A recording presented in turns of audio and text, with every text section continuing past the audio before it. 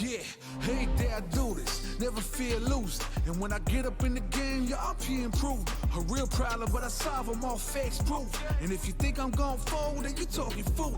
Yeah, y'all wanna win, let me spin, boy. All dunks aside, I'm super fly like I'm hanging off the rim, boy. I've been winning for my kinfolk, and I put on for my city from the intro. Let's go. I put that time in, my pride is out the roof, I get that grind in.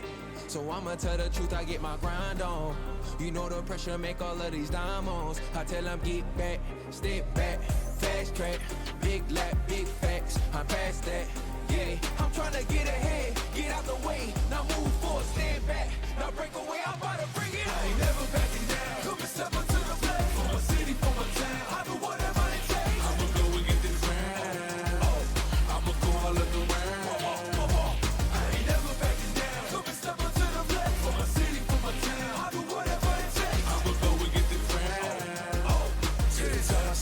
See the sights, yeah.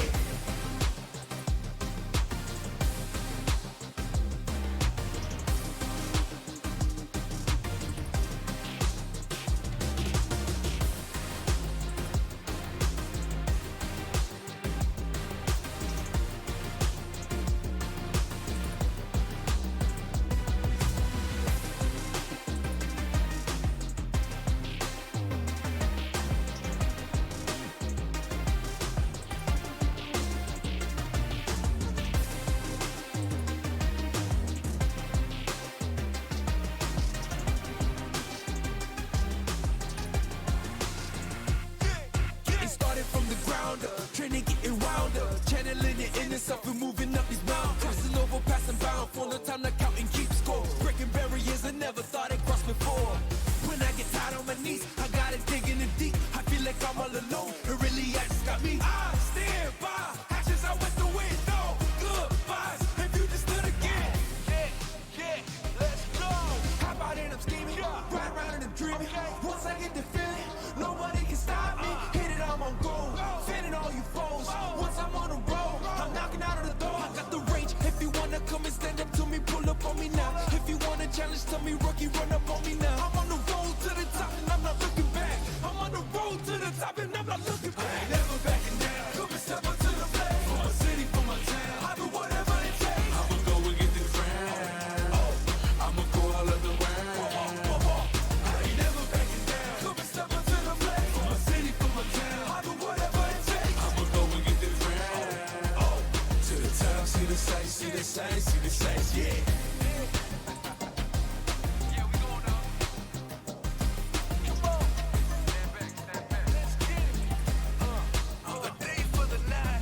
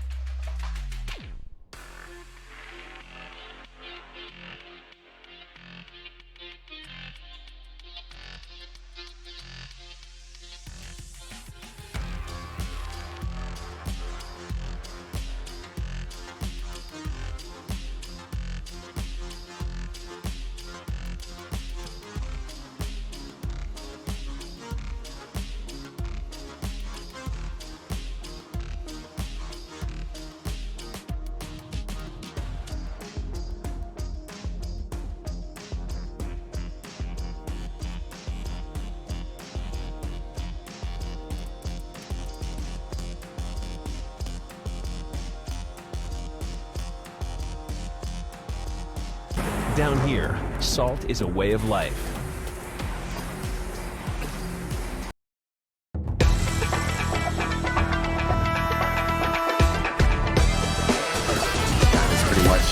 get hit moment.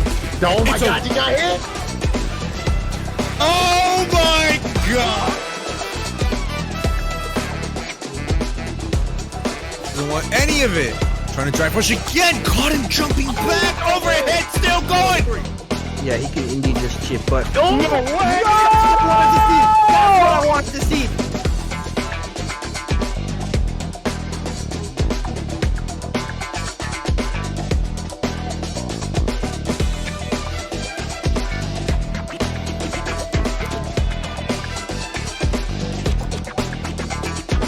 And there it is, the nice reaction to DI.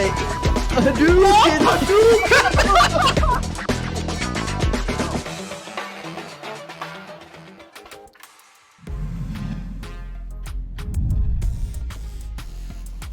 Ladies and gentlemen, we are live for Schland! We are back with Schland, the fifth and last qualifier before we move into the cutthroat world of the top 8 elimination. I'm just Dave, and with me is my trusty companion, Mr. Houseman himself. What's good? I'm doing well, man. I'm doing well. I'm getting excited for a long weekend of Street Fighter 6 action. This is one of my first stops here on the World Warrior Tour. The final event for Germany going down right now, and this is probably the closest World Warrior competition I have seen throughout all the regions. It's insane. We were going over the numbers earlier. You have the spreadsheet in front of you. Like, tell people how close this is. So in general, Germany is such an interesting region because it's so competitive. Readers is showing us the numbers right now, but the number spread is relatively small. In general, when you're looking at a sheet like this, you have to keep in mind that you can gain up to 50 points. So anyone that is within 50 points of each other basically threatens that person. That starts getting less and less volatile the more you think about it, because once somebody gets 50 points, the next one can only get 40 points, etc., etc. But still, all of these players are a majority of these players are well within 50 points. If we think about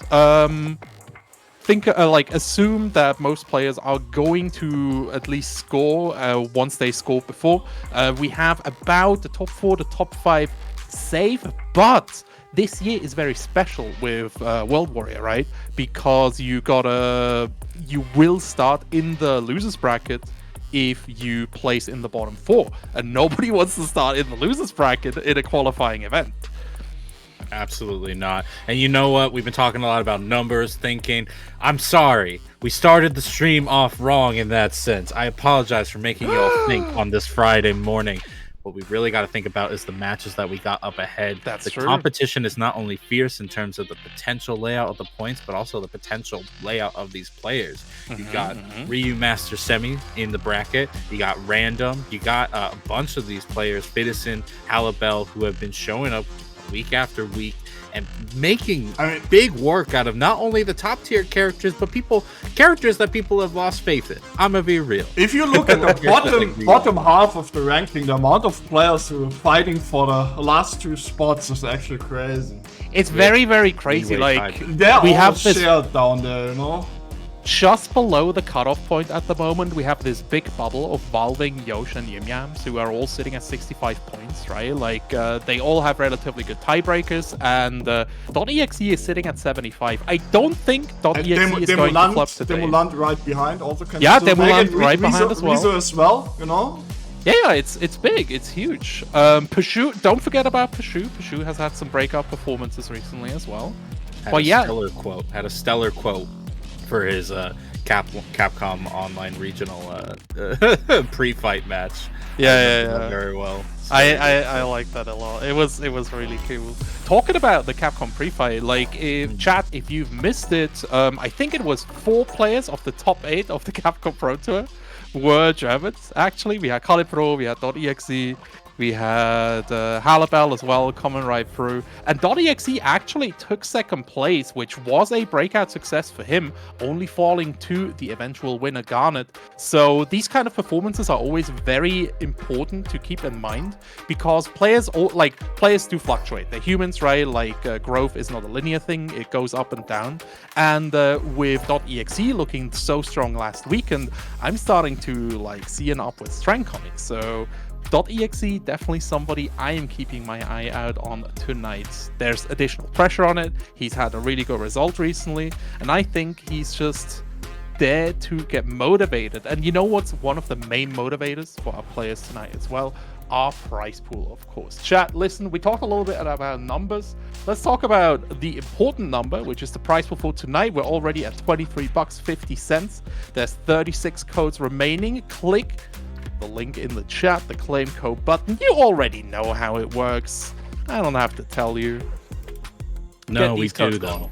It's the most important number, the cash money, the hard the money cash dollars. number, bro. And we're sitting at 23.50 right now. It's funny, we were going over the numbers, and Liquipedia is a really good site to kind of aggregate that stuff.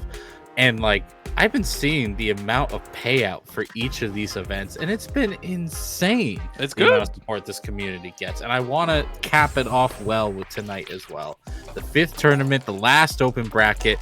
I want to get some big money numbers in that match arena. So we will come back to that. I will be pressing the chat and maybe making some bounties of my own for, some goals in mind. But we'll get to that in a little bit. We got a whole 50-man bracket in front of us, so we got a lot of players to go through. We have a heck load of players ready and honestly roaring to go, right? Again, it's not just about yes, we have a lot of people fighting for the qualification, but it's also just because tonight is such an important part, you will get the best amount of competition out of this. If you are looking for intense trial by fire training, joining this tournament is the best way of doing it. Germany has grown so much. It's always stayed very, very close. The skill level is very evenly distributed, which is the reason why we have this flat distribution on the point scale. So again, we're gonna have some good matches. First match is going to come through right here. We are going to see the one and only Mr. Ryan Hart up against none other than Kuma. Yeah, both players, again, even if you're not fighting for a spot for the top 8, you're still fighting for that prize pool today. And even so, just maybe getting a little extra practice for one last chance, which might be that last chance qualifier that we'll see down in February. But right now, Ryan Hart getting a good start, using those Ken legs to advantage. But the Kuma dropping all defenses and going aggro, unfortunately, gets out of throw range, and Ryan Hart challenges beautifully. Absolutely. OD Boom coming through here. The micro walk throw was quite nice. Goes immediately for a drive rush, burning himself out. Ryan Hart escaping the corner here. I like that a lot. That corner position so important in this game. Gorgeous stop on the drive rush though. Another one. Kuma has great control right now. Yeah, there's a little bit of, I was about to say there's a little bit of slop left and forward. Oh no! I feel like I'm in the jail mess hall right now because there's just slop everywhere. But we can tighten things up. We're gonna jump into 2 fireballs. We're gonna get counter hit by lights, and Reinhardt is gonna try to take it all to the corner here. Ken's game plan on deck now. Corner pressure. I like this distance. I really like this distance from Reinhardt. Yeah, just utilizing these huge feeds of Ken's. Akuma able to bully his way out here. Another misinput. I don't know what that was. A flash kick maybe? I don't know. But Ryan Hart re-establishing distance. Bro, this is legacy footsies right here. This is why Ryan Hart will always be the GOAT. That being said, missing the anti-air, not expecting Kuma to go full air force. Ryan Hart does have the advantage of Kuma being in burnout though, can chip him out. In fact, the OD fireball will hit and Ryan Hart will get game number 1. Yeah, first game coming through here. Immediate rematch here from Kuma. And we'll see how it goes. Technically, you're supposed to be able to control the fireball game quite nicely here, but Kuma has been kind of put under control by Ryan Hart. Wrong button chosen by the jump in here. Ryan Hart able get out of there. DI busts him out there, but again, the projectile just stopping the drive rush attempt. Yeah, well, at least the Sonic Blade is able to set up that force field a little bit, but I haven't seen the good, solid Fireball gameplay from Kuma, and there's just no time to adapt in that way. Reinhardt getting good damage, raiding out the OD flash kick, and get a kill without spending a single super bar. Set point now for Reinhardt. Reinhardt is looking so incredibly comfortable here. He's a little bit ahead even in super bar here. That's how much he like took the lead over Kuma. Let's see though. Man, Reinhardt. That plasma. Oh, what a jump. Oh, Kuma just blocking it out. He backs off on the hit. Kuma, what's going on, man? It's a little bit of the hockey coming through here, Kuma. Most likely a bit intimidated, but this throw here looks quite nice. That was a cheeky dash up. Reinhardt not quite fast enough to punish the sweep. Going wide, more fireballs going in there. Chomps over the DI, back throw. I like this. Positioning so important. Right now, Reinhardt on the verge of burnout in the corner here. We'll see what kind of corner control Kuma can bring out. Goes for the raw drive impact, but doesn't DI back. Oh, what is happening? Street Fighter 6 is happening. Throw out the DI. Throw out the Super R3. Get dumped in the face here. It's not going to kill. Not even going to put Kuma in burnout. And Reinhardt is still very much at risk of getting chipped. What will Kuma do to try to take advantage? Oh!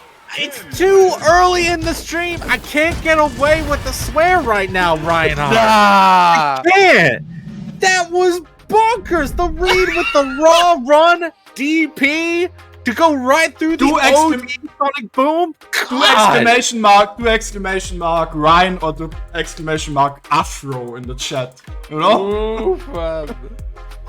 The one and only. Man, that was so good. Again, just having that read there, going for the run-up DP, using the invincibility frames to maximum avail. Bro, every single chem player was just nodded in unison like, yeah, nice. That's what you're supposed to do.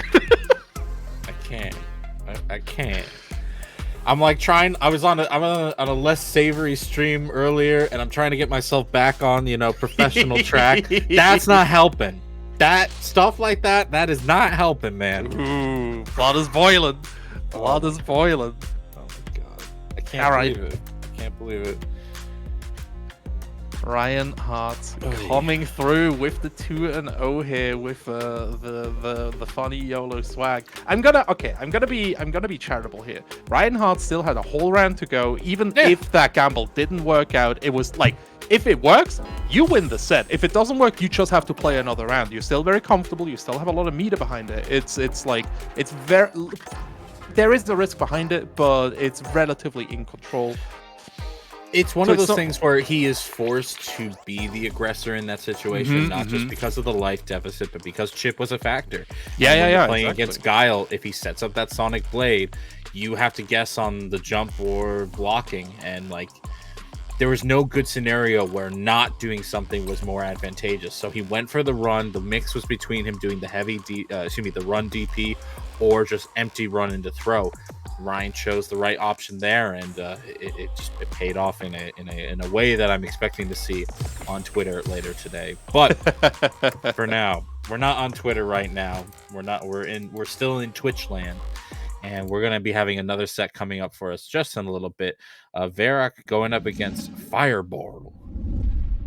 Actually, Kampfspiele TV. Yeah, but I see Fireball there, and I'm going to try to say it. Okay? Fireball. Let's see. We're definitely going to see some fireballs out here from Mr. Kampfspiele TV coming through here. But Merc on that Rashid, a character that's been gaining a little bit of traction as people have started figuring him out, and he is such a good anti-zoner, man. Like, he has so many tools, dodging both your projectiles and you. Oh, the DI, bro! When this character gets going, you have no idea what's hitting you. Yeah, right now, unfortunately, Guile just trying to down back, but that ain't the way to play right now. Oh getting some clean hit after clean hit. That's one round, though. He did all that work for one round. We can recover from this. Don't worry about it. Merrick through here, getting another spinning mixer, goes straight for the throw afterwards here. Kampfspiele, like, yes, that's minus, but a lot of people, like, the classic Rashid mix is going for, like, mixer, OD mixer, right? So you could just, haha, I'm not minus, you're minus. But Kampfspieler TV putting a lot of respect here on this Rashid. There's the Desert Storm. Oh, the cross-up! Nah! No, but it didn't actually fully connect. Kampfspieler is actually going to fight their way out against the Super R2. Varrock losing a little bit of control of the wind there. Tries to jump over fully. Kampfspieler not ready with the flash kick, and thus Varrock gets in. He's going to be easily able to kill off of this sequence here. Going to the Super R1. No! You fool! You fool! Huh? I don't know. Bro, a lot of spaghetti just being dropped left and right. Bro, the back throw, this is an absolute tragedy. Cross up, gets blocked out. He tries to DI, but doesn't have the health, and Varrock able to pick it up right here. Like, yes, that was his win to take, but gosh darn, you could have made that a loss like close. Man, oh man, that was a little perplexing at the end there, not spending the bar. But you know what? That's just how this game can be sometimes, people. So many things to juggle. You can just make those drops happen. Right now, Varrock trying to keep that rhythm in mind. Unfortunately, not able to escape the burnout on block. Oh, misses the punish. Bro, this is this is a clown show right now. Everybody is just accidentally whiffing their options right now. Kampfspieler still holding down back, about to recover from the burnout here. Unironically, I think I'd love to see a bit of a more active defense because Varrock is just coming in so hard. Finally, he's in burnout, and suddenly Kampfspieler is activated, right? Like, he's met the condition, and he suddenly hit him. Get him. Like, where's the crouch fierce there? Like, I get that Kampfspieler wants to reposition himself because Rashid is just such a mobile character. You get caught in the rhythm. Whoa. Whoa there. I don't know what happened after that DI, but unfortunately Kampfspieler just doesn't take advantage of that. But yeah, just kind of recentering yourself here because right now, Varrock is the only one taking advantage of these kind of scrambly situations. Yeah, hitting the Super R1 with the projectile means that you'll get the burnout, you'll get the stun. Are we going to actually get a kill combo here? We can go into the level 3 and easily kill. I believe. Okay. There we go, level 3, getting cashed out here, and Varrock should be able to take himself to set point. As I always say, finish your play. Don't matter if you save the bar, if your opponent stages a comeback, and Kampfspieler gets taken to that most important round in from every the bracket, player. Demolant got sent into losers by Yang. Ooh, already? Gosh darn.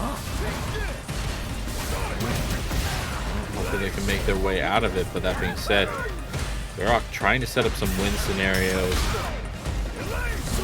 Yeah, I like the drive reversal there. We're going to use the level 2, which is something you just don't see a lot of guys using anymore. But the jump back again, giving up the charge for his specials at such key opportunities that... There you go. See, you got to play the wall against Rashid. He might move around a lot, but he can still keep him down. Combo on the stun. Doesn't hate that at all. Ooh, low forward drive rush, Varrock. Setting up a final act of resistance in the mid-screen, but the... the sneeze. I like to call that the sneeze. Just sneezes right in your face. That's it. Exactly. It's so fast. You never see it coming. Absolutely impossible to deal with, and Kampfspieler able to equalize the game count here. Drive rush from Varrock getting stopped. But another DI just clashing with the OD mixer. Very awkward situations all around, but Comp is at least adjusting to it a little well, looking a lot more comfortable, not scrambly as much, whereas there it is! Has been relying on it. And yeah, we're not going to do a huge amount of damage. We've been seeing that Comp doesn't really have like super optimal stuff, but honestly, in my book, consistency matters more than high damage or like scrambly situations. I fully agree. We're getting a little more consistent.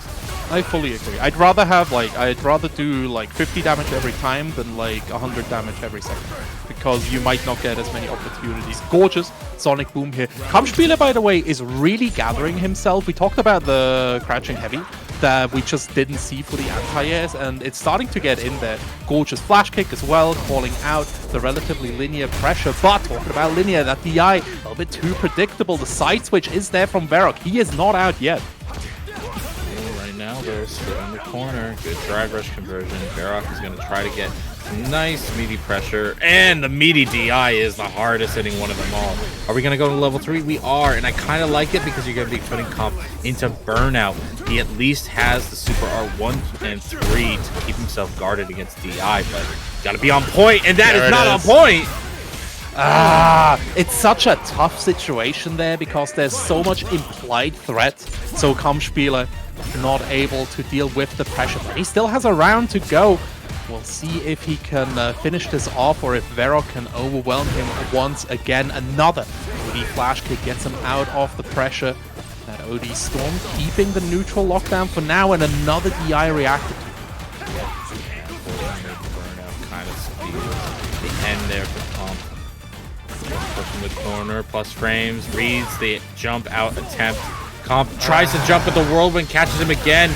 This Sonic Hurricane should actually hit. Yeah, the Clash will beat out the Tornado. Right now, Level 2 is activated right here, but Comp not able to get anything done. And Verok, if he doesn't drop this combo, should be able to do it. Goes for the DI reset! You're a nasty, nasty boy.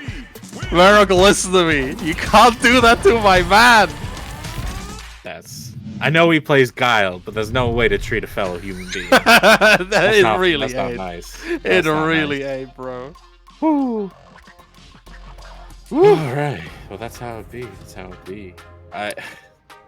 You feel bad for Comp, who is definitely getting a bit more handle of the situation as time goes on. I don't play Guile myself. Like, I played him like a little bit here and there. But like, you definitely feel like being burnt out as Guile is a little bit rougher, even if you have the super art, because you can't buffer it. Like, yeah, it's a charged motion for his supers that aren't just super art too.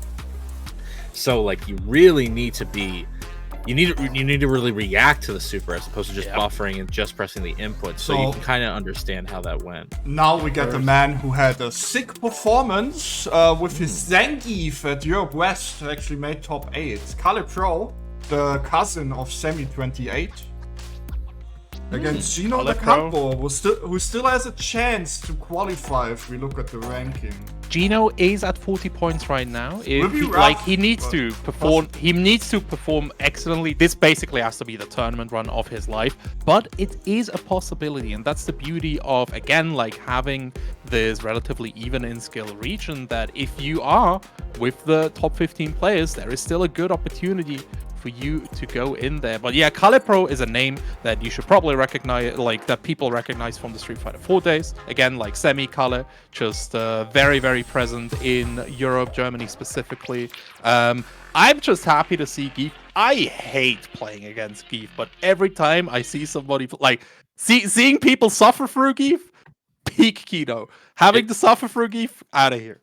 It's more like, it's mostly seeing that just huge chunk of damage that just, you get a short and proud sense of just like, yeah, you just, I don't, nothing on Gino, but like, yeah, that was earned. Like, kind of messed up feeling like that. CapcomPro though right now trying to play cool and calm right now with Gino. It's kind of interesting how this matchup can go. Blanca's definitely going to be the aggressor at the end of the day. CapcomPro is going to try to be just a sturdy wall to push him back further and further. Yeah, I think I agree with your assessment. CapcomPro definitely is not on the beatdown here, but Gino, knowing this as well, there's that light ball throw, a big classic. We've seen both players have already gone for a lot of preemptive parries here. We are definitely not on layer 0 at the moment. We're getting ahead of things here. Nice check on the drive rush. Not beautiful damage, but like, that's just the Geef way. Little bits of damage until you get that corner, and then... Bro, Gino. No, no way this is working out. Oh my days! Get the hop through! Cower crouch, can't quite get the conversion. CapcomPro able to get the win out of this disaster, but I was about to lose my mind. That was the greediest Blanca Chun. Like, I see a lot of Blancas do it at full screen, even in higher levels. Like, sometimes you can get away with it. If your opponent is within, like, standing heavy range, you are a madman. Absolutely. Level 2 coming through, time to play some movie. That was like a set up and don't pay off. Thankfully, still able to go on the offense. Gino goes in. The electricity doesn't actually activate the Blanca ball, but it's still flushed because of the OD option. Okay, we get set there. And right now, CalPro is in a precarious spot in the corner. Doesn't DI back, and Gino should be able to kill here. Man, Kale was busy with so many options here. With the, like, is he gonna Blanca-Chun again? Is he gonna hop through? Because he was slightly out of the corner, so the left-right was definitely a concern as well. There was even the command grab that Gino hasn't represented yet. So CalPro just getting blindsided by this DI. Yeah, the neutral's been really rough for CalPro. There's no sense of control at the moment, and you can't blame them, especially when you're playing Gifu. You know, your best control options are DI unsafe, and right now, we're talking about the possibilities, but all I see is the reality that CalPro has lost so much life. The electricity sets off the doll. Cross up dirty stuff! Gino, please. This character, man, every time I see something new that just makes me gag, that is filthy, dirty, and disgusting, and I love it. Gino really showing us what's going on here. CalPro suffering for his opponent's success right now, but at the moment, at least has a little bit of control. That drive gauge, though, slowly melting away. Yeah, but thankfully the throw whiffs. A punish counter throw will put Gino in the back. No lariat this time from CalPro, and you can't blame him. So many of the other lariats have either been stuffed or just not at the right timing. CalPro at least has the life lead. This is a good spot for him, considering Gino will have to take risks to go in. It's a little bit of damage, but there's the command grab that you talked about. Eats out the drive parry, and because of that, life is so much more even. CalPro gets his drive rush confirmed here, and Gino actually dropping in around. Yeah, lariat is like an interesting thing, because a lot of people, like, he's spinning around. Why aren't you just using it to deal with cross-ups? But it actually doesn't really hit behind you, so you really need to have the hard read of, he is not just jumping in, but he is definitely going to land in front of me. But we'll see. At the moment, CalPro going for that level 2. Can't quite get the setup right now. And Gino re-burglaring his turn. Yeah, stay in the corner, baby. CalPro's in a bad spot. If they get DI'd against, they have no super to get around this. But that will be an easy kill off of the whiffed SPD. No, it should have been an easy kill, but Gino drops it and puts themselves in the burnout. Oh my, I can't believe it. I cannot.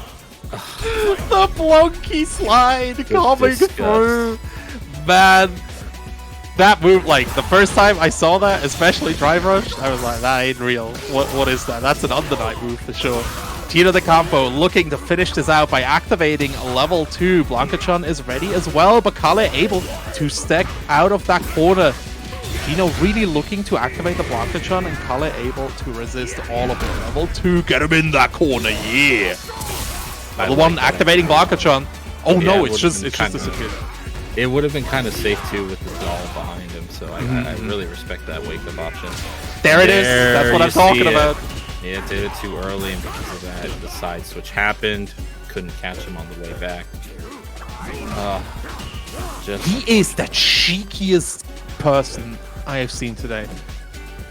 Just going for these Blanca-Chuns again and again. Nice. This time the lariat working out. SPD breaking. Gino's back. One more good guess from Kale is going to be all that is there. But the OD Blanca Ball busts him out. Gino de Campo moving on here. I said he needs a good run, and he's looking quite good today. Yeah, unfortunately for our Geef main here. Wasn't able to get all the SPDs that they wanted, but that's just the Geef life sometimes. It's one of these things. It's like, again, you hate fighting against Geef because that damage is just always prevalent as soon as you get into that throw range. But I think the scramble situations, the rush down elements from Gino just proved way too difficult to manage. And unfortunately, it is going to be that end for that round, but it is not the end of the match arena. We still have links. We still have 31, I think, codes, if I'm reading that correctly, which means we got plenty of free cash just sitting there on the table.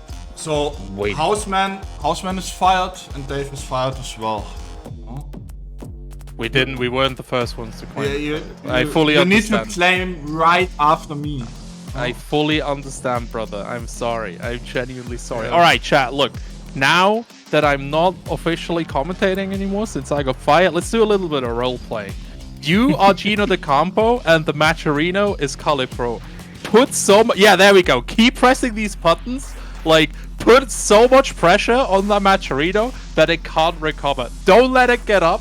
OD Blanca ball, like if you wanna OD Blanca ball it, right? You click the golden contribute button. The higher number you input, the more plus frames you get. As always, this is your world.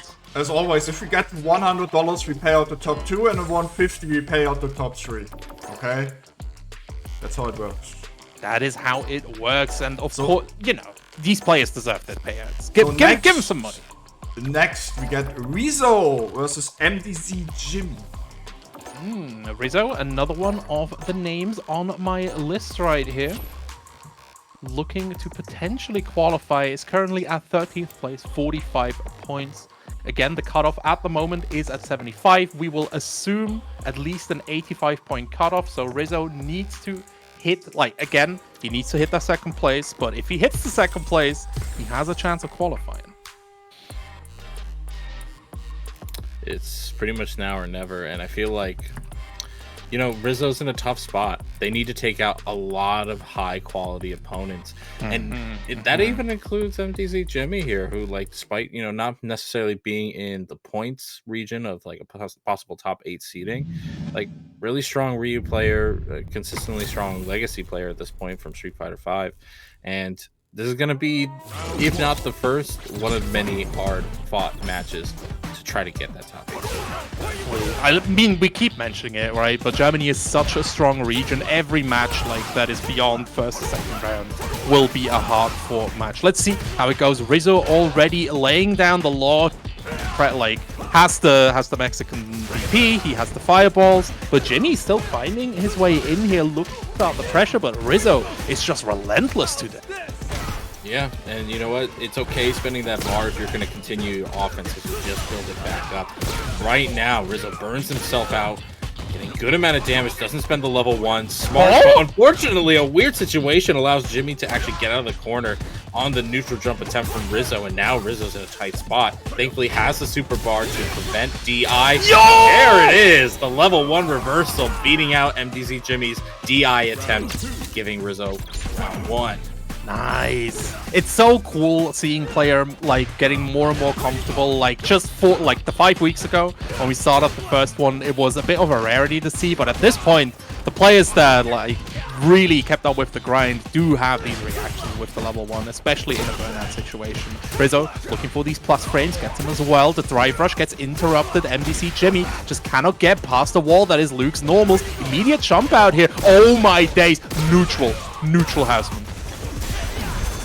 Oh, there's the reversal DI, though. Rizzo has been catching themselves in some precarious situations. Beautiful side switch from MTZ Jimmy, but unfortunately, you get caught trying to not meaty, and Rizzo takes you to Memphis for game 1, going to Rizzo.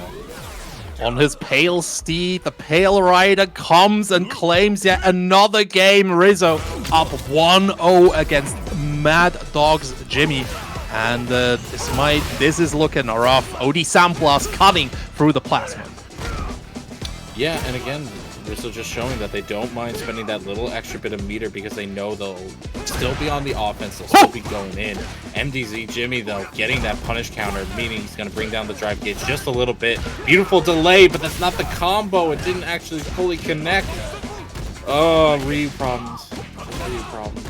Sometimes, you know, you gotta suffer a little bit. Gorgeous crosscut here from Jimmy. Drive rush low forward, extending the pressure meaty, and Jimmy gets a very convincing round here. That was some really nice play. Yeah, I like how Jimmy's just playing around, not afraid of the wake up parry or the wake up DP. Just going, I'm going to keep this tight because you've been challenging so much of my stuff. That ground slide punch, again, challenging some of the offense of Jimmy's. But now he's burned out, and this is precarious. Oh, that jump was very risky here, but it paid out. Rizzo hasn't really shown the crosscut, so Jimmy able to get out, but he's still under a lot of pressure. Rizzo trying to bait out that level 1 or 2 here. Jimmy still has the super meter, even though he's burned out. Now it's coming back, and it's starting to get more complex. Rizzo going up to a little bit of tomfoolery, escaping with that knuckle, and Jimmy starting his own pressure.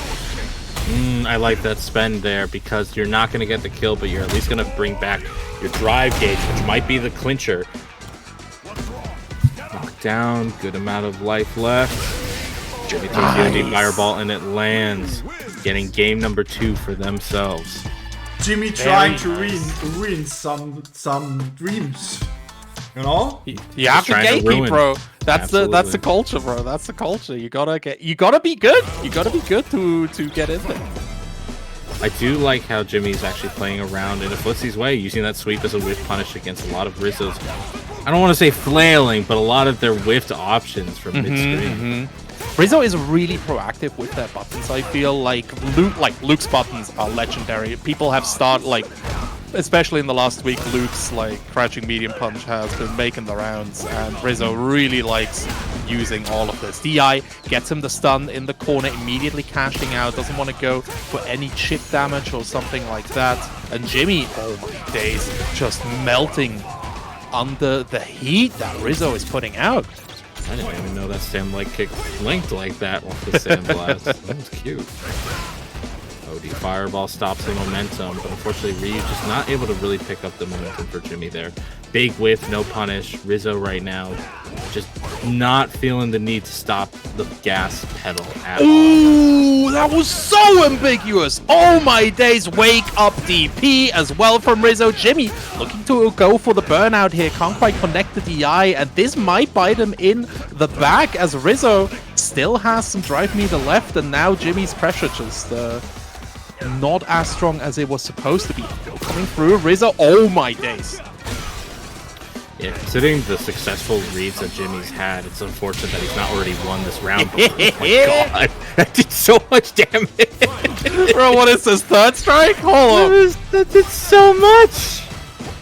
Alright. That's nasty. That's nasty, I'm not gonna lie. Shogeki here. Jimmy though, getting put in the corner. Rizzo almost burns out again, but level 3 still available. Bunch of damage. Flash Knuckle gets escaped. Air to air goes the way of Jimmy, and suddenly Rizzo is the one fighting through corners.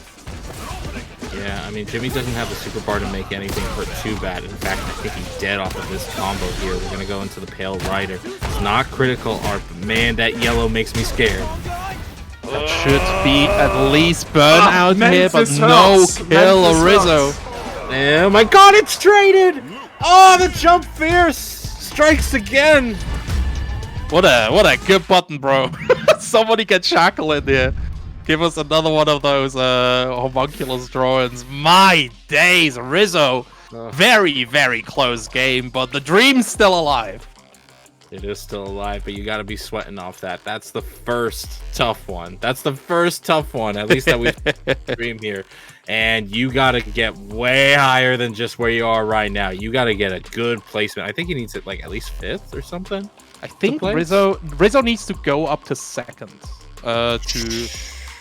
so points get up to 13th, but since Rizzo is at 45, he needs to hit that 80 barrier about to beat it. So Rizzo definitely has a long way ahead. But chat, we need to take a look at the ranking real quick, because actually now it gets really interesting. You know, next we actually get Valving versus Yosh. Both of them tied for points. For top 16. And they are 8th place currently, tied for points, you know? Yeah, they have equal amounts of points. Valving at a little bit of an advantage. His tiebreaker is at 35 points. But in general, this is incredibly important. Whoever wins here will have a huge advantage for the placements. Again, the higher you place, the more points you get, of course. And like we said, the cutoff is around at 80, 85. So Valving, Yosh, this is for top 16. Top 16 already gets you closer and closer to 25 points. Are at 5th. Yeah, so there's not too much. You want to send your direct opponents for the qualifying to lose. Yeah. You know? 1,000%. Yeah. I don't think I have to explain that to your... sometimes we have new viewers, you know. Yeah, that is true. Viewers, they don't get that you want to win, you want your opponent to lose. It's a hard concept. I know. I know. You know what's also very difficult is people not being interested in creating money out of thin air. Chat, listen, this is not a scam. You don't have to give me your PayPal, but you have to visit this link. It's safe, I promise. It's called matcherino.com/t/ww23 SML, blah, blah, blah. The link is in the chat. Then you click the claim code button, right? Now, you don't get the money, but the players do. And you still generate money out of nothing. We're doing Jäger versus Timing first, because Josh needs a couple minutes. Jäger versus Timing, really interesting as well. Timing is at 100 points, but Jäger is a bit of a wild card. There's this collection of players that I like to call bracket pipe bombs, where you don't always see them in top 8, but you are always scared when you run into them because they could just explode in your face. And Jäger is one of those players. He's a modern Lily player, and he is so incredibly dangerous to deal with. If you just lapse for half a second, he will make you go boom. It's crazy. It's very true, and things can get wild when you don't have as much experience in the matchup. And when I say that, I mean, like, you get down to the numbers. At this point, every high-level playing player should know how the JP matchup goes down, how the Ken matchup should go down. But, the Lily matchup, it can be a little like, oh, I'm just going to try to feel my way out of this. And that's just may not work, especially when you got a player as dangerous as you're describing. Yeah, absolutely. And, this is another thing, right? Yes, the low-tier bonus is definitely there, but the high-tier, the high tier Malus is there as well, because Timing is representing that JP. In general, JP should be able to keep Lily under control, but the Jäger will have had so much experience against this character. Oh, I have very interesting news, because this is Reinhardt actually did send Yim Yams to losers, who is that's big with Yosh and Valving. That is very, very big. Yim Yams, if you don't know, Chad, one of the prodigies in the bracket right now, being put down by Reinhardt like this, very, very big. Talking about big, this drive impact already. Jäger putting Timing through the ringer. Yeah, has that corner already. Barely any bar spent. Went for a little bit of wind storage, and Timing took advantage of that. But oh my lord, the wake up perfect parry, doing extra damage because of the command grab follow up. Right now, Jäger's just going in. Has the wind behind their back, and Timing just trying to escape the wrath of this tiny character. She is definitely a force to be reckoned with. And another force that we need to talk about is modern controls, because Jäger has these he has slightly lower damage, but he has these incredible enhanced reactions that will allow him to deal with a lot of gimmicks that normally are unreactable, big quotes, because there's still players that do it. But we'll see how it goes. At the moment though, stuck at full screen, gets picked up by the level 2, and Timing shows us what this is all about. Yeah, unfortunately, Burnout just kind of created a situation that Jäger had to perfectly block, and God knows, not even the best can always do it. Parries to follow through. Big whiffs on both sides, but Timing able to get the hit that they're looking for. Interesting move to jump off there. Jäger catches the fall. Thankfully, it was a counter hit. Oh my baits out the amnesia! That was cheeky, but that one doesn't get baited. The back throw gets a side switch and a good amount of damage with it. It's a bit awkward because for that pickup you need more drive gauge, so he was mostly just going for a departure setup to at least get the looping Oki, but Timing still able to cash out as much as he was supposed to. Jäger looking to chase him down, but Timing just regathering that drive gauge, and now the lockdown is re-engaged. Level 2 there as well. The parry comes through, jump into the throw. Jäger back at 1 interaction, and this should be checkmate right here with that burnout. Not necessarily. Got the jump over, gets the jump in. For days, but no anti-air on deck. Timing gets dunked on the head for the last round there. Game 1. What a risky proposition, jumping in on a modern Lily. That is, woo! I mean, even so, you gotta have the preparedness for yourselves. Is just the wind enhanced DP actually frame 1 invincible? Because I don't know if it is. I don't know exactly. Lily's not a character that is. That's what I'm saying. Even the commentators. Yeah, exactly. If the commentators don't know, you expect the players to know. Hold on, let me check out Super Combo. But yeah, so it might just be one of those situations where it can be a bit awkward for her to anti-air, and again, Lily just has some of those kind of gaps in that turn out to be weaknesses in these scrambly situations. But we'll see. We'll see if we can bring it back here. Switching actually to the jury instead. Jaeger going to try to mix things up here a little bit. Absolutely. All of the Tomahawk Busters are air invulnerable frame 1, so that could have definitely been an option. But we'll see. Jaeger feeling maybe more comfortable on the jury. Definitely a character that can, like, Jury, most importantly, can dash past the projectiles that timing presents, but at the moment, it doesn't look like a huge deal. It's back, unfortunately, does a string that is not DI safe. Timing taking full advantage of that. Now, this is the classic. Keep them locked down at full screen. Double jump here coming through from Jaeger. Evading the standing heavy punch, the low wave just in there. Ooh, the overhead hits, and yeah, the jump gets caught here. Jaeger running into the trip trap. And timing at set point here. Whoa! That's a bottom moment right there.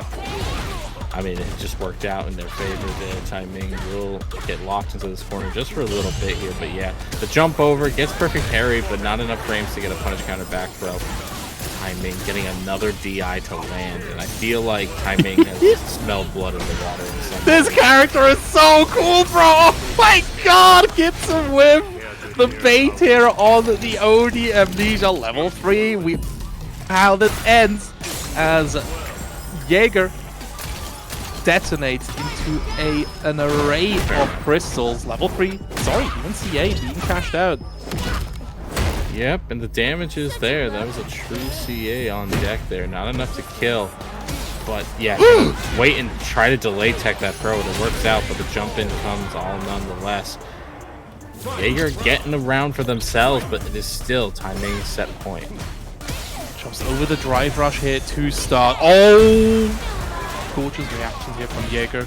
Timing trying to intercept a drive rush forward heavy punch, for example, but Jaeger too smart, keeping the DI ready. Again, here comes the modern. You only have to press one button to react to this. Oh, we got the pickups though. Hold up. Okay, goes in with the teleport. Back throw will punish counter and delete Jaeger's drive gauge just more and more. Only one bar left. Timing. Ooh, right now in full control, has the corner, burns themselves out with this combo. Learn well. Oh, yeah. The bait! Yeah. The bait. Timing, gonna go 2-0 over Jaeger, sending them down into loser side. Man, that was... I don't know. I just really like watching JP. I'm not gonna lie. That character's so cool. The corner mix, especially with OD Amnesia, is always incredible to see. Every single hit just turns into so much damage. He's almost like a Blaze Blue character, where every single stray hit you just turn into like a trillion damage, and you have to be able to do it. But once you're in there, like all these JP players, looking incredible, almost as incredible as our Matcherino. Only 14 codes remaining. Only on the third match here. So chat, you've definitely been doing well. How about you continue doing well? It's relatively easy to claim as well, right, Houseman? Yeah, absolutely. Just click the link. You'll be on the Matcherino page. You just need to link one of your accounts with the website. So feel free from anything from your YouTube to your X account to your even just Google account. And then you'll be able to claim that code. And after which, if you want to buy some merch down below from the Saltmine League themselves, that goes directly to the prize pool as well. So you'll see what it's worth and how much goes to the prize pool. So there's your opportunity there. Or if you're just feeling charitable, you can donate directly from that contribute button. So feel free to donate anything from $1 to $10 billion. This is showing. $10 billion. It's great. Yeah. And don't forget, chat, $100 means top 2 payout, 150 means top 3 payout. So you definitely want to get us to these thresholds. For now, our next match starting to brew back together. It's another 2 players that are very that today is very important. We have Fiddison and Peshu more or less mirrored across the bubble line, right? Peshu is at 60 points with a tiebreaker of 35, while Fiddison sitting just beyond qualification at 80 points. Yosh versus Walwing now. Wait, we're doing Yosh versus Walwing now? Let's go. All right, we've already established that one. That's a. By the way, chat, if you love World Warrior events, we got tons of them. This is the last qualifier for Germany, and the next week, 24th, 25th, 26th, we got the final events here, the top 8 of each region, battling it out, seeing who gets to go to the Capcom Pro Tour 2023. And make sure that you're still following the channel, because that is where it's going to be. It is not going to be on Capcom's own account. It is going to be here on Saltmine League, the top 8 of Northeast Europe, Europe West, and Germany, all fighting it out for that seat at Capcom Cup. And of course, that's not the only things we do here at Saltmine League. On Saturdays, usually is at 7 p.m. CET, is the Street Fighter 6 EMEA King of the Saltmine bracket. Who is even the king right now? Everything is so all over the place. King, and you find out. Oh my I mean, goodness, currently we can't do many tournaments, as I have to work on the CPT premieres as well for Europe. It's so hard to do. It's so hard to do tournaments when I'm already doing tournaments. Man. You know, I'm working since Wednesday, and I will work until Sunday evening. Oh, so. Exactly. And then, of course, speaking of tournaments, the other tournament going on Sundays is the SF6 Saltmine League Open Bracket. Again, the Street Fighter World Warrior events are the most prominent tournaments going on right now. It's no surprise that they've taken over Saltmine League for the last couple of weeks. But you know, like it doesn't end there, and the fights keep going on. So please be sure to follow, be sure to subscribe if you want some cool emotes like the gorilla spin that we got here, along with some Ken emotes and other stuff. Yeah, hopefully all are enjoying yourself this Friday evening in Europe, this Friday midday for us Americans here. Yeah, and very interesting match ahead of us now. Valving versus Yosh. Valving versus Yosh, very important. We've talked a little bit about Valving before we started the broadcast, because Valving, like, he had his breakout success, I think it was in the first tournament, and then just kind of started disappearing from the top 8. Still able, again, to get that 65 points like Yosh, but it's definitely a player that needs to prove that they belong where they are, and at the moment, not looking too badly though, but Yosh's backdashes are putting a no-no into the game plan of Valving at the moment. Yeah, there's a little bit of impatience on Valving's side that's eating the raw Super Art 1. I feel tough because I've watched a lot of IDOM yesterday. We were seeing a stream with IDOM and Manon. And Manon is a character with a lot of damage potential, but it feels like she always has to take big risks for her more obvious damage routes, and you feel like maybe Valving in that last round was just going for a little too much of the obvious stuff there. Did get a command grab going, but right now Yosh is kind of taking advantage of these raw reads on defense and doing big damage with it. Oh my days, Yosh just crashing out. Should have died, but didn't. Valving has one more opportunity, and if there's one character that can rob you blind, definitely Manon. Get that remplacé in there. 1-1 on the round. Final roundhouseman. Cash out. Finish your plate, Chad. Yosh is about to learn this the hard way. Yeah, unfortunately, when you're playing a character like Luke, one of the requirements is you get those perfect knuckle timings down, or else you lose a good half of your combo. Oh no. Oh, too greedy. Way too greedy on that. And you're about to pay. Big shout out to Mad Dog Jimmy getting that 125. Raiders, hope y'all are doing well. Thank you so much for supporting the tournament. Oh, nasty reset from Yosh. And Valving falls in the end, but I was a bit too close for comfort, I won't lie. I'll admit, both sides are taking some big risks to try to get bigger and bigger damage, but risk-taking has been playing off a bit more for Yosh, which is kind of ironic considering the characters these players pick. It's a playstyle. Demulant actually eliminated from the tournament. He's out of the picture. Unfortunate, that's the 12th place, so Rizzo Gino looking definitely not unhappy about this development. Let's see here, we got Yosh and Valving who are also happy about this. Valving getting things started, goes again for these DI resets here, and Valving just hasn't been reacting accordingly. Oh, bro, that's so meaty. That hits so meaty. Oh my god. Okay, yeah, we got the level 2 at the end. We're not dropping anything this time. A near double perfect. Round 1 nearly going perfect, and Yosh clearing it out in that second one. Just spikes Foul Wing down into Luger's side. That was a beatdown. Holy crud. Man. Yeah, Valwing just getting run over by Yoshi. Yoshi has been looking so good recently. Again, like, he is the Frog Master, and he's definitely showing it to everyone. I will say, it feels bad, because, like, when you're watching from the comfort of your gaming chair or wherever you're in right now, you see stuff like the resets into DI to get the wall spot, and you're like, oh, Valwing, you just gotta, like, you gotta be a bit more aware on the defense for that kind of stuff. But it's like, if it's not there, if you don't have that reaction for it, those matches can just go so out of hand so quickly. Yeah, it's rough. Next, we get Peterson, who is currently 6th place against Shu. Shu. Peterson and Peshu, both players that have been showing definite growth, both players with an upward trajectory, both in tournament results and just general displayed skill. Peshu was struggling a bit earlier on into the season, specifically with mental game, but he has absolutely been reborn. Peterson, on the other side, has just been going through a very slow and deliberate grind, basically having to live up to his Mr. Evo Champ moniker that he's gained from the Ground Blue community.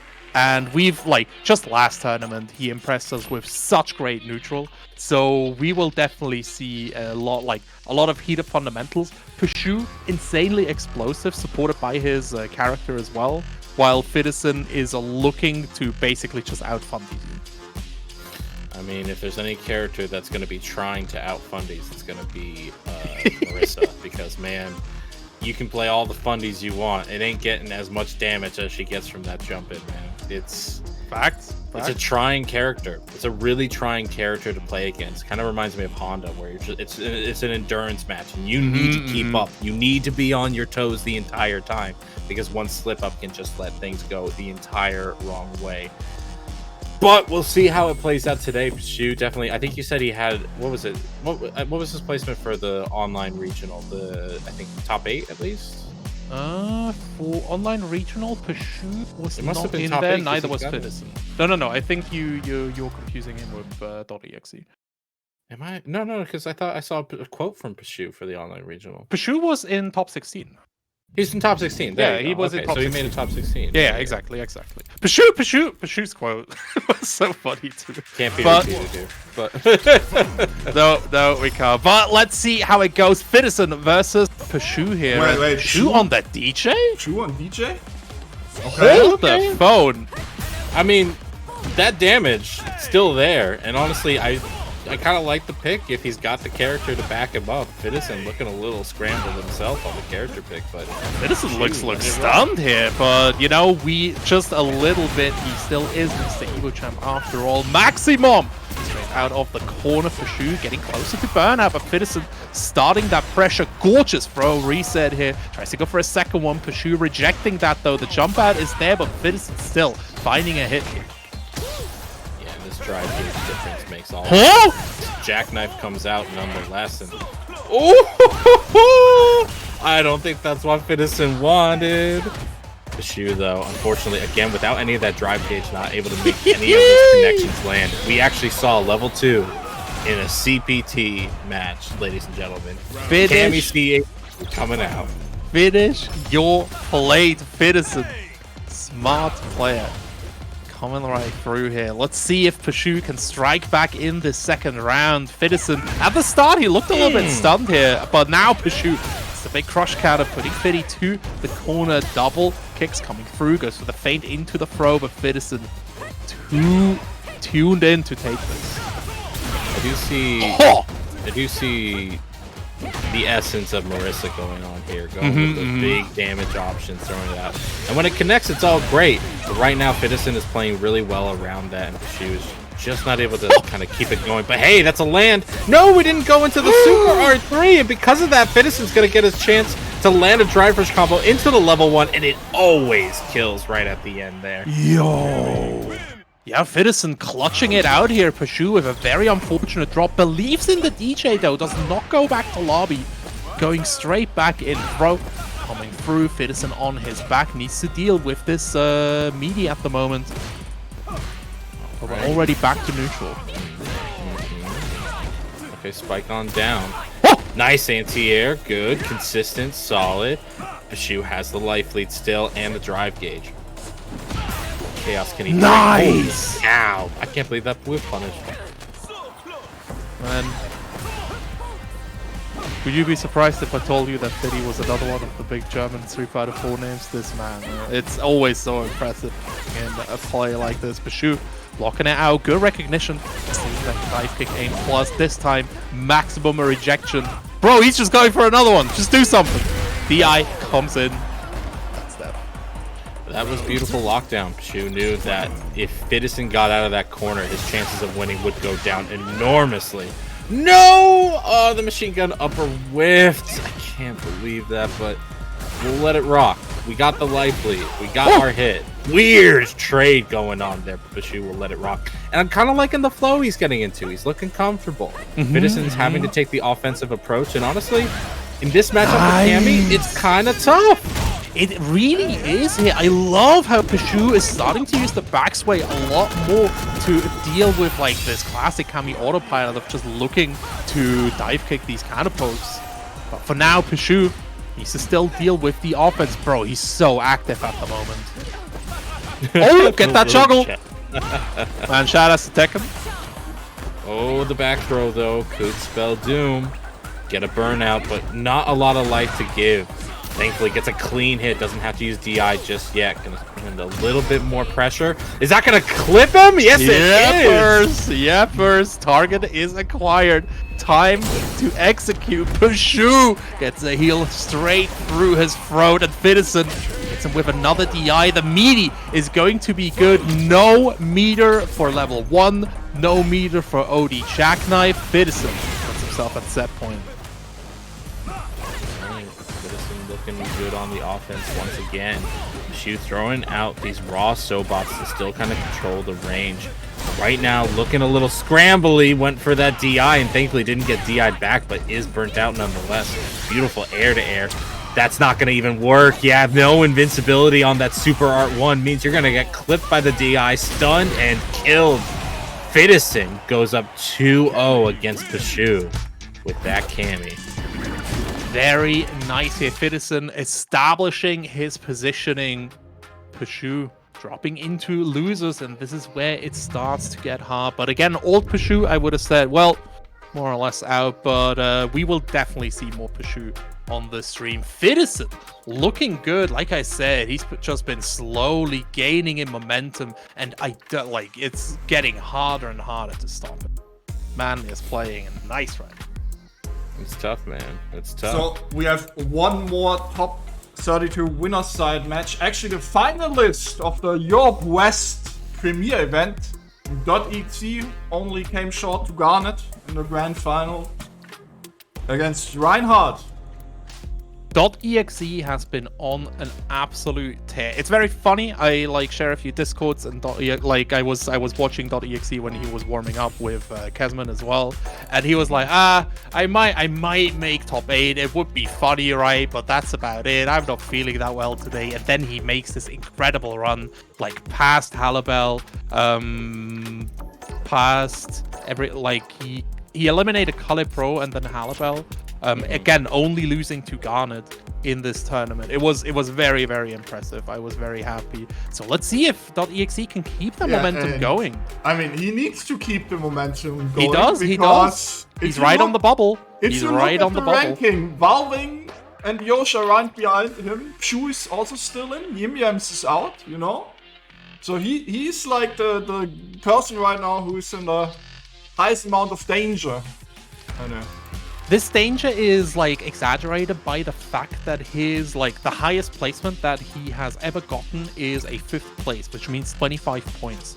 The way the tiebreakers work, that means that people like Valving, for example, have a higher tiebreaker. So if he doesn't place a bit higher, Valving might be able to. He only needs to tie. He doesn't need to necessarily beat him. So that is one of the issues of these tight situations where tiebreakers start becoming relevant. But we'll see. For now, .exe still in winner's bracket, still looking very good, but he has to get past the legend Reinhardt. Well, right now, honestly, EXE is kind of primed to do so. Taking so many names in that previous tournament definitely shows a level of consistency that, you know, I love watching Reinhardt play, but we didn't at least see that in the Kuma matchup. You know, I felt like there was a little bit much more scrambly, a little bit of more just feeling things out, and if EXE can kind of tame this legendary player. I mean, after X's performance in the EU West Premier, he's actually one of the favorites to win today. Yep, absolutely. He's on the legendary play prediction list right now. So we'll see if he can do a heavy release, keeping Reinhardt locked down. Burnout goes for a cheeky store. Reinhardt looking to stop a potential throw here, but no dice.exe just starting that jury pressure. DI though goes wide. Gorgeous spacing from Mr. Hart. Go round 2 gets a start, and honestly, Reinhardt has been. Like, we've been talking up .exe, but Ryan has been kind of mowing him over. I mean, it's Reinhardt, you know? I know, no, like you can't downplay either character, either player. Yeah, it's a tough fight. Let's see the level 2 shenanigans going on. Gonna get that corner carry and a burnout condition. That was very nice. With all these juries going around, I think .exe is one of the players that like uses level 2 the best. I think it's a really strong move, but it's kind of hard to execute. Oh no!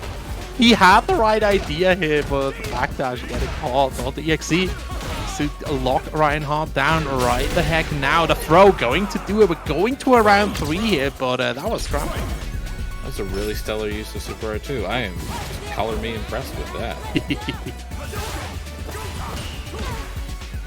Coming through, .exe needs to deal with all of this, and again you see Reinhardt. This is how you know that he's like a great player, where he is like he's threatening fireball and instead just goes for the jab. If you autopilot and just like drive rush or even go for an anti-fireball option the second you see a twitch, you die. You straight up die. There is a lot of mental fortitude involved in playing against a player like this. .exe though, once he gets his offense started, he needs to deal with all of this. Reinhardt able to jump out. Very unusual, by the way. .exe normally a player that is like specifically known for his crosscut piece. A lot of things to juggle right now. .exe is juggling the fact that he might be close to taking one game against Reinhardt here. Gonna back off, wait for the fireballs, just try to get a little bit more space. The OD fireball actually pays off in the long run. .exe gets game 1. Neutral, brother, coming right through. .exe going up 1-0. The momentum from the qualifier last week definitely not having dissipated just yet. Reinhardt though, striking back. That standing light still keeps you well in check. Micro walk throw, that range is deceptive. Yeah, a little bit of a drop there in the corner. Wow, Reinhardt makes the guess on the heavy Dragon Lash, and it pays off. High profiling that crouch medium punch. EXE right now hurting with a little bit of damage, but at least has a bit of the life lead. Trying to bring back the momentum. Wait for Reinhardt to make the aggressive blow, and it actually connects. Protects the throw this time, and now EXE going with their own offense. Beautiful, perfect carry though. It's Reinhardt smelling something. Edith going for that PP. .exe though gets his dash caught. Reinhardt just re-establishing the distance, and .exe slowly walking up, gets his stride rush stopped by the big fist. The wave is out though. Reinhardt needs to be careful. Well, he's got his drive pH back at the very least, and .exe now doesn't even have the life to drive impact back. Oh, is it enough? Wow. Woo. It don't. This is such an awkward situation there, because so the right solution would have been, I think, the level 1, right, to be able to break through. But yeah, it's like an awkward, very niche situation where you basically have to know before it happens. And with everything going on, like Reinhardt is presenting such complex footsie situations, and .exe is playing it masterful. But at that point, you just don't have the brains length to deal with a complex situation like that. Yeah, autopilot takes over just a little bit too much there. Oh, back throw though. .exe was having such a good round start for themselves. Let's see how Reinhardt's corner play comes into effect. Drive rush into drive rush, burns a lot of meter, but just to keep .exe in the corner. The hit lands, but EXE doesn't spend any super bar. Will this pay off in the long run, or will he be giving up the round that could have been his?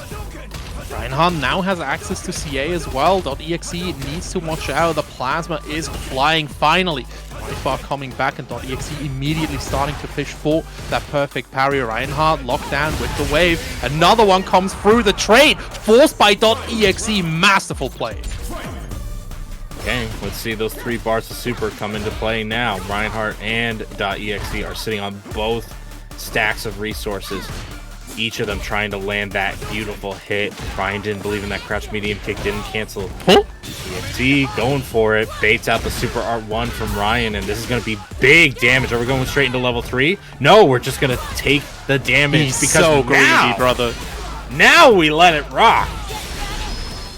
Your dudes. .exe taking it 2-0 against Mr. Ryan Hunt. That's a good look. That's a good look to keep wearing right now. Second place might have been nice, but he is aiming for first today. Garnet isn't here to stop him today. Like, I don't know what's gonna happen with Mr. EXE. He is popping the heck off. He wants this qualification, and you know, the higher he places, the more safe he gets. He's still like, he's the very bottom qualifier at the moment with all the with his 75 points, but the more secure he gets, he might even be able to start in winner's side if he gets a first place, for example. It could definitely happen, and honestly, I think the most exciting thing would be to see him make it all the way to grand finals, because he's been in like a name that I've seen very consistently throughout all these events, both in Street Fighter 6 and even in Street Fighter 5. And I don't know, sometimes you just see you see a spark in people, and you wonder when it's their time to take that next step. And you mentioned before we even started streaming today that second place at the online regional might just be that time. Unironically, there's like, with every player, there's like a certain point where they unlock their full potential, right? We had a similar story with Halibel, where he was always just flying around with these top 8s, and then Clone happened, crossover, he took that first place, and Guys, he's just unleashed since then. What's up? We have our top 16 ready. Let's Random versus Josh, Kessman versus Timing, Semi28 versus .exe, and GG Halibel versus Citizen. Now the math gets really interesting. Now the mathematics start getting interesting, alright? Like Random versus Yosh, that one, like, it's the top place versus one of the hopefuls. Of course, we want Yosh to win that. I think Kesman versus Timing is going to be really interesting, because both of these players, like Timing, Kesman, are both qualified, but they are only 20 points apart. 20 points, that's like one or like 2 to 3 spots. Yeah, they're still fighting for takes it over losers, Kesman. winners side. Yeah, exactly. Yeah, exactly. Like, this is the big question, whether Kesman and Timing start in losers or winners. So able to fight around that. Halibel, in a similar situation, he's tied with Kesman, so he definitely wants as good a position as possible. Needs to get past Fiddison first, and we've seen Fiddison's performance here. And all of these players, of course, performance not just fueled by the will to win, but also the will to get that bread! Exclamation mark. Matcherino, click the link and the claim code button. Only 2 opportunities left, chat, to contribute a free 25 cents. Get them while they're still there. It is still there. To be taken, to be claimed. There's only 2 left, and from that point on, we'd love to see the prize pool basically be entirely financed by the community that's been showing up for each of these tournaments, getting payouts as high as, I think it was like $162 for first place at one of these tournaments. Absolutely insane, and it's only thanks to the help of the community. So thank you so much for helping us so far. Let's go out with a big bang today. The Matcherino's there. Make sure to use it in this little bit of downtime that we have between matches before we get things really rolling with top 16. Absolutely. Top 16 coming right at you for the qualifiers. It's starting to get in there. We're going to get like map heavy goes on, because like we expected, the like about top 12 placements are definitely in there, are going to place. Let me see real quick. There's not like Dominic and David are both players that are not on the big scoreboard at the moment. Pashu's still in losers, so he still has a chance. I told you we're gonna see more Pashu today. We'll. I hope he can get past the shark pit. But for now, we're gonna stay in winners bracket with the first match gonna be Random versus Yosh. Random has evaded the stream until now, but he is the most consistent player in this event series and in general in German. Not only in Germany, probably in the entire EMEA region. I don't disagree. He's like top 4 all the time. He is absolutely incredible, but let's see if he can deal with Yosh. Again, everybody coming out at full strength today, but he's already putting the screws on the frog. Oh wow, that actually punish countered. Beautiful drive rush combo too. Man. Now Random is just such an inspiration every time. Yeah, get that bait. Bro, it's first round and he's already in. What is this player? That's how it feels. Like the Manon, I feel like solid Manon, they're just suddenly at high metal. Like there's no big circumstance to it. Oh my god! Battle of the iframes. Okay. Get dogged. Yeah, Yosh having some good knowledge there and able to cut through randoms. Level 2 drive rush pro though hits him with the leak. Yosh needs to deal with all of that. It's so much damage, holy cow. 5 medals is rough. You talked a little bit about Manon's like risk to rewards calculations, and I think that math like shifts as she gains more medal. At around 3 medals, the strike versus throw is about at equity, and now with the 5 medals, he can just like cash out anywhere he wants. But for now, Yosh pushing out on his own with that level 3 DI comes through. Counter because no meter available, and Random just really utilizing this. Jumps over the Sandblast, but an unfortunate drop gives Yosh the opportunity to get that round to his own. And that's the thing, like, as explosive as things can get, I do think Random is good about trying to keep things calm and patient, but man, the Frogmaster is hopping all over the place. And Random right now is just letting these kind of resets happen when you want to go for this consistent damage. You want to just go for the knockdown, because Yosh can really just kind of scramble you to bits if you let him do it. He really can. We've seen in previous matches how well that he can like get the maximum out of these scrambles. Talking about maximum, Random going to max the damage with that level 1. Enough at least to get that first game. But whoo! It's rough, man. Good check. Do be Mr. Random. It do be rough out there for sure. Yosh, dash it up, finding a nice connection. Perfect! Double froggy. The Random says, nice, alright, I don't have perfect moves, right, but I can still perfect parry. Time to put you in the burnout. And now Yosh needs to deal with this. That's another medal. Mr. Random, Yosh on his back. Yeah, the burnout is precarious. It's not as if Yosh didn't know this was going to happen. They put themselves in burnout plenty of times before. Right now, the only thing to save them is getting that drive gauge back. And yeah, Random may have miscalculated how quickly that gauge would have returned. Yosh drops the combo, though. Would have been game-winning. Thankfully, gets a lock-up throw to beat out the perfect parry attempt. And gets around for themselves. Definitely a small miscalculation from Random here, and again this just shows the amount of pressure these players are under. There's so much information to be taken in and managed. Yosh not opting for the level 3 here, wants to put Random under a little bit of more pressure for now, but this is exactly what Random is looking for. Gets 2 parries here, refills the drive gauge. Yosh though gets a big jump in, and there's the level 3. It's a weird spot to use it, I'm not gonna lie. Throw range at least kills here, and Luke does get that walk-up throw, but then Yosh just backs off entirely. Still gets the dash-up throw. Man, the decisions are questionable, but you cannot argue with the result. Yosh equalizing the game count here. We got a game 3 on our hands. All right. Random starts really well with a good punish counter into drive rush into a throw. Gets a follow up on the Oki situation.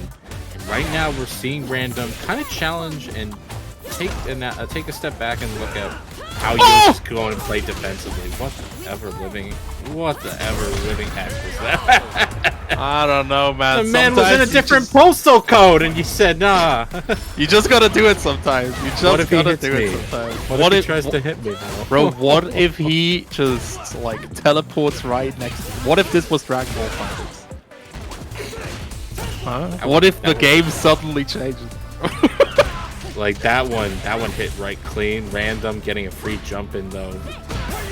Okay, Yosh getting a nice punish counter on that crouch medium punch.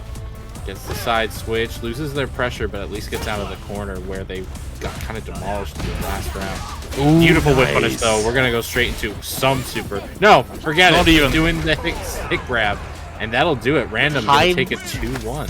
Time is money, Houseman. The Random knows he can kill with that. He will do it as efficiently as possible. My days. It looked so nice for Yosh there. The backdash from Random, by the way, like escaping the frame kill setup, is kind of risky because, again, these Lukes really love to press their buttons, but the backdash working out quite nicely. Yosh's choice to opt for a throw there more or less cost him the round. And yeah, Random getting paid out every time. This man needs to go to the casino. Maybe if he can make it. Not that they have casinos in LA, but he's looking to get that ticket to the United States nonetheless at the Capcom Finals. But yeah, we talked about how competitive this is, but yeah, Random has honestly been one of the most consistent and solid players in Street Fighter, not just Germany, but Street Fighter 6, and we could see Germany being represented by their strongest Manon player. It is very much a possibility. There's a lot of strong players. It could be a possibility that we see the next two. Now we get Kessman versus Tai Ming. You know, one of the strongest jury players, one of the strongest JP players. There's a lot of strong players in this region, man. And again, Kessman versus Tai Ming, 100 to 120 points, very close to each other. Both of these are battling for that winner's spot, and that's so incredibly important. If you start in losers, chat, look, I know we have a lot of people here that are just excited about like that's the flashing terrible. colors. If you start in losers, you are playing in a 1-to-1 tournament in a volatile game like Street Fighter 6. You don't want to have to play 1-to-1, bro. Not 1-to-1, but like single elimination. You're fired, bro. It's not as bad as 1-to-1, but it feels as bad. You're fired, you know. Man, the one and only, coming through here, needs to deal versus Tai Ming. Again, in the pre-tournament interview, Kevin was like, this is like this is the one that I worry the most about. The matchup Precisely. Or the player? Most like the matchup, but more specifically because of the scoreboard placement, because Kesman really wants to start it. That's entirely fair. Ooh, big counter right there. Right now, setting up that full screen shenanigans. I like Kesman taking his time out. Nice! Dive kick getting woven in here, Tai Ming. Ooh, whipping and getting punished for it as well. And Kesman already starting his standard pressure. Bro, Tai Ming is sick with it today. Whipped OD into straight DI. Who are you? We saw Tai Ming getting real liberal with that DI in the last stream set that he had.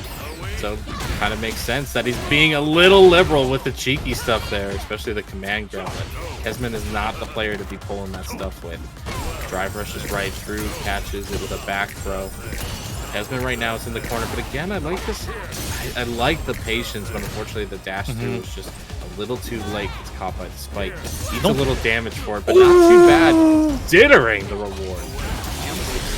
Yeah, not every gamble can work out, right? But in general, like, you have to keep in mind, Kesman is an anti-player player. He's like the Mena RD of EMEA, in my opinion, where he just knows how to get into your head. And the more you play against him, the worse it gets to play. But at the moment, Tai Ming, might be able to take this round. Kesman at final point. No, like, DI trade is not an option. Good fake here from Timing, forcing out the parry, but Kesman still finding the critical arm. Unbelievable. I can't believe it. Man just said, well, I'm out of options. Dash forward, low, into the heavy release, and that'll do it. That's all she wrote. Kesman taking game number 1. And this is top 16. It's first to 2. Timing, you don't got time to get hit by this. Block this, brother. Kesman back at full screen, but again, these patient approaches. Raw DI here. No answer, but not getting a result either. Jumping in, but the window after the departure comes in. I like that throw reset. As much damage and the distance that you so crave. Block so far from Kesman, who, again, I have to keep praising their patience on this kind of neutral.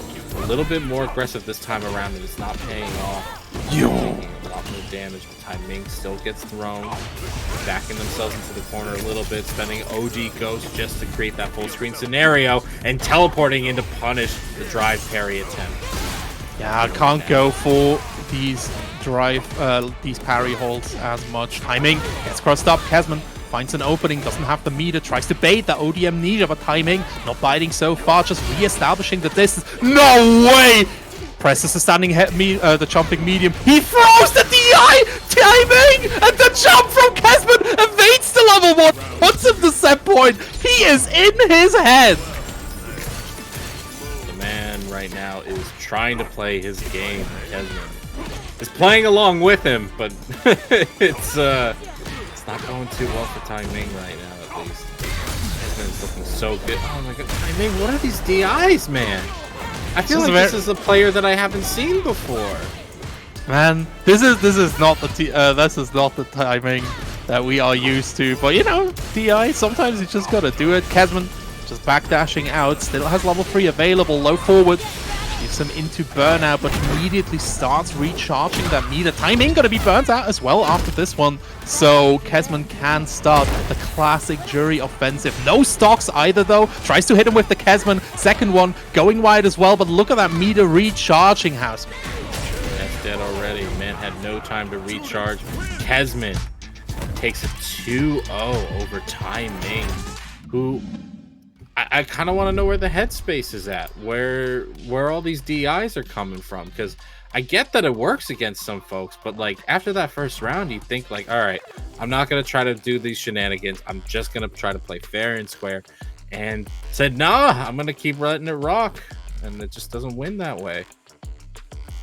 Yeah, absolutely. And Kesman looking as strong as ever. And man, 2 of these like nail-biting rounds where he's at 1 HP and then he just makes the magic happen. He's like, all right, we're clocked in, we're firing the laser, we're killing you right the heck now. And every time, like, yes, we're seeing like some nerfs, we're seeing some drops, but Kesman every time there to punish it. He's like, again, he gets in your head and you you watch back the games. Yeah, we need to take a look at the bracket. Ooh, Shu got just eliminated and loses by Yim Yams and is facing Yosh. We will show this on screen later, you know, because they are like, you know. Yeah. All of these players are very close to that bubble. Look, Shu is now out of the picture, right? Shu is out. Shu is out. Shu is out. So Yim Yams versus Yosh. This will be crazy. No, Yim Yams, Yosh, both this keeps the stream alive. Yep, definitely. Both of them at 65 points here. Again, like the bubble pops at about 85, more or less. So we'll see how that goes. But both of them with like an equal tiebreaker as well. So the higher each of them places, the higher their chances is to qualify. It's absolutely crazy. Of course, you know, the person gets eliminated, but the dream is looking real right. Pretty good. Yeah, whoever wins versus Yosh and Yim Yams actually qualifies, I think. Is this correct? What X and that's yeah. I mean, I'll let y'all do the math, but no matter what, you're getting into that top 8 tournament for a chance to get into CPT, man. For a chance to get to Capcom Cup, that top 8 is gonna be so brutal to watch. between so many of the high level players that we haven't even gotten to see a whole bunch of in this tournament. We do try to space it out so that, you know, a lot of other players get to show. But man, we haven't seen Halibel at all today. He's sitting in our top 16 so far. Fittison, we've only seen once. .exe, we got to see one. Semi, we didn't. I know I haven't seen Semi today because I I know I haven't seen that yet. So your throat is still like relatively doing well, so you know Semi hasn't been on stream for sure. But I think that's the end of your throat's good streak, because next up we have Semi versus .exe, Mr. EXE himself. It's now Semi definitely up there with Random in one of the most consistent top placements of this region, and again with a character that a lot of people sometimes just tune in, even if they're not, you know, necessarily attached to the German region. They love seeing that Ryu play because it's just a character that a lot of other players have kind of dropped off on, and Semi just makes this character shine in a lot of ways that people wouldn't expect. Yeah, absolutely. Man, I'm just this is gonna be do or die for .exe, because again he is on that precipice with the 75 points. He already has a decent like again, he will gain a bunch of points, but we'll see. He needs to get past Semi, and Semi, of course, used to be like the top 1 player in Germany, definitely a big part why this region has falsified into the high skill region that it has. And this man plays with like no holding back. Spends every single bit of drive gauge, and then it's just like, all right, open up the perfect defense for the next 10 seconds. That being said, we're already seeing some good punish counters from .exe, which might neutralize a lot of the Judon kicks that Semi is kind of known for, almost popularizing with this character. So every time you get hit by a random Judon kick in neutral at plat, it's Semi's fault. Absolutely, you can at him to complain. Add him on Twitter for sure. But .exe taking the first round here with his trademark crosscut DP in that corner. Detention charge is ready for Semi, but the overhead getting blocked out at the moment. .exe looking for a throw here, but the fortress that is Semi 28 is resisting. Goes straight for the side switch corner. A throw gets .exe closer, but Semi, bro! Okay, that's meaty. That's plus frames. We're not going to cancel into the super art. Semi, please! Next hit will kill with either side. Semi is the one without any drive gauge, though. EXE lands the hit as a critical art. This is close. This is real tight. One last kick to the face. It's not enough. It's not even as close as I thought, but the last kick is to the shins. .exe is going to take game number 1. .exe looking really, really good, and that was a tough situation, right? Like Semi, not just like, even if he didn't eat that low forward, there was a heavy release back there. There was still like, there were 2 stocks to go for .exe. Semi was in a bad place for sure. That back throw, not putting him in a better one either. Fireballs trying to control .exe, but the perfect parry on the fireballs, giving him the space to close. Catches the jump frames as well, and Semi close to that burnout, his desired state of being. Weird to think of, but you're not entirely wrong. There's the high blade kick there. Counter hits with the stand roundhouse. Ooh, that's a clean stand. Fierce. EXE trying to put on the gas, and it is there now. Spends level 1 to clean shop. Semi right now. 1 round away from being knocked down to the loser's side. So tasty. .exe can smell the top 8 placement already, but for now, Semi starting to strike back. ODDP busting .exe out. Semi has acquired Ascension with that burnout. Looking to keep .exe under control. Man, if you start seeing Semi get hit in burnout, you know his opponent is on fire. That's crazy. Level 1, stopping the approach for now. These high blade kicks are just non-stop. EXE has been punishing some, not all, but okay, gets a clean hit. Will charge fully to level 2. This won't kill, but it will burn out .exe. We'll see if they can survive the burnout state like Semi has before. Nice charge, and it hits. Holy cow, that took out the rest of their life. Semi showing signs of life. Yeah, very complex interaction there. Semi in the end able to just get it home with one of these Ryo fighters. But .exe still at set point. Don't forget, Semi. You know, we keep talking about Yim Yams, why don't we talk about the Shim Shams presented, you know, Mr. EXE, Semi taking that level 3 straight to his back. He is kind of cute. I like him better with the beard. A little bit of stubble. Right now, no beard, no hair follicle to save you. Reversal Super Art 1 gets perfectly blocked, and .exe will kill him for it. Moving on in winner's side, knocking down one of the top seeded players.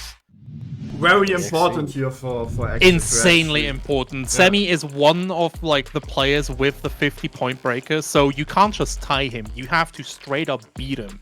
So him getting thrown into loser's bracket, incredibly big. .exe moving to top 8. Top 8 gives you at least 20 points. So yeah, .exe moving up in the world. Okay. Wow, we are moving along at a brisk pace right now. Halibel versus Fidison gonna be coming up. We talked about this being a big moment for .exe. Obviously, Fidison is sitting pretty healthy. Actually, they're not even solidly in the top 8, are they? They're like just on the precipice. Fiddy. Oh, we gotta talk about this. Yo, all right. Hold up. We should bring this up to $100. Yeah, it's kind of stagnated a little bit, guys. I'm glad to see all the coupon codes being claimed. Thank you. Fantastic.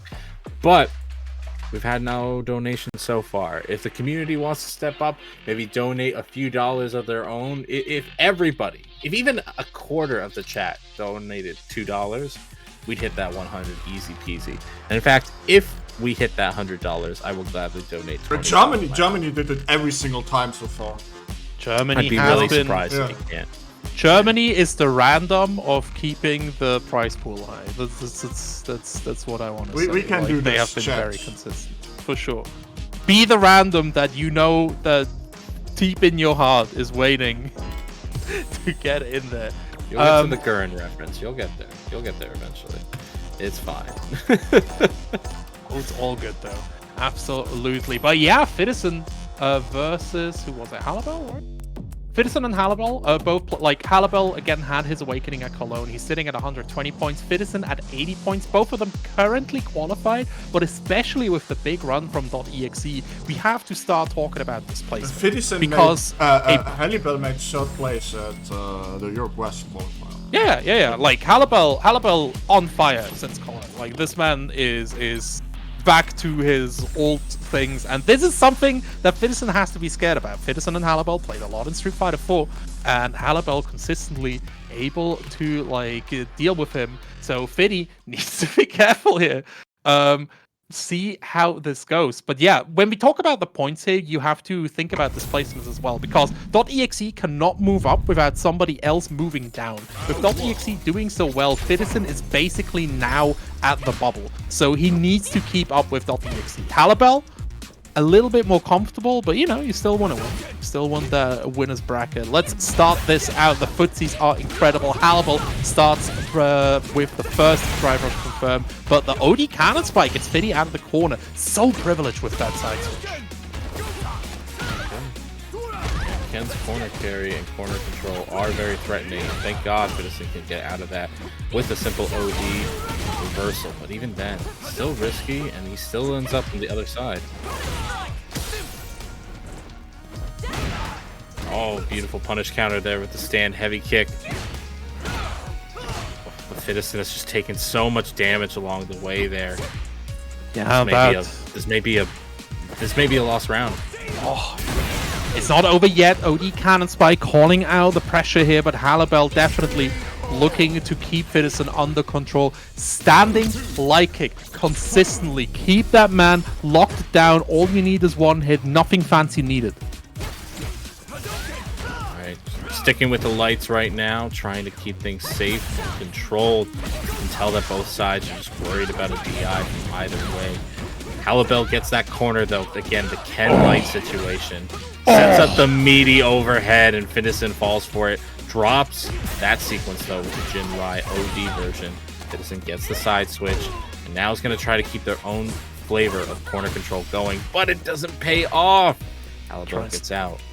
Yeah, really rough here for Fiddison, and oh no, Halibel finds the opening, and we've seen this 100 times. Coming in hot, Mr. Halibel takes game 1. Don't forget, this is still top 16. This is still first to 2. Fiddison now has his back to the wall, and I like to quote his like when he won Online Evo in Grand Blue, he was just like, how did you win? Like, you just got to try something. And I think we're back at the point where Fiddison, he just has to try something, bro. I mean, that's... I've never heard such poor advice. Try something. Just do something. I promise it'll work. But yeah, it's tough. That almost shows you just how tough it is to be fighting. He's real for this. That being said, it is at least going in their favor, getting that side switch, getting the shimmy. Oh my days. Oh my god. But the perfect parry now. Fiddison trying to get some pressure going, misses the dive kick, and Halibel takes advantage of the scramble. Fiddison gets out with the OD reversal, and it's going to be on Halibel to clean out this round and get themselves to set point. Absolutely. There's still a level 1 here available for Fiddison. Got the 2 bars here. Man, this is so tight. I think this is both like 1 exchange each, like 1 solid hit can get it. Perfect parry. I don't think this kills with all the scaling. It don't. Tries to go. Oh no! Misinput. Halibel starting, and the hooligan combination punish. Can't do that raw against a player of the caliber of Halibel. That is unfortunate. I'm very certain that OD Ender is very punishable, and I assume Fiddison was trying to punish it, maybe with the stand fears, and just got the accidental hooligan. Perfect parry from Halibel will give them the side switch, and that's what's so threatening, is that he just needs a perfect parry to get that side switch going. Throwing out those heavy dragon lashes, the hit from the OD dive kick unfortunately doesn't give Fiddison as much as they want. Halibel right now playing patient, sitting pretty with that life lead, but can punish counter hit, not for big damage, but at least for a little corner carry. Definitely. Halibel with his back to the corner right now. Fiddison, oh! Gets crossovered right now. This is rough. This is really rough. Halibel doesn't have too much drive bar, but there's a level 3 behind every single hit. We know what Ken can do with that damage. For now, though, Fiddison getting it started. Goes for that spin knuckle. Oh, the run cancel! Halibel missing the link. The DI comes in from Fiddison. Another run cancel is there as well. Fiddison looking for some chip damage. No! He misses the link! That's gotta get blocked! Halibel going straight for the CA punish, and Fiddison dropping to his own devices. That is... unfortunate is an understatement there. Game-losing drop. Halibel goes 2-0 over Fiddison. Securing Halibel's top 4 positioning, more or less, but also putting Fiddison into jeopardy. We have news from the... We can actually look at it with news from the loser side. Yang Ryong eliminated Timing. Man, the Blanca from Berlin. Gangryong is another one of these pipe bombs that I'm talking about. Like, you do not want to play against Gangryong, especially in losers. This man is dangerous, eliminating Timing, another person, like another hopeful. Going down. Timing now. Wait, hold up. He drops at that is. Which place is that? Is that 13th place? Timing is currently 5th. Yeah, that's 13th place. Yeah, so in 13th place, you get 10 points. So Timing out at 110 points. So he definitely will not be making the winner's bracket qualifier. And if Fiddison and EXE perform well, he might not he's even in trouble. be. Yeah, Yosh is he's in trouble. Yosh and Yim Yam is actually playing right now. They're playing for their life. The Yimster and the Yamster up against Yosh. This is the most important match we showed so far. Let's talk about Daweed and Semi as well. I see that result just come in. Daweed taking over Semi. Oh, Daweed eliminated. Wow, this is an upset. This is a huge upset. Daweed eliminated Semi from the tournament. I mean, Semi is safe, you know. Semi is safe, absolutely. Yeah. But so, man, the weed. Let's go. Boy himself. That's another one of these names that has been slowly rising through the cream. Like, he's definitely on my to-watch list. So the weed taking out Semi here, very good, very good. I'm really excited about that. I mean, dog, it's 2-0. I know people keep wanting to get the first of 3 the whole way through, but it was a 2-0 and it's rough. It's Definitely. rough. Like it's tough. It's tough. It's just the format, you know. Like it's something that you gotta play around. It's a volatile game. First 2. Sometimes, again, you gotta watch out for these pipe bombs. Sometimes it just blows up in your face. 16 losers. A very important game here. Loser stream is dead. Yim Yams versus the Froschmeister, Josh. Yim Yam's an up-and-coming prodigy, so showed up to locals at some point and started kicking everybody's ass with his Kami, and has been growing into his own very well.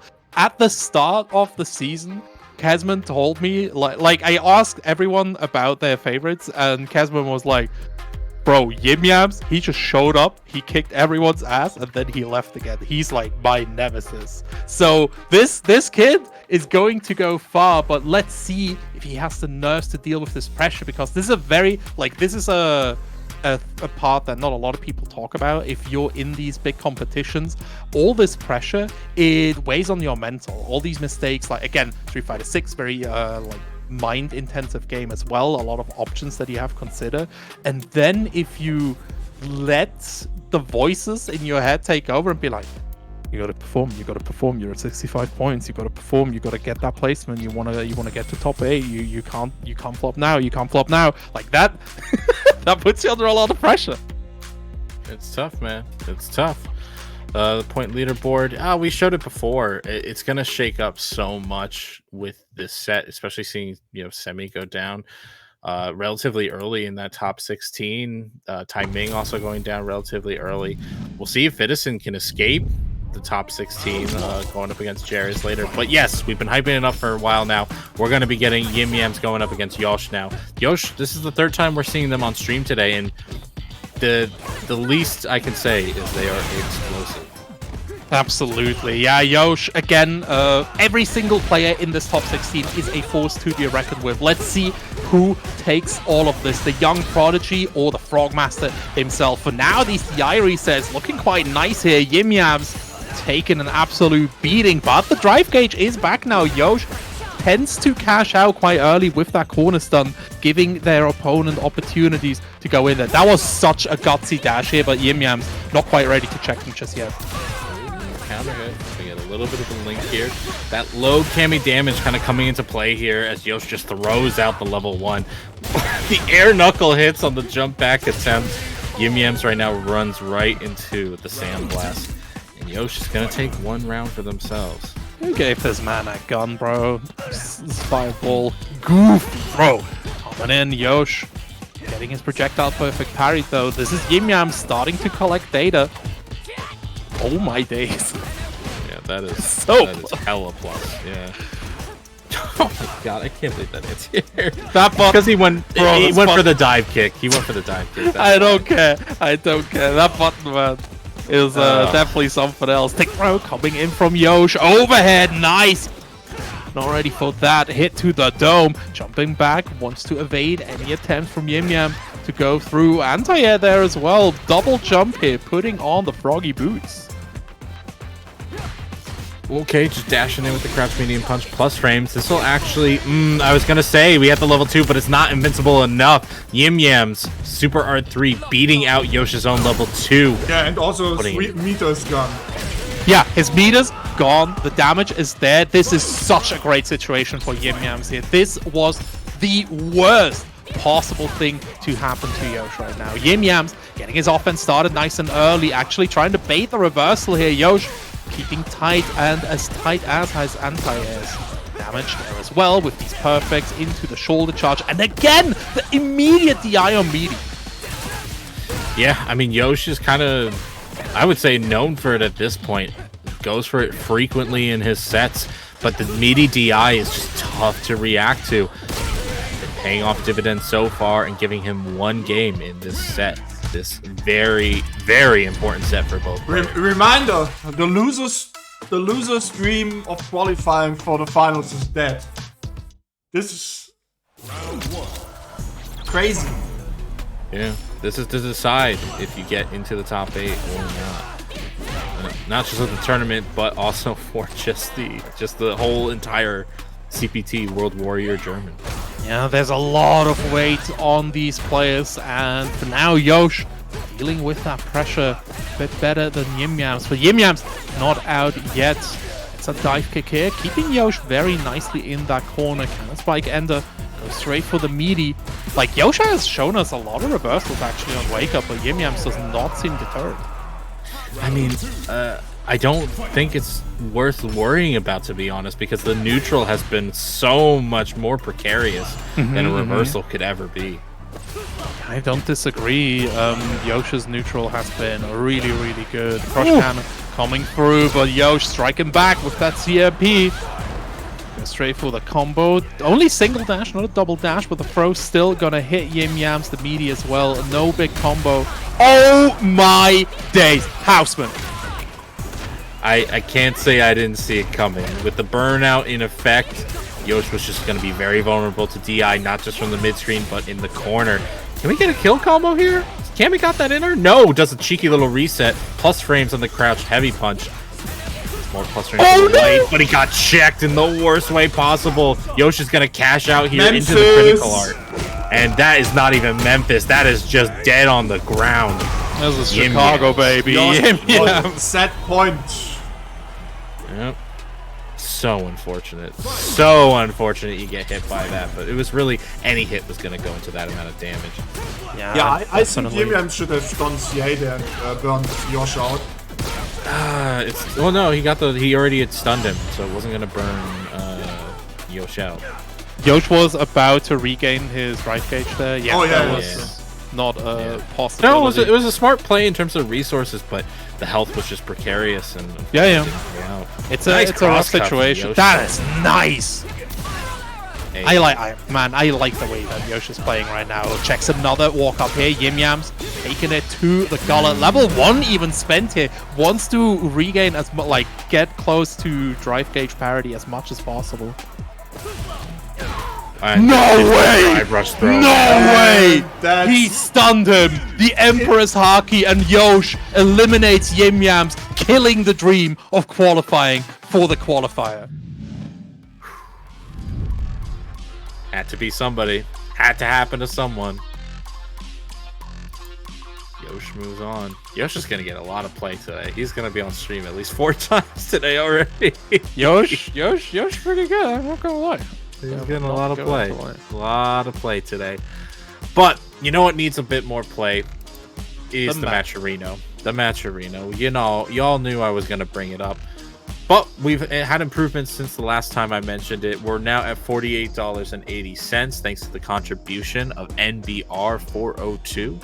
Thank you so much for your donation today. So, we need to see a little bit more. NBR also qualified for the regional finals of Europe West.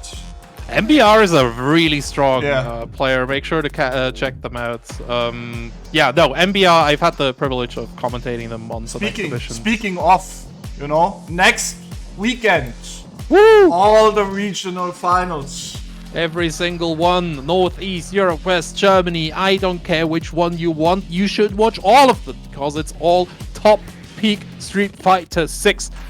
We got on the 24th, we got Northeast, we got Europe West on the 25th, and then capping it. The end, like, we're saving the best for last because Germany hitting you on the 26th for sure. Make sure to be there, twitch.tv/Saltmine League. Get your updates over on Twitter, the Saltmine TV bird as well. But it's going to be incredible. It's going to be explosive. And again, all of these players, every single person that qualified can take it. This is how stacked this all is. Yep, it is gonna be interesting to say the least. Right now, your top point earners of Random and Semi, we just saw Semi go out before top 8 even happened today. It's anybody's game to win, and it is a big ticket to win, especially when that seat could potentially win you $1 million at the beginning of next year. A lot of money is on the line, and we know how good a bit of cash would be for any of these players. But for now, the main cash they are competing for is for this tournament. Exclamation mark Arena in chat. Click the contribute button to add more to the prize pool, just like the GOAT MBR. But we are moving to our second losers round match before we move into top 8. It is going to be Nah, you are Citizen. wrong. No, wait. Wild. Oh, that I thought that was marked. No. All right. We're doing top 8. We do top 8. I show it in a sec. I just preparing the. Perfect. Wait, Finison's out? Fiddy is out. Yeres able to take it. Eliminated Fidison from the tournament, you know? It's an upset as well. Another, so many upset, bro. Where were all these upsets? Yeah, the season, why didn't you make this earlier? You could have qualified, you know? Could have qualified. Fidison in a precarious situation. I think he ends at 9th. So 9th gives you 15 points. So Fidison at 95 points right now. That's tight. That's really, really tight. Yosh is moving up here. If Yosh makes it to 4th, he can. You know, you should spread the word, telling everybody, retweeting, and telling the people that we are in top 8 now. And if we look at the top 8, we get Random and Cashman playing winner's side, .exe and Helibel on winners on the second game of winners, and then on losers we have Yosh versus Gang Ryong and David versus Yeres. You know, the gatekeepers who destroyed some dreams today. Man, you know, if you can't make it, at least destroy somebody else's dream. That's the minimum you can do. That's the minimum you can do. And maybe win Man, some all money. these matchups so big. Absolute classics as well. And yeah, definitely going to be interesting. Let's talk about the first match here. Random versus Kesman. Kesman, at the start, was one of the few people that both of them won one of the tournaments. Absolutely, both of them with the 50 tiebreaker. But yeah, Kesman was one of the players that said, like, I have Random's number. Showed that as well when he got his win over Random, making this incredible losers run. But Random is a player that, again, we keep talking about his consistency, and his improvement is the same. He consistently improves, he consistently gets better and better, and adapts as well. I genuinely don't know what the state is at this point. Kesman and Random haven't met too much recently, so we'll see how it develops. Right? But yeah, this is kind of a slugfest between two established players at this point. Yes. This is more so polishing themselves for the eventual fight that they might have in that actual top 8 qualifier that will happen next weekend.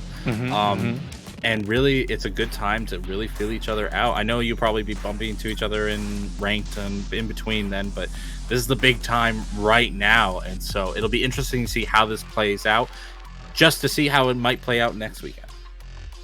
Yeah, it's definitely going to be interesting. Both of these players, like Kesman on 3rd place, Random on 1st place, both of them are safe. They're still fighting for, like Kesman specifically, still battling for that winner's bracket placement. So there is definitely a lot to be gained here. But first, you know, we're gonna have the World Warrior Germany Classic, Kesman versus Random, always hotly contested. In general, like, I'm not even gonna sugarcoat it. It depends on the daily condition of the players. If Kesman is on fire, he can take out Random. If Random is on fire, Kesman will genuinely struggle. Anyway, top 8 winners side. Kesman versus Random. Alright. The two femme fatales in very different ways.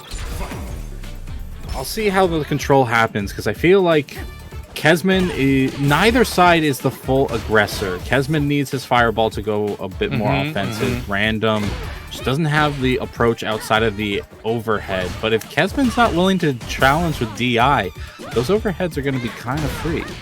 Ooh, speaking of free, nice neutral jump. Yeah, I mean the late overhead in neutral is the random classic, right? So Kesman definitely needs to deal with that. At the moment, random looking quite nice already onto medals. Tries to go for a tick throw, but random ready. Heavy release. Immediately is another throw, and the overhead hits Kesman in the dome. Random able to get a very deliberate perfect. See Kesman already using the OD fireball to get himself 2 stocks so that he has it for later. The neutral jump from random trying to bait out a defensive tact, but Kesman's able to backdash and get away with a little bit of space. Goes in behind the fireball, 2 stock, 3 stock back again. Random just sitting okay though, not trying to overplay their game. It's a clean hit on the crouch medium punch, buffered into the drive rush, and now we're sitting at 3 bars. But the perfect parry is safer option against the overhead because you don't really have to be as precise with the timing. And honestly, that could be the long-term answer. Oh god. Definitely. Another command throw coming through, a lot of damage. We're at 5 as well, right? So the risk rewards with every single interaction just so bad for Kesman. The release coming right in, another jump, but the perfect parry. That's the Kesman special. Can't get too predictable. Dashing up, back dashing, wants to bait out the level 2 from random right now, but Kesman not able to get into the man's head just now. Another overhead finds its mark, but the low forward should give Kesman more than enough opportunity to cash out with the CA. Yeah, not getting greedy here. Absolutely spend that meter while you have it. The only thing that random gets from their bars is they get a reversal option in case, which I don't think is going to be too threatening against Kesman. I think Kesman's really smart on their offense when they get going. And they get that extra bit of damage on a combo route when they need it. So, but really the big damage is going to come from here. It's going to come from these command grabs. Random is going to keep pressuring the man, get a hit into the hit grab. Right now, 2 grabs away from killing Kesman in his first game. Yeah, it's really rough, right? Because I love to talk about long-term economy with Manon. Even if you lose a round, you're not too unhappy as long as you get these 5 medals, because you're just one good round away from getting in there. Talking about good random, it's that good cancel into the level 3. No la, but still going to be fatal. Kesman gets taken to game 2. All right, just as a reminder, this is top 8, so all matches are first to 3. We are sitting down for a bit of a slower paced match because neither side really wants to be explosive. Random, though, getting a nice round start, getting their first medal with the combo.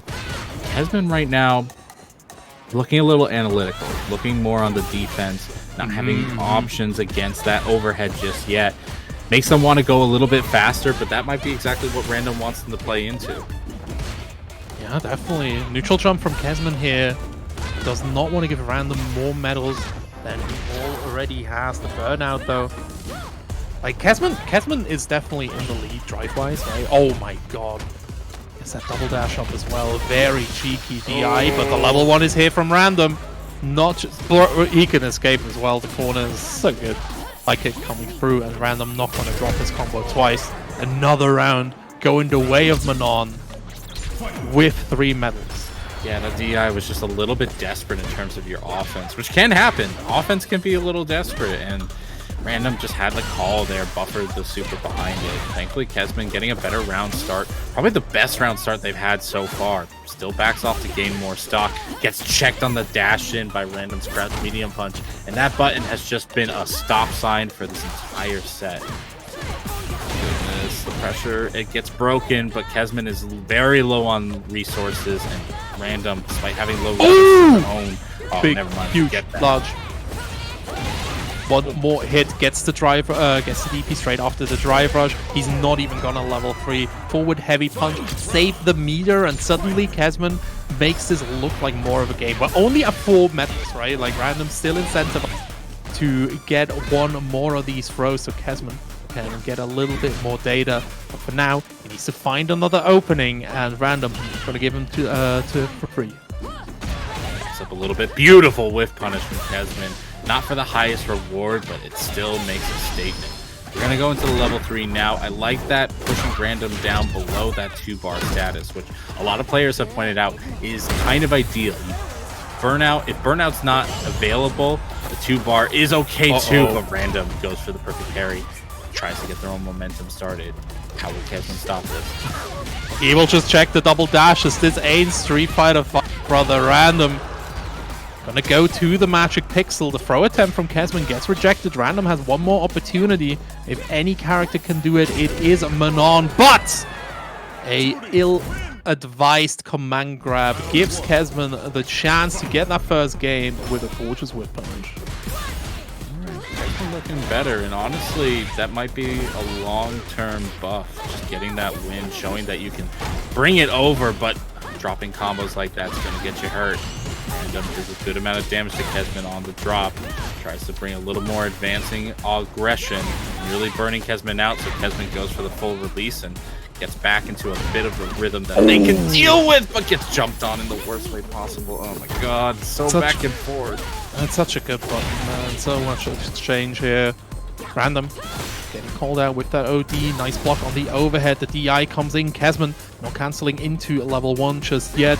Random. Oh my god. Yeah, he was saving the level 1 for this. Crazy Kesman. Clutching it out again. You see the buffers happening and you get caught and you're like, oh, whoops. Whoopsie. Forgot about the crouch medium kick of Juries that goes full screen. But hey, it's okay. Even Chad is flabbergasted by that, bro. He walked right into it. Random just saw him buffering and just went, I'll walk into that. That's why I'm saying, like, Kesman can just get in your head. It's like, I don't know how he does it. Like, I don't play a lot against him, but every time I play against him, I feel like an idiot because he makes you do things like that. Pursuit in the corner, busting out with the DI, but Kesman still keeping the pressure up. Blocks the cross-up throw, coming in from Random. The level 1 should not punish here. I thought I was in range. Random should be able to finish this off. Yeah. Finish your play. I like using level 3. Get that kill, brother. La la la la la la la la. He only gets so many moments. You have to let him sing. That is true. That is true. Yeah, you hear this very, very rarely. That is fact. Nice whip punish. Things have swung back into Random's favor, and honestly, it's so brutal. When Random's doing well, if he feels unstoppable. But right now, Kesman's putting up a darn good fight. Gets another stock and has enough wherewithal to DI back. This is going to be a brutal situation against Random here. Puts him to the corner. Are we going to spend the DI? Are we going to assume he's not going to reversal super? No, we're going to back off. Kesman really likes to go for either last second DI or just keep burning you out. Like, he just wants to make you as nervous as possible and burn out. He doesn't need the stun. He can get it. He can get the damage otherwise. There's that reversal super. Kesman finally getting hit and burned out as well. Random has an opportunity to get back here. Wants to bait a reversal from Kesman's side as well, but he's not fighting. Dash up. Yo! He mashes through the armor! Kes! Man! 2-1. One more game, Houseman.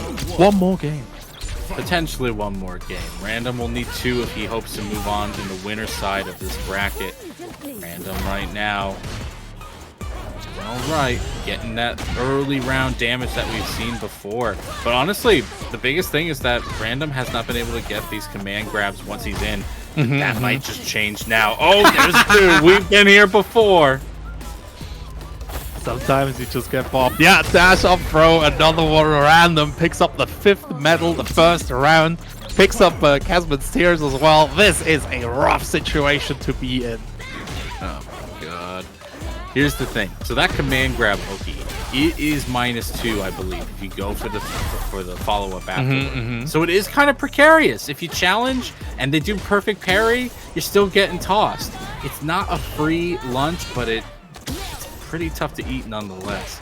Kesman right now trying to bring up the speed and pace, but getting caught by that crouch medium punch again. Ooh, meaty double hit. And that'll be a quick game. That was game 4.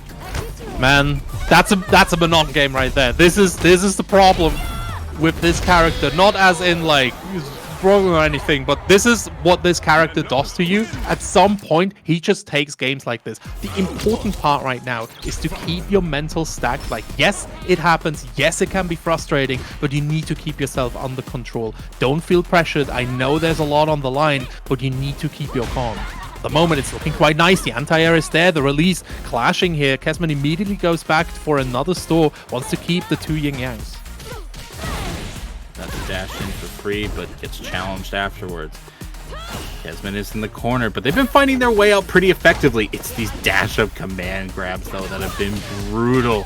And we have to see one get checked before we can even see the next layer of offense from Random side. Kesman, though, working on the pressure. Gets the shimmy on the first attempt. The delay tech still comes out from Random, so Kesman has not broken his defensive tact yet. He definitely has. He's been dealing very well with like the random overheads as well.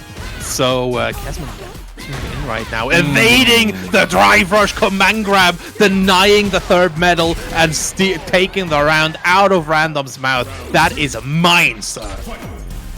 This is the tough thing when you play a grappler. Your best calls can turn into your worst enemies. Those command grabs now getting Random in trouble, putting him in one round away from getting sent into loser's side. And now how does Random change his offense? Does he throw in more strikes? Does he delay things up? Right now, still playing pretty much same as ever. Throwing out safe buttons, being safe against DI, jump-ins, everything. Random, meanwhile, has the life lead. Needs to go in still, though. He can't just sit on his laurels here. Yeah, I don't disagree. Like, he is at the 3 medals, right? Like, you're about a parity, but he's still what you need to get that offense going, brother. Kesman gets hit this time around in the corner, jumping out.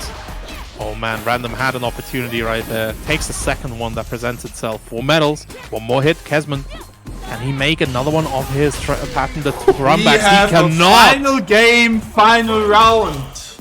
This is top 8 in Germany, lads. Every single game is going to be a banger just like this. Random sitting at an explosive 4 medal stat. JHK is a Titanic. Cheeky. Brother, the reset! Oh, I'm so mad! I'm so mad right now that he did that!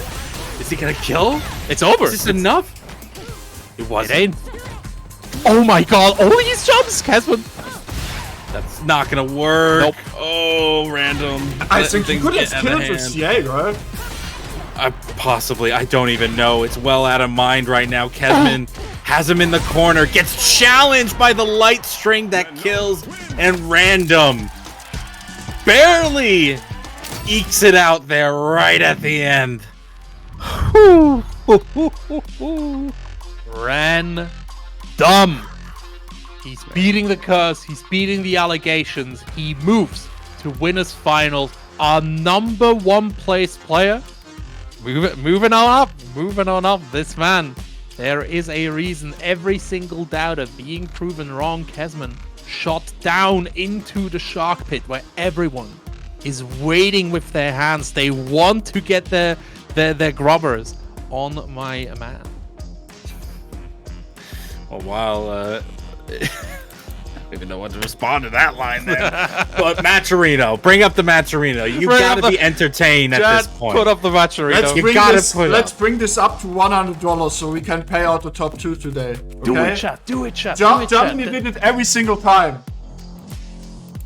I believe we're halfway there. And don't forget, right? We do have the quest as well. If we get to 100, Houseman gonna add another nice, crisp $20 bill straight into that pool. That is more free money generated by you, chat. All you have to do is click the golden button, the contribute button. We're only $52 away. Only $52? Yeah, $51.20. It's now or never, ladies and gentlemen. Please, we do not have much time left in this bracket. Things are starting to wrap up. Our top 8 has just gotten underway. And even though these are first to 3, you saw how quick game 4 went with Random. He is looking to speed run this thing, and I'm sure the rest of the players are looking to do so as well. Time is ticking. Donate now or never. But the RNG on the any percent is so bad. Guys, if you don't want any ads, you know, you can subscribe to the channel. Fact. That's how it is. There's nothing more I can do. I can only work around the ads, not avoiding all of them. Look, Twitch is trash. We all know it. And in your benefit, you're not just avoiding ads, you're also supporting... You're also supporting the channel right here. You're getting the cool emotes, you're getting the spinny monkey. So, give us the time. But yeah. Yeah. We got the time, we got the players, we got the efforts. Please continue to show up, continue to support. We got the time and effort. And who do we got next up on deck? We got .exe. What do you mean by this would be unacceptable? I mean, you're still watching this for free. So, no? Well, the match still goes on in the upper right hand corner, right? That's true. That's not, yeah, it's still there. it is still there. For sure. But yeah, we got .exe, we got GG Halibel coming up next. Coming up is actually the right turn because this is .exe's moment. This is, I don't want to say make or break, because even if they lose, they got a loser side that they can run through and make a comeback. I'm not going to assume they're going to lose. They've been playing really, really well so far, but they got a hell of an opponent against them. They got one of the strongest players. Again, both EXE and Halibel literally unsealing every single limiter that has been holding them back. The timing a little bit placed, but both of them at maximum potential. This is going to be a clash of gods coming through. Let's see. Bro, I'm sorry. Halibel, what's happening? Ooh, okay. Halibel trying to show off the jury of his own. Don't have the color schemes right up in front of us, but we'll be going in soon. Halibel, of course, going to be the yellow jury.exe with the classic colors. Absolutely. For now, .exe actually like not in the live lead. Halibel finding some good opening. I'm genuinely curious to see how Halibel's interpretation of jury looks like. This is also the losers finals rematch of the Europe West Premier event. It is. .exe taking it over Halibel there. Let's see if we can do this again. For now, Halibel. Bro, this pocket jury coming out of nowhere, and it's working out so well. That color ain't working out so well, I'm not gonna lie. This is hard to look at. Nah, I like that. That's a funny color for sure. I've just got like my informant gremlins are coming through. This matchup has happened. 2BCU running first to 7 series. A little bit of a smaller event, but Halibel packed out the jury there as well, and also succeeded against .exe. So this might be a specific anti.exe pick. Level 3 coming through. Is it? I don't know. Is it Vayne calling yourself cute? I don't know. I look in the mirror and I do that. What I don't do is reversal non-meter DP against the drive rush. Doesn't pay out. EXE cashing out on his own bar. This version, the critical art one, will push Halibel nearly into that yellow state. The second reversal works out though. Just gotta spin that meter. Halibel taking game number 1. Nice. You know, using yellow to win with yellow. Halibel up 1-0 versus .exe. It's still a first to 3, but it ain't like there's not a lot of time. Find these adaptions. .exe needs to deal with the offense of Halibel, and man, what an offense is this. The cross under here, very reminiscent of Street Fighter 5. Fireball backs up just a little bit. Oh, the shimmy happens. EXE, we might be seeing history repeat itself. Might do, but for now, EXE still finding an opening.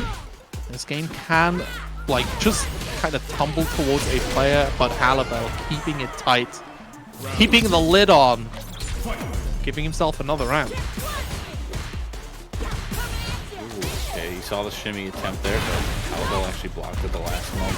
Dive kick finds its mark, and now we're testing .exe's drive impact reaction. Halibel actually played Ken in the losers final of Europe West against. Yeah, exactly. Yeah. Like this is why this pick is so surprising. But again, like he chose it in a longer set. So maybe figured something Yeah, exactly. Like, he's not confident in the chem matchup at all. It worked, like, the jury mirror worked out in 2BCU, so this seems to be a secret weapon. And where else to bust it out than here? Hannibal up 2-0 with his pocket jury. Well, right now it's working out marvelously well. That 2-0 is quite a statement in this cavalcade of really equally strength players. He tries to whip punish. A little too late on the draw, but even then, the control is there. How about a short dive kick? EXE not willing to whip punish. That's too close, but too far for the combo.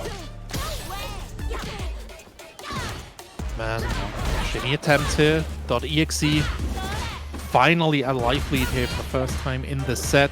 Has the stock lead as well here. Hannibal has been cashing out quite consistently, and .exe is noticing it, right? Like, this is why he's putting on so much pressure. He doesn't want Hannibal to get the resources back, but Hannibal still finding a way. Level 1, cutting out the drive rush here. Perfect parry into immediate challenge from .exe. Hannibal starting to get overwhelmed a little bit. Is this the reprisal of .exe? That might just be have the resources to kill. But will we see it continue? That was a relatively close round there, whereas Hannibal has had everything from close to clean KO. Okay, first the drive rush gets in. Parries the challenge attempt. EXE dangerously in the corner. Doesn't get thrown for their drive parry, but does lose a little bit of that gauge. Build some back up, but eats a throw at the same time. EXE losing that life. No whip punish is too far away. Oh this my should be an days. easy kill if he wants it. Oh, and he goes for the cheeky throw. Hannibal on set point right now. He's too clean with it. My days. Like, with these resets, he saved the 3-bar while there's such explosive damage behind every single hit he can do. He can spend so much drive gauge as well, right? Not just on offense, but on defense as well. And all he needs is one more hit. Perfect parry coming through here. Hannibal goes for the overhead here. Shim Shams right out. EXE starting to... Oh my... Bro. What is happening? Okay, what's happening is you're going to be eating a lot of damage. Drive gauge is going to be hurting even more than your health. Now you're at that precarious spot. Under 1 bar, the man is chipping away. A good challenge though from .exe sends him into at least a much better situation, building back that drive gauge, doing a good amount of damage to Hannibal, but will he get stopped? Forward throw says no. Another throw coming in. .exe, bro, they're just staring each other down, waiting for one to make the next move. Low forward, drive rush, giving .exe another opportunity to get the offense started. Hannibal just re-establishing the neutral. He has 5 meter than .exe right now, but he can't be too careful. Also has the 1 stock, right? Like, .exe desperately wants to get that store off, but Hannibal spending his final one as well. We are back at a resource parity. Hannibal walking forward a lot, looking to get that first meter. ODDP cutting through the offense, and Hannibal takes a clean 3-0. The amount of round enders that Hannibal landed doing EXDP, man. OD 10 Senrin. Crazy. But he had the character call, he had the wherewithal, and the reads to make it happen. Hannibal takes a 3-0 over .exe, who is not out of the tournament. That run is not over yet, but he will be fighting in loser's side against a string of players who have been taking out a lot of people that we thought were going to be in this top 8. Yup. It's either going to be Yosh or Gangryong. We will see that momentarily, as that it's actually the next match that is coming down. But yeah, .exe right now, again, he is the player with the most pressure on him. He is right on top, like floating right on top of that bubble. The 75 points. He needs every single point he can get. And we've already... It's a good situation for him. He can still keep in. He might actually able to move like up 1 or 2 spots, but any really tips for the Blanca matchup? Put some money into the match Reno and you will have good luck in your next face-up match against Blanca. Okay? Just like Only Hands. Only Hands did put $5 into the prize pool. So now he will win his next match against Blanca. You know? That's how it works. Facts, actually. Facts. Every single, like, for every single dollar you donate, every full dollar turns into 1 YOLO DI against your next Blanca match. From the Blanca. All you have to do is react to it. We can't give you the wins for free. That's not allowed. Like, Capcom will actually ban us for that. But we can make your opponent YOLO DI. It's gonna happen. Trust me. Trust. Math looking correct. Hell yeah. We are $46.20 away now from the $100 goal. Which is not just the top 2 payout, but also a generous $20 donation from the man himself, Houseman. So make sure to trigger that chat. Exclamation mark Matcherino, click the contribute button, give some cash money. If you don't want to use Matcherino, there's other alternatives. Exclamation mark donate, I think. There we go. You can do it via Streamlabs as well. Whatever you like, we got you, chat. We have got you. We are going to top 8 loser's side. The Froschmeister, Josh, versus Ganglion. Froggy G, man. He's coming through, but he needs to deal with Gangrion. You're about to see the Blanca matchup. I don't know if you play Luke, but if you play Luke, you're about to see Luke against Blanca. Absolutely. And Gangrion is a dangerous opponent to face. I actually eliminated Timing from the tournament. He did. Yeah. He eliminated Timing. He's very, very good. His Blanca just very solid overall. We at least know that Gangrion was ready for the DI in that case. So he was ready for the he must have been ready for the DI. You can't do Timing like that, bro. You can't. Bro, he did it to himself. Like, I like how he plays, and he plays a good character, but man was DIing left and right. You know why Timing lost to Gangrion? Because he didn't put money into the Matcherino prize pool. That's also true. You know? That's also true. That's the 2 big sins, relying too much on DI and not going to the Matcherino. That's the big sin. But I bring it up not just for the joke, but also because Yosh as well used his DI a lot, especially in the corner. Yeah. We see a lot of these corner resets. Exactly. Let's see how it goes. Bro, it's blow for blow right now. Nobody is holding down back in this game. Okay. Good check on the drive rush. Is that close enough to punish? It's so precarious. Tries for the slide, gets hit by the sandblast anyway. That always hurts. I didn't know you can go into the crouch stance from that, even on whip. I apparently know nothing right now, and Gangrion is trying to teach us all. Not the best punish counter, but you know what? It was on the spar. It was on the fly. You had to do what you could. And right now, Gangrion doing pretty good for himself. Nice, good anti-air here. Situation that not everyone is ready for. Gets it. Oh, that jump back OD Blanca ball. Nasty, brother. But Yosh with a gutsy challenge. Working out. Gangrion stuck at full screen. Throw attempt rejected. But Yosh is so close to dying. There it is. The Blonky slide. Full screen bestie.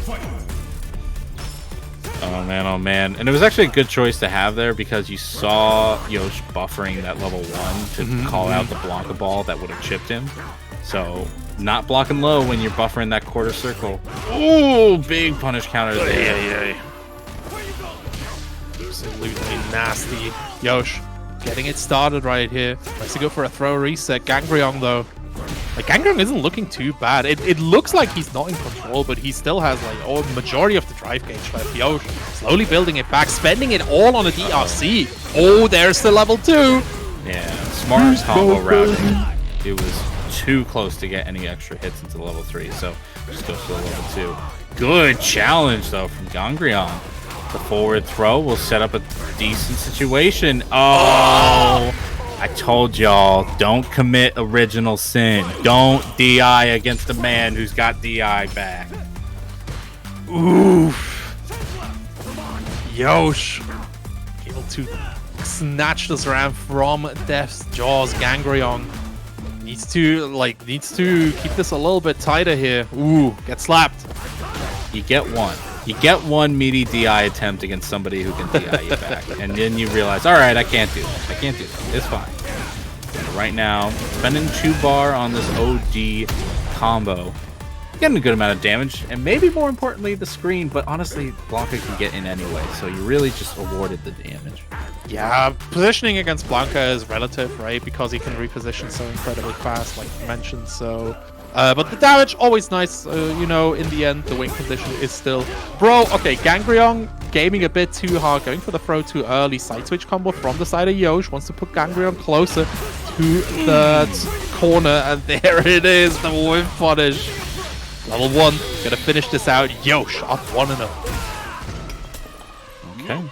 That is 1-0 so far in Yosh's favor. Things looking good. Gangreon definitely putting up a fight, but not sealing things up. The approach definitely being blocked in more ways than one. And man, when Yosh gets his hits in, they will very frequent.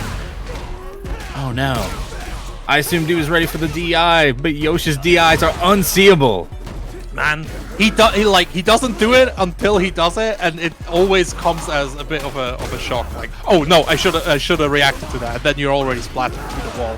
See if Gangreon can keep up with that kind of pressure. The spacing quite nice, but the crouching medium punch, Yosh putting Gangreon into round 2. All right, not quite set point just yet. Even in loser side, these are first to 3s. But man, Yosh is trying to make a speed run of this.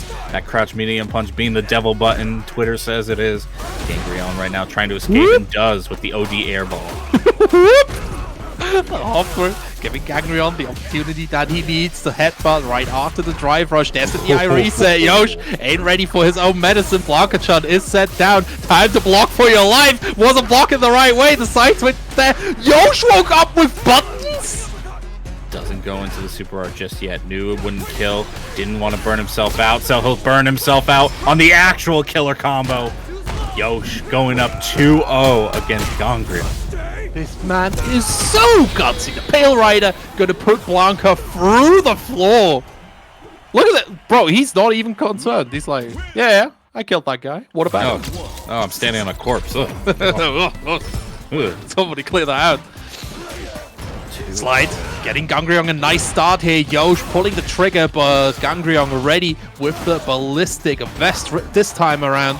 Straight for the throw of the Oki. Yosh needs to deal with this. Second throw is rejected. Bro, Gangreon is just swinging at Yosh, punishing accordingly. Side switch. Good defense from Gangreon. Not going for that delay tech, and instead calling out Yosh's own with the air Blanca ball again.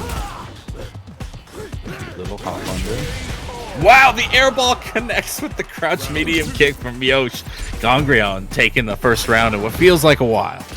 Absolutely. Let's see. Yosh is normally the player that is known for his comebacks, right? So Gangreon needs to basically emulate his opponent. Let's see if he can do it. That's a gutsy Blanca-chan. I don't know if that's going to pay out.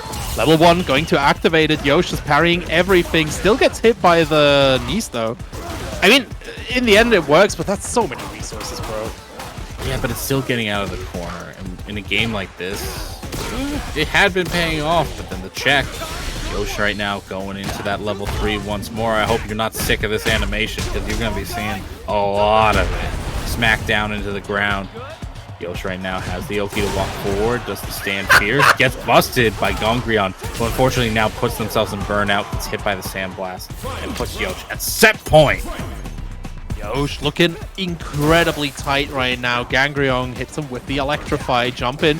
Being exchanged. Gangreon getting the better out of the scrambly situation. Ooh. The Shim Shams though. Ooh, that has to hurt. Suppressor is just I love that so much. He set up. Tries to go for a tick throw. Oh my god. Nice blocking out the jump back Blanca ball this time around as well. Level 2 activated. Time to play some anime games. Level 1, no, didn't get hit. Parried it instead. Immediate drive rush punish coming in, and with the level 2, there's so much damage and corner carry. Blanca-chan in there. Oh, he's dead. Man did not want to take the throw at that point, and while I can't blame him, lost him the game. 2-1, Yosh's favor. You have to commit to these kind of options, right? Like, yes, you lost, but in the end, you know, what are you gonna do? What are you gonna do? I accept I just do it. Yeah, I did it. What about it? Next time, I'll do it I might not do it. I'll do it again. Just watch me. Just watch me sandblast you at full screen. Perfect parries though from Gangreon. Coming right through. But Yosh ready with that neutral jump. Yeah, saw the forward attempt. If it had been a drive rush, maybe could have caught it as an anti-air, but I feel like we've seen that in some parts. Some parts of the world have been practicing that perfect parry on the fireball into a punish, but like it's definitely probably one of the highest level techniques that you just don't see everywhere. Oh my god! Saying, bro, you may not like it, but that's the ground-based footsie Street Fighter 6 stuff. Forget the script. I'm sweeping this man until he stops walking. Nice. First knockdown. Gangreon though. Another jump back Blanca ball, catching Yosh out. Counter hit. DP, bust him out, but there's a lot of health left to go. The critical art is ready now for Yosh though. Gangreon presenting that parry at full screen. Okay, plus frames. Wow, Yosh challenged anyway. Might not have even known those are plus. Jumps back. Gangreon's in a precarious spot right now. Overhead hits, no connection. No! It actually comboed. That punish counter throw kills. Oh my god, Yosh takes out Gangreon 3-1. You're mad and you're mad and you're mad. Look at my arms, bro. Look at my arms. Yosh taking out Gangreon. No gatekeeping anymore. I am the Frog Master. Yosh moving closer and closer. Bro, he's making the run of his life. He's going through. That he is. What I like seeing though is that we are also making the runs with the Matcherino. We're at $70 right now thanks to the contributions of Suffused. Thank you so much for your donation today, bringing us that much closer to the $100 goal, the starting goal, I should say. When which point I'll donate 25 of my own dollars, hitting us to 125. But man, it's the last open bracket tournament. It's now or never. It's that time of year to be generous, bro. Because you can see the calendar, and we're done with the open brackets after today. There are only 3 tournaments of World Warrior left in Saltmine League, and they are all the finals. They are all happening next weekend, starting November 24th, with Northeast Europe, November 25th, with Europe West, and Germany wrapping it all up on November 26th. From there, the 3 champions that will go to Capcom Cup will have been decided. And man, those seats are being claimed faster and faster. It is, we are getting real close to the finale. It's getting, it's getting to its peak, and everybody just fighting, especially for these winners bracket spaces here, and that's what is important. But now we have 2 usurpers, 2 gatekeepers. Yeah, 2 fighting each gatekeepers other. who actually ruined some people's dreams. They did. They definitely did. It is the one and only 69 the Weeds. If you're a stripe head like me, eliminated Semi from the tournament, and Yaris who eliminated Fidison from the tournament. yeah, both of them dream killers for sure. If you're familiar with your stripe head like me, you know that this man is goofy. So I'm looking forward to it. Yaris, a name that has been coming up more and more recently. Another very strong And you know player. what else we have? Tell me. We have an Aki in top 8. Yes. Who is the Aki? I'm not telling you, you will see. So I was gonna mention that even if you know Daweed and you know Yaris, we haven't seen them on stream yet. This is their first time on the stream today. Yaris actually played JP before, I think. He did. Now yes. plays high tier. Now he plays a good character, man. Now he plays a good character. We'll see how that pays off. Ooh, the stop sign right away, Daweed, not wanting to let any snowball get rolling here. Yaris. And we get the nice Aki team. Yep, whereas Aki, really interesting characcer, hasn't been explored too much Brodsky yet. actually won the last I know. with Aki. Oh. Yeah, he's really, like, I love this character. I think she's really cool, but she needs an incredible amount of patience from the fighter. She is a character that requires you to lock your opponent down and do nothing else. Look at these combos, by the way. I love this character, man. Just missing the drive rush confirmed, but the life is ticking down. The weed starting to get down to that chip point.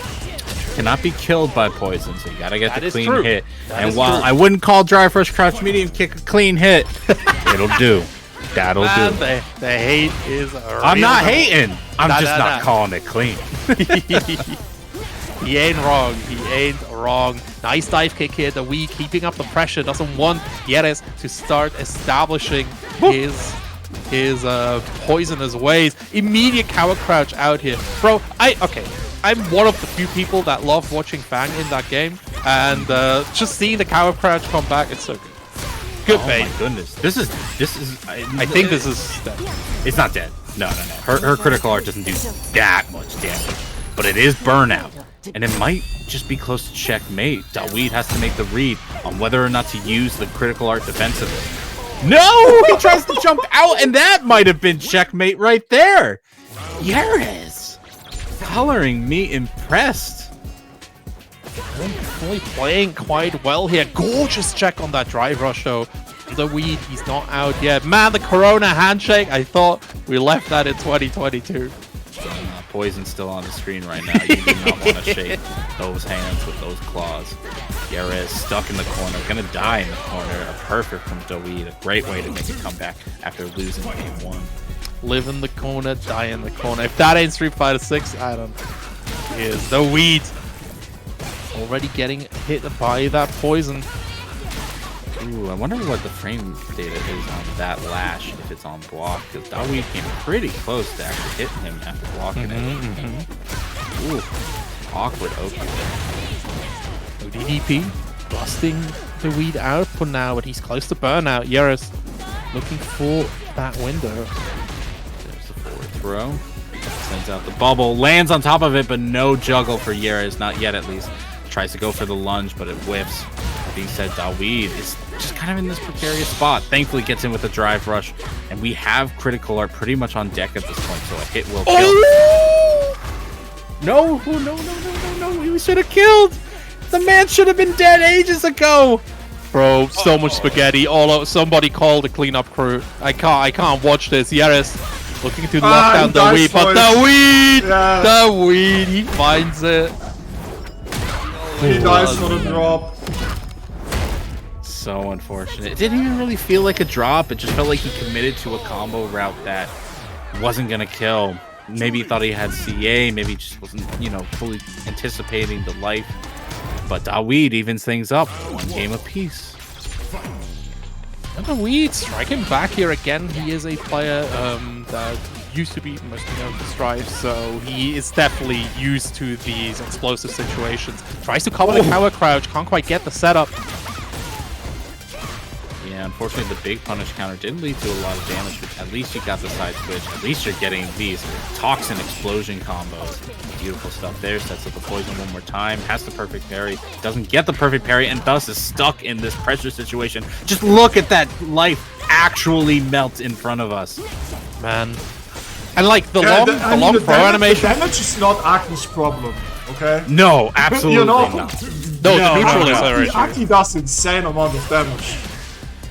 She does have that gill issue of requiring the setup, but it's not too difficult for her to get it. It's really just some awkward spots that have been in a lot of contention, and her lights. The lights are really bad. But you know what? Reversal level 1 actually makes its mark because it was a throw attempt.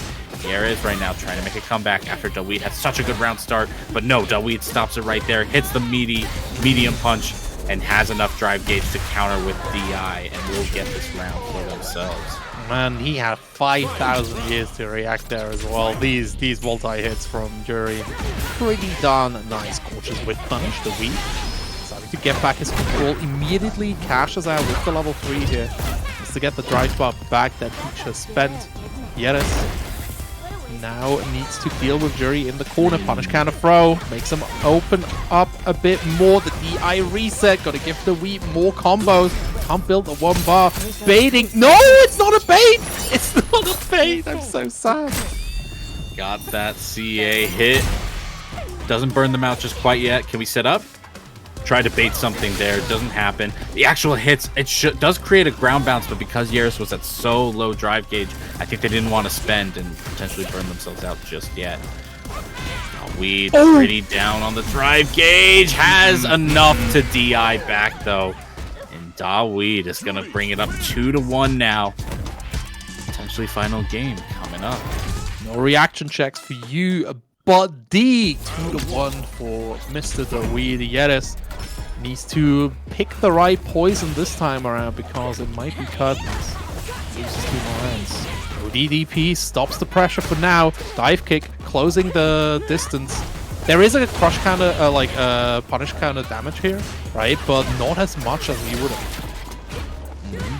Okay, no link to light. We're missing some combo routing here.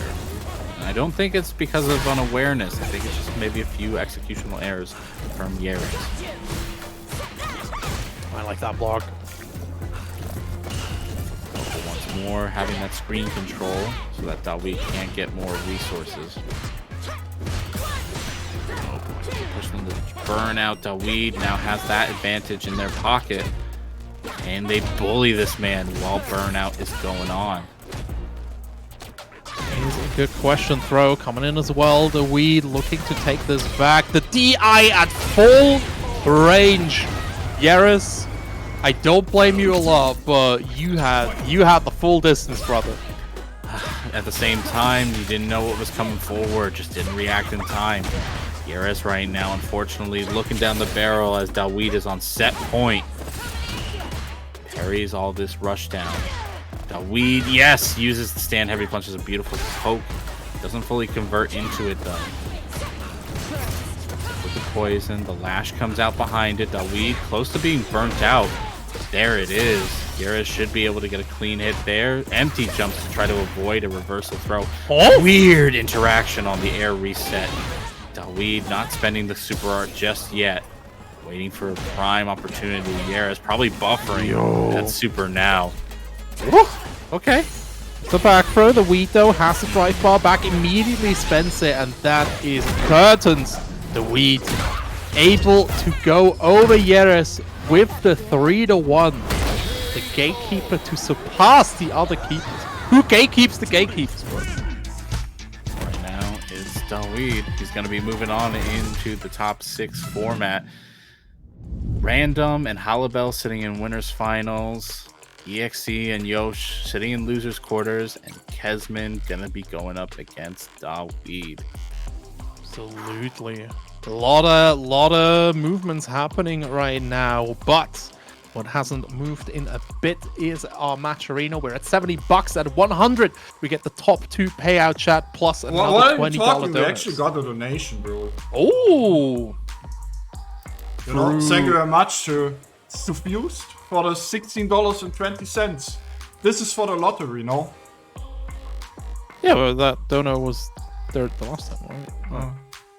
So we are exactly $30 away from paying out the top 2 today. This should be doable. Getting there, little by little. But there's not a lot of time left. As I mentioned, we're in top 6 territory at this point.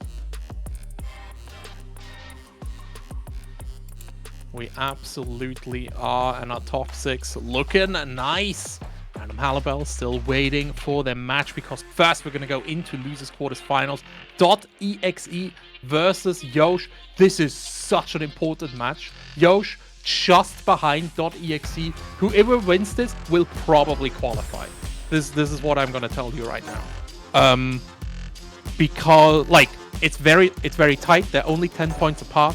So that spot is about the 10 points that you need, especially in this region. So this is qualification. We are on the bubble. This is not the poison bubble. This is the actual qualification bubble. And .exe threatened to fall off of it. The question is, can Yosh pop it? I think Yosh is already qualified because Valving is out. That okay. Yeah. That would be it. Yeah, he's already qualified. So this is pretty much about seeding. If I'm not completely wrong. Yosh would push themselves up. Yeah, they could make their way over Fittison. .exe, I can't see. Yeah, I think we pretty much have our top 8 situated, but we'll get to that in a little bit. We got ceremony to go through first. Let the nerds do their math. We're gonna enjoy the fights in front of us in the meantime as they fight to try to get what might be only winner tonight if the match arena doesn't get any higher. Might only be a first place payout. we'll see how it goes. Match starting to load up right here. And yeah, a matchup that we are very much used to at this point. Ken versus... Wait. Hold up. Why is this? Why is this Ken? So, it's interesting because Hannibal actually avoided playing Ken against Exe, and Josh suddenly picks Ken against Exe. Okay. So true. So true. Well, let's see, maybe this, like, again, at this point, it's mostly about players, right? Like, maybe against .exe, Halibel's Ken just doesn't work. Maybe Yoshi's Ken does. We'll see. Trying to make the stand roundhouse work. Such a good round start though from Yosh, having that corner carry immediately and going into the throw wheel. That one can kill easily. Yosh getting round number 1. Halibel right now in chat going, bro, come on. You're gonna risk your placing right now just to prove a point? Might pay off. We'll see. For now though, Yosh looking quite nice. Oh, the throw from the EXE though. Going right through. It's a counter poke as well. A whiffed drive rush. Gonna give Yosh another nice chunk of damage. DP cutting through the pressure. Yosh with that classic crash light punch. At full screen, just faking these fireballs. Ooh, nice cancels, bro. Yosh got the sauce. Right. Bring us right to the edge. .exe doesn't have the life to give in terms of a drive impact, so gotta win this cleanly. Yosh, please. Yosh, please. Not this guy. Come on, brother, please. Only one more hit. He's so respectful of EXE, and it's working out in the end. Hits him with the big fist, and it's 1-0. Ground start drive rush into empty option just to get in range. The crouch medium punch drops the big punish counter combo. Some of the unfamiliarity eating at him now. .exe though still has to deal with solid Shoto play. I will not agree that Luke is a Shoto, but he does got those anti-airs in him. Yosh right now showing he's got them. There's the reversal. Jesus, the corners. Kind of calling out a little bit of EXP's timidness. Calling out the slow play of the walk forward, walk back with the sweeps. Yosh right now. Kind of running toxic. Kind of running a little toxic. It's kind of rough to watch. I won't lie. Nice, get that reactions. Yosh busting out. EXE needs to find another lockdown. Oh, the perfect parry from Yosh, bro. Nah, he's making a point right now. Yeah, we're not gonna spend all that super just yet. I don't know what that was. That was a delay something. Not truly meaty. Gonna get hit by the super art again. Man, oh man. Whether it's Ken or Luke, Yosh always killing with these super R3s. Nice. Big shout out to JNV11 for the $80 direct contribution. This man already donated over $100 yesterday for Europe West. The legends. The man supporting the prize pools. Jeez. JMV put right to the nave. Back into it though. Yosh is up 2-0. Just getting wild with the DP. Not caring if he burns himself out. EXE gonna try to take advantage of it though in the meantime. Gets that corner. Gets the counter hit. Yosh for the first time on the back foot here in this match, but still finding that light kick. Busting him out. EXE immediately holding the parry button. Able to stop the approach with the lights and not dropping the conversion this time. .exe starting to make it back here. Perfect parry jump, but Yosh hits him with the hell wheel. Get to the corner faster.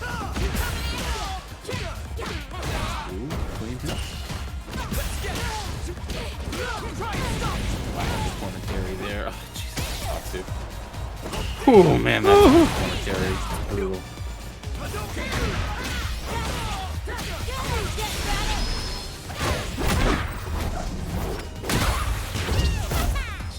Down. down, back to reality. Yosh might be being pushed towards character select after this performance. Oh my god, he woke up with damage. Oh no! And there it goes. And there it goes. There it is. Yeah, .exe starting. Get it back. Man, Jury watched back that replay and like just laughed at it. Okay, Yosh immediately going back. I like this. I like this a lot. Jump scare them with the Ken, take a game or two, you know, if it works out, it's great. If it doesn't, immediately go back to the Luke. This is where you're comfortable. Well, Luke is going to come out. I don't think we saw EXE and Yosh go at it yet, but man, it feels like Yosh is just... I tell you, man, I wasn't putting... Like, Yosh had the points, is obviously a player to look out for, but I didn't have him being this destructive to the bracket today. Yosh is a good player, man. He's another one. I got checked. I got fact checked today. Live. Sometimes you just gotta get checked. Talking about getting checked here, Yosh. Checking EXE's Protex. Finding him lacking. Backing out, trying to bait out. I don't know level 1 or the DP. I don't actually know what Yosh was looking for there, but it worked out for sure. Parrying everything, immediately goes for the patented Yosh stun. The second you burn out, Yosh will stun you. Like he just doesn't even care. Oh, optimal chipped out. Screw you. I'm gonna stun you. Well, right now though, Yosh is being on the back foot of that challenge. EXE trying to make things work out. Has a good little bit of pressure, but the dash forward after a little bit of breath.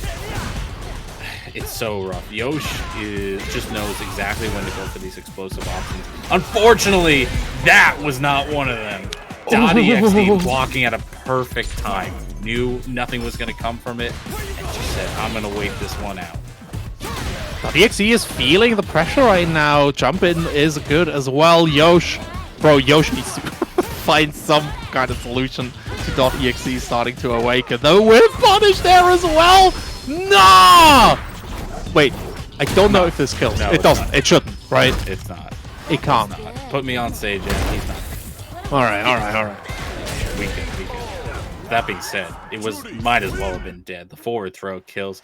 .exe showing you can't mess comeback. This it absolutely is, yeah. .exe hitting him with the Yosh. Do the comeback, bro. Neutral jump over here. Nice anti-air. Another nice anti-air hit. Talked about it, right? Like, Yosh's anti-airs are actually there, even though this really showed up. But .exe coming through, throw, keeping the pressure up. More plus frames. Oh, gutsy press. Working out for Yosh. Able to escape the corner here. One thing I do have to compliment .exe on using those OD reversals to get out of the driver pressure. You're spending less bar than your opponent, and it might as well be guaranteed. So, has stopped Yosh in a lot of ways. Still, gotta be aware of the distance, of course. But yeah, I think .exe is just really good with that. Oh, Yosh, no, missing the perfect. That's gonna cost him dearly. Back through to the corner, and .exe with the challenge. Another round on. Not quite enough. Even with the Fuha stock, not quite enough. Oh. Yosh with the with the reverse. Can he do the reverse sweep? I believe. He got the clean jump in now. Yosh on the back end. The OD fireball still coming in, so even though he got hit, EXE had the pressure, but Yosh challenged well. Gets the side switch. Yosh right now challenges with crouch medium punch, nearly burns himself out, but thankfully builds another bar with the heavy knuckle block string. Quite nice here, Yosh. At the brink of elimination. Nice uppercut. Gorgeous anti-air. Nice. DP coming through from .exe. Are we going to challenge into a level 2? I've only seen one EXE level 2 today. I don't think we're going to get it while he's in burnout. Instead, he's just going to try to save himself. But even then, Yosh has the cards in his hand right now. Oh, he whiffs, but no punish. No one's reacting to that whiff throw. That could have been it. Oh, Yosh! To final forward, final game, final round here. For this losers quarter set, Yosh, can he stop this incredible comeback that's happening right now? Tries for suppressor. Thankfully, it's not punishable on block, so the risk was well worth it. Just buffering the crouch medium punch now. Gets a clean hit into something, but again, the perfect knuckle drops and gives .exe an opportunity to challenge, pushing his way out of the corner. No super activation just yet. EXE gets a clean jump in. What is he going to do and spend here? He's going to go right into the level 3. He's going to burn out Yosh in the process and get himself in a precarious spot. A critical art reversal combo will kill. EXE has to be very careful. EXE is being incredibly respectful, even giving up his turn. The dash coming in from Yosh, another one. Whiff! Grab it! This time we're punishing it! .exe makes the incredible happen. 3-2 after being down 0-2. Look at this man go! That was clutch. That was clutch right there. Yosh, proven the only matches he won was with Ken, so clearly the Ken choice was right.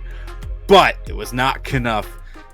That meme is so old at this point, but it's okay. Bro, it's perfect. It's genuinely perfect. It wasn't enough. It wasn't Lukov either. It's just like, brother, it's just the .exe, man. The jump scare. The jump scare is right there. All right, let's move over to a more pressing point here. Big shout outs again to Che and V for the $80 contribution, which takes us to 150, ensuring the top 3 payout and triggering today's bounty. This also means that Houseman will become Houseless Man, as he has to put $20 in as well. It's almost not worth contributing just to avoid the houseless thing. It's almost not worth it. Sorry, you promised, sir. I did. All right, there it goes. We're at Chris 175 House, now. you know, 25. Becoming Houseless Man. All right, y'all. There's an undercurrent that I have not brought up yet. After this, I have to drive to Canada. I have a very long drive. That's already bad enough. Oh, and so just kidding. I'm not saying we need to speed up the matches because I want to see as much as possible. But what you're saying is they are actively stealing the life force from you. I'm saying I can go either way. No, I'm saying I can go either way. I can go for blowouts. I can go for the longest matches. But it could either could now happen. I get it. Because you are houseless now, you go into the wasteland of Canada. I see how it is. Okay, now I got it. Oh man, dude, shout out to EXE, man. I was genuinely worried. He was having such a good run. This is his moment. This is his story. And I was worried it was gonna be a 3-0, and like, man, just brought it back, locked it down. Not that Yosh didn't give him a fight worth sweating over. No, he definitely did. He definitely, like, again, but .exe, he's really, really determined. Like, I think he said on Twitter, he said it in the German Discords as well. He's determined to get this one. And with this, he's definitely gone. Now we get Catsman versus David. Another important match. If Kesman takes it, we will see a jury mirror in loser semifinals, but he has to survive. We're going to see it regardless. We're seeing I was waiting right now. I was waiting for We're going to see it right now. I was waiting for the realization. I'm glad it triggered immediately. The Weed versus Kesman. Another jury mirror. Kesman plays the jury mirror a lot. One of his closest training partners is .exe. They played a lot in Street Fighter V. They play a lot in Street Fighter 6 as well. So the Weed definitely needs to show up with some material. With Kesman being a player assassin, the Weed has a little bit of... Kesman isn't tuned in on him, right? Like, he might have an opportunity to show him something that he's not used to. Unlikely, because Kesman plays this game a lot, but there is an opportunity. Dive kick in though from David, trying to build back momentum, and it actually matters more if you can get momentum after your opponent nearly burns themselves out. Speaking of which, we're here now, we're doing the best we can, but we're eating all this damage. The next hit would have been in cancel into chip, so David steals that round. Yeah, very nicely done here, and again, this is how I genuinely think this is how you get up on Kesman. A big part is confidence, because he preys, he really preys on people that don't go there. But the Weed, gorgeous confidence. Again, that perfect parry challenge here. We've seen this previously as well. and it's just really nice. Kesman, slow forward, the corner pressure is there, and again, PP challenge, get him. Set the fireball, big whip sweep there. The stomp! Ooh, okay, there you go. Clean hit from Kesman's side, and now we are 1 round apiece. Oh man, it's just so back and forth every set, every time. It's so much pressure. The Weed immediately cashing out with that level 3, putting Kesman down to 3rd health. But there it is, the Kes, the chomp out JLK, the Weed. Gonna take a reversal. This is quite nice for Kes, right? Because he's able to get ahead on drive gauge. He now has the momentum. Right, both of the players cashing out.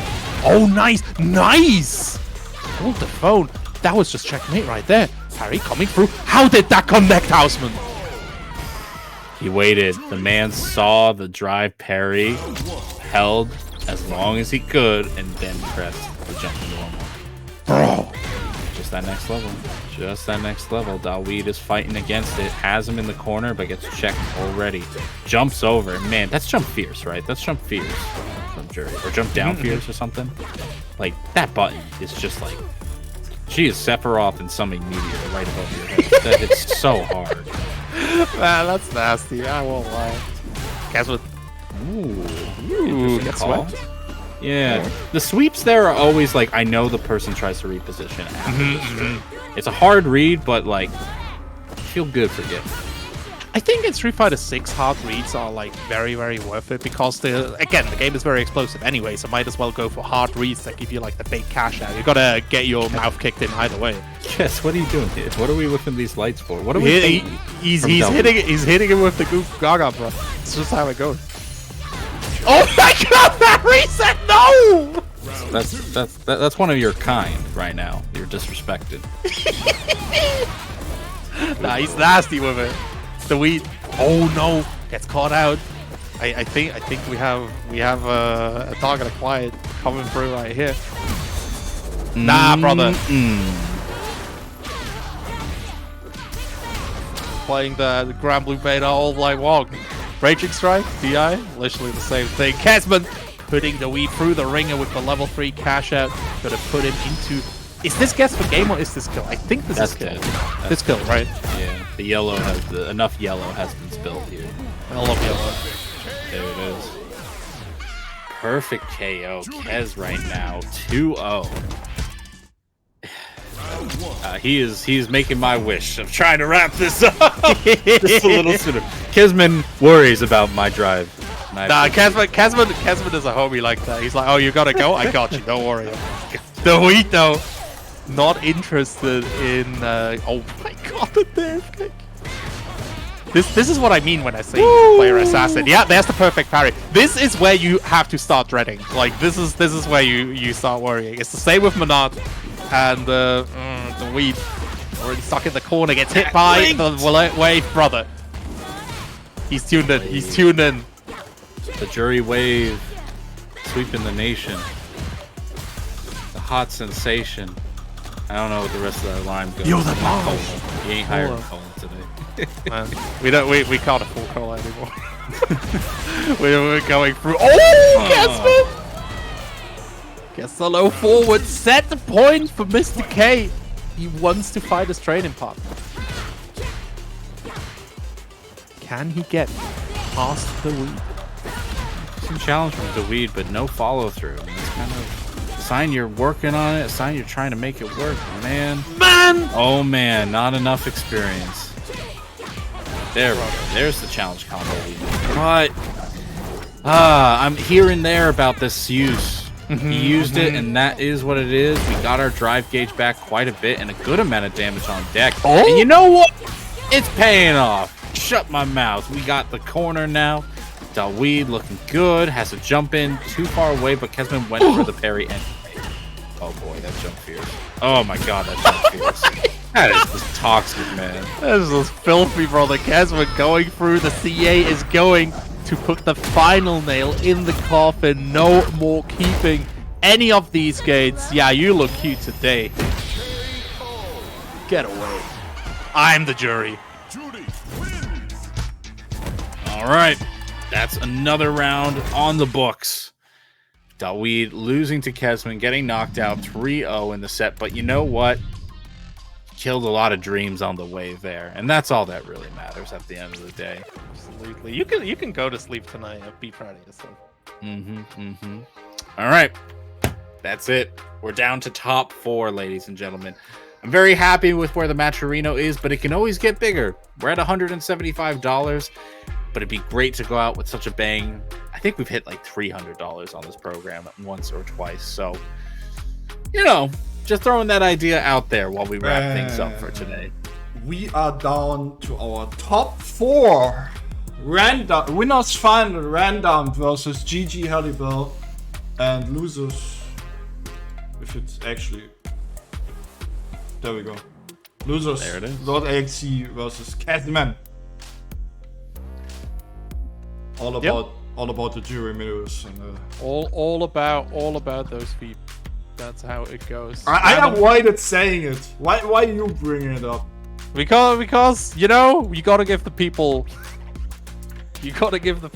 what they want. But for now, winners finals, Random versus Halibel. Not unexpected, absolutely. Both of these players absolutely on fire. Deserved spot. Big question is who can get who can get that good, right? I don't know. Again, like a lot of these fights are more or less just giving us a taste of what's to come next week. Next week is going to be the Trinity of Saltmine League World Warrior Pro Tour Finals. Starting on November 24th, which is next Friday, you'll see the finals of Northeast Europe. Then the next day, you'll see the finals of Europe West. And then finally, on Sunday, you'll see the conclusion. Top 8, Germany. A player from each of those brackets, the winner of each of those brackets, will be going to Cap Cup 2023. Is it considered Cap Cup 2023, even though it's taking place in 2024? Yeah, it's 2023. Yeah, that's just how it works. That's how because the finals are in 20. The entire cup is during 2023, and then the tour is 2023. Yeah, so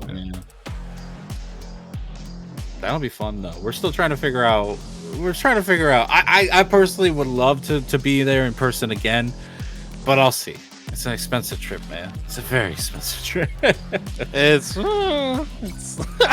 But it is a fun time. And you know what? It's also fun just watching. We had so much fun last week. We did last year for a whole week, and it's fun. It was actually being this there. year still. Oh god, it's not even a year yet. And now we have to deal with time as well. We got the points. We got Street Fighter 6. Now we got to deal with the concept of time. It's crazy. You know what's going to be crazy? This winners finals, Random versus Halibel. The Prodigy coming through versus the Halibel, absolute veteran, right? And he's reawakened. He is in there. Ooh, but can't deal with any of that. Expecting another throw, gets his jump caught. Halibel already on the back foot. 3 medals on Random as well. That was quick.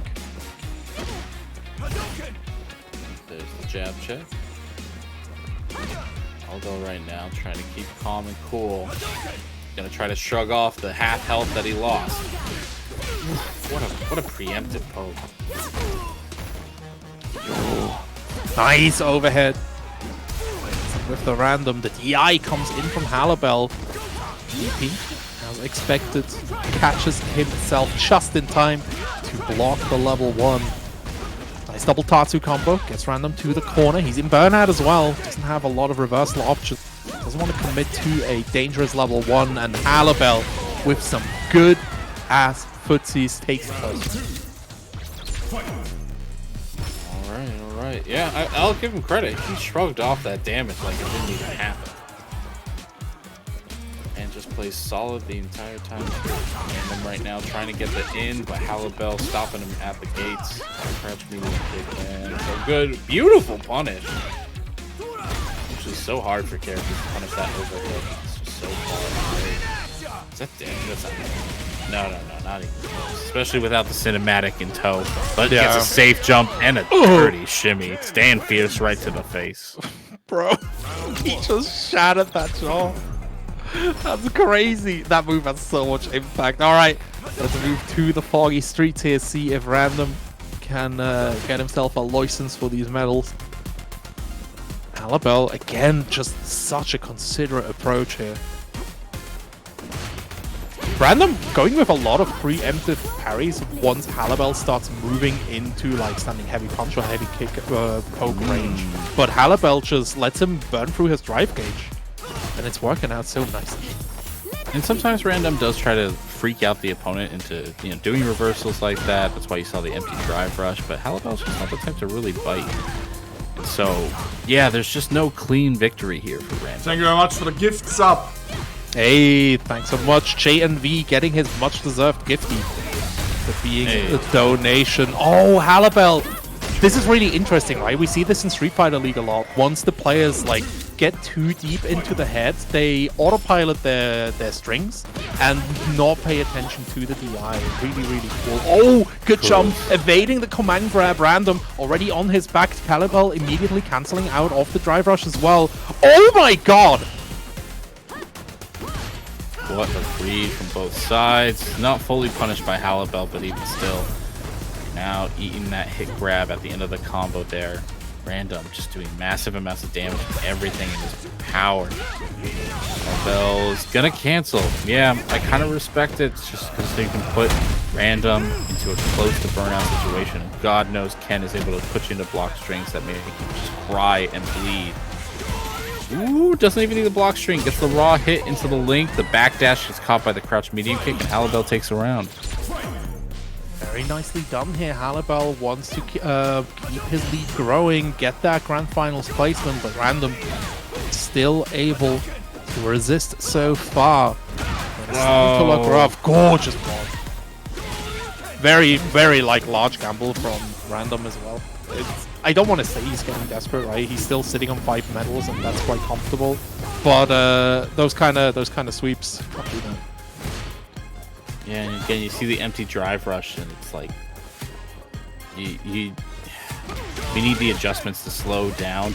Realize that Halibel is a player worth taking the time for. You got 60 seconds on the clock. You do got the life lead. You don't need to make the big risk. Halibel is just slowly encroaching on Random space, threatening with that crouch medium kick. 5 gifties coming out from another anonymous gifter. Thank you so much. Get hype train going just as Halibel is getting the train run on Random. That should be enough. Yeah, with the level 2, get these fire kicks in here. Just barely not. The step kick gets counter hit. I don't know. That run, that step kick is a game of chicken. If you try to tech, you will get hit on the delay press. Man, oh man. Whoa. Yeah, this is about how tight all of these matches are going to be. Random equalizing it 1-2-1. Halibel needs to deal with these dash up command grabs, bro. All right, we're not going to repeat game 1. Oh boy, are you sure? Are you sure about that? Nice parry. Gets that corner conversion that you need. Oh, that's not the whiff punish that he needed. Random's gonna dunk him down. What's the whiff punish that Random? No, like Halibel is a very considerate player. He's looking out for the needs of his opponents. See, this is why he's the GOAT. Oh my god, Random immediately goes for the OD command grab. Halibel already missing 1/3. 2 more command grabs to go. Jumping back, parrying the Dragon Lash with corner right now. Yeah. Keep stopping it. Random not getting any pressure off of this. And he's smart. It's honestly been very few times he just goes for the raw drive rush. The life is in Random's favor. Man, oh man. A single hit could swing things the other way. Random is gonna almost burn out on that. Good extension. Just challenges on wake up. Does not care. Bro. Give it to us, Raiders. La la la la la la la la la. Beautiful rendition. I love it so much here. Random, one more hit, gonna do it. The overhead is blocked. Halibel looking for that hit. We're back to a absolute clencher. Fireballs tries to 1+8 pass. The bar is back. Perfect parry. DI gets parried as well. Halibel looking for that hit. Random though, that overhead is coming. I can feel it. There it is. Blocked out, but Random just cannot find a hit on Halibel Houseman. I'm worried he's gonna go low. I'm really worried he's gonna go for the full range sweep. But he has the life lead. He doesn't need it. Man, oh my lord, that almost got whiff punished, but the backdash gives us a little extra time, a little extra space. Halibel is slowly encroaching on his territory, and there goes the tippy toes. Random, unfortunately, gets knocked out after such a courageous wake-up option in that corner. Don't play footsies against GG Halibel, brother. This You man... don't get a choice. You have to play footsies against him. Oy, oy, oy. Oh, Random going for another overhead here. Halibel blocking and punishing. Oh, missing input here on the drive rush. 1+8 passed. Random looking to put Halibel. Ooh, gorgeous whiff punish. There's there's 5 medals behind this as well. It's combo, but still nice. The commentator popping off in the background too. Perfect parry, tries to walk up here. Halibel not stopping it for now. Random at such a high life lead. Halibel though finds a good hit. Oh, Yeah, Random is not going to tech for his life there. Okay, solid punish. Scaled heavily by the perfect parry, but man. Parries the drive impact, so there's no wall splat. Random right now. The most concerning thing is the drive gauge. it really is. Halibel is at 2 bars here. He can't really afford to go for like drive rushes like this. Bro, Random just went for it. You are like, you burn yourself out with that drive rush. He had to. I don't know if you can level 3 behind that, most likely. But yeah, there was a cancel. I don't think that was in his mind. There was a cancel somewhere. I don't think that was in his mind. Is that 3? That's free. I got lost. No, I got lost in the magic. Is it not 3? Yeah, I was gonna say. No, it's 2-1. It's 2-1. It's free games. It's free games. You're both fired, guys. It's 3 games, brother. It's 3 games. Don't worry about it. Yeah. No. It's 2-1. It's 2-1. It's 2-1. It is 2-1 in Random's favor. It was a little disconcerting because if he had canceled Halibel had canceled into the super, would have been able to take him out, but it just wasn't on his it wasn't on his mind. He saw that it got blocked. He saw he did drive rush and just said like, I don't know what I'm gonna do now. Right now, we're gonna have to figure out and recover from that situation. Absolutely. I wouldn't be surprised if it was Halibel who actually went back to the lobby just to get a little bit of a mental reset. Again, Cologne, he did the same. You take a little bit of time, talk to yourself, hype yourself up, and get back in there. You know, stop that flow. Street Fighter 6 really wants to trick you into queuing game after game after game, but you need a little bit of time to process all the information that's being thrown at you. Wow, Stand Roundhouse is just trying to keep that space covered. Halibel gets a meaty jump in, but doesn't believe in it. Still, the shimmy happens all the same. Not enough for a kill. Yeah, you saw the drive parry get canceled into rush, and because of that, had to only cancel to the drive impact, which he didn't have the help for. Halibel takes round 1 of game number 4 here.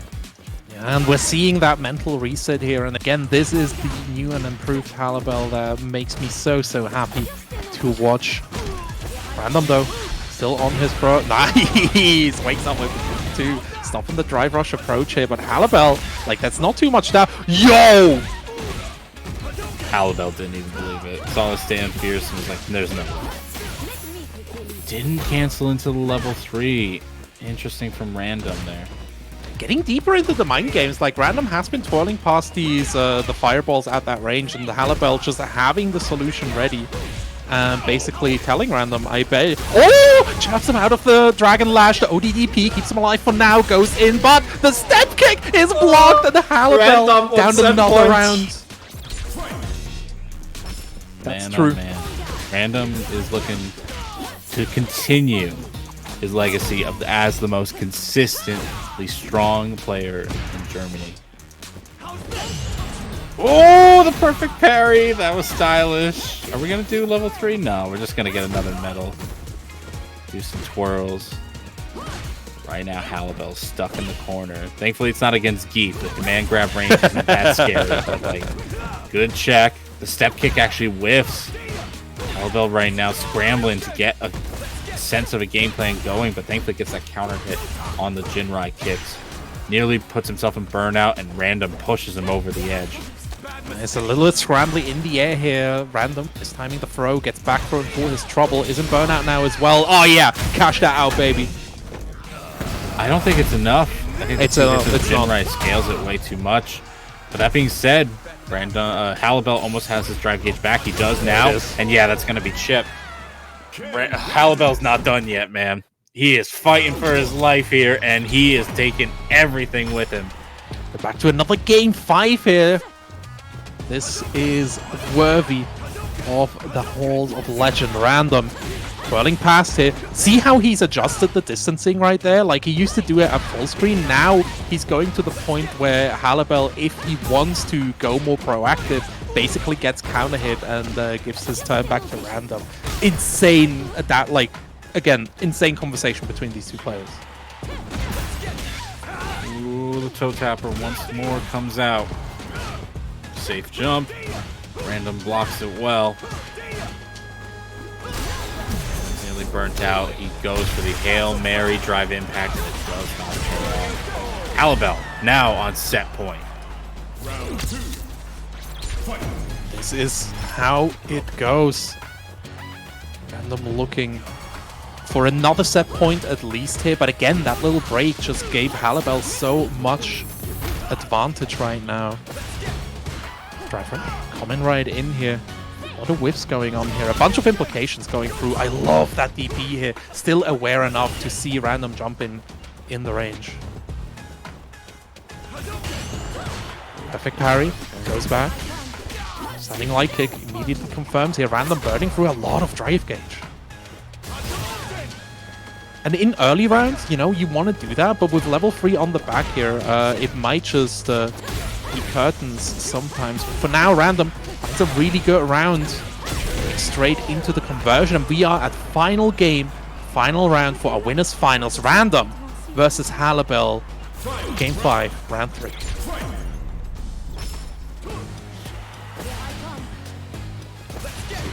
Drive rush out. Yeah. Halibel's never going to fight on it. I guess it costs so little. I'm right now sitting with the gauge benefit here. The gauge surplus, I guess.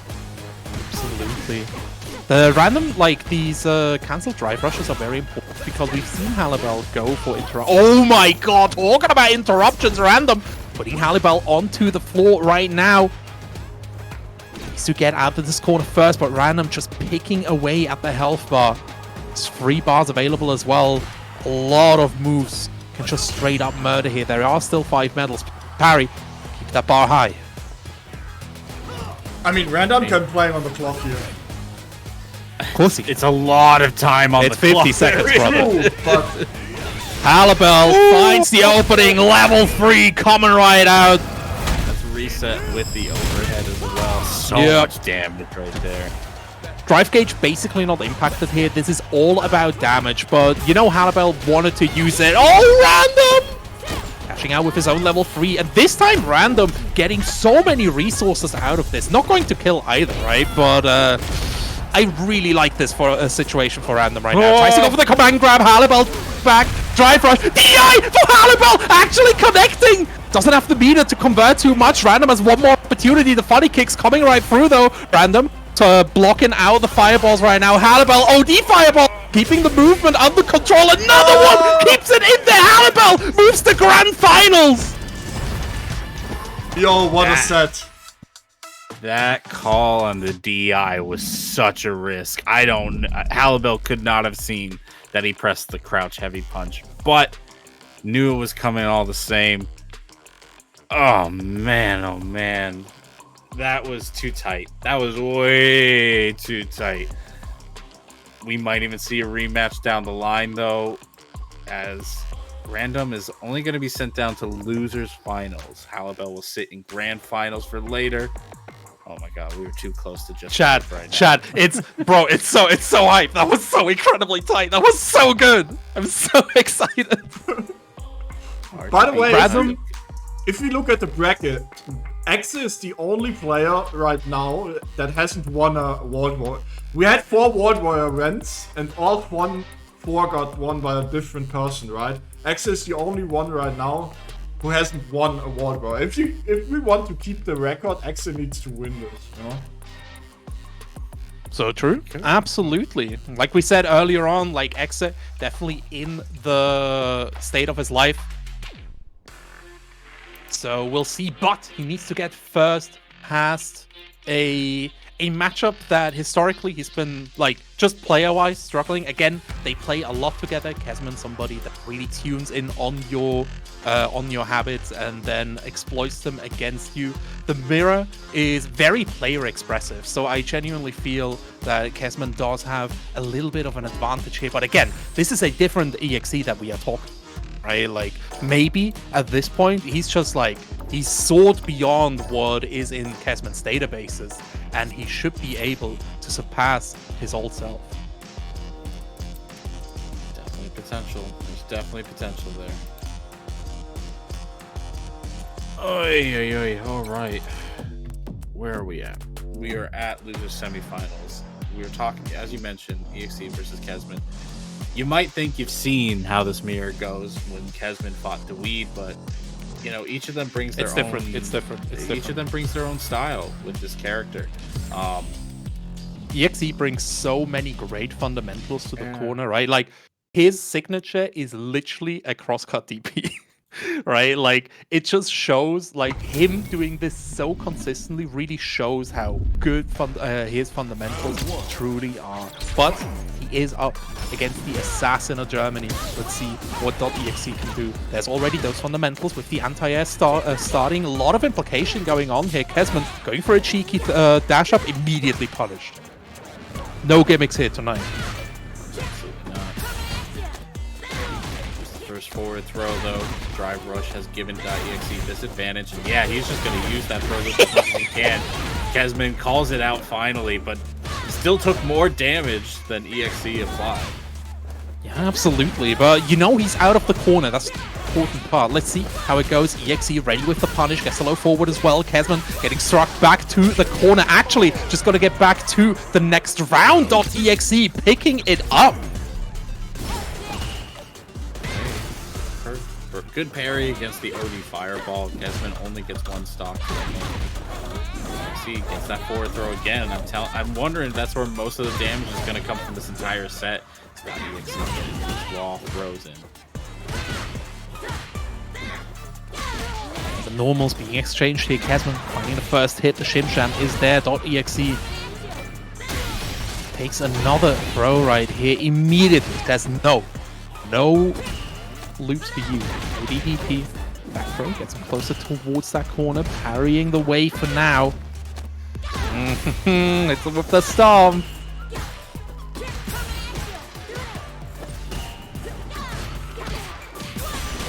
Okay, that'll do another round. Kesman has it in his pocket. And this mirror just might be as even as it sounds it will be. Absolutely. Kesman getting first blooded here by .exe. Drive rush, tight. Another punish is in there. Though being rejected so far. .exe is looking. Oh my god! Just at the tippy toes, bro. Weird trade, and Kesman was actually ready for it. Nice link. It's anti-aired for their aggression, though. Is this gonna hit? It is! Critical art lands, and because of that, EXE is going to eat a buttload of damage, but have the critical art to their back. One more opportunity, gets the throw on the wake up DI! .exe gambling it all and losing to the house. It's 1-0 for Mr. Kesman. Immediately gets started here. Do not let your opponent recover. This is the predatory mindset. Once you've established it, keep picking at them. Throw coming through, a strike, another throw, no, another strike. You want to parry? No worries. I'm jumping. Want to dive kick? Get punished, brother. Man, oh man, like night and day. That first round went unlike anything we'd seen before. Kesman getting it perfect right away. .exe has to come back now. Ooh, okay. Ooh. Toe tap, more fortunate than planned.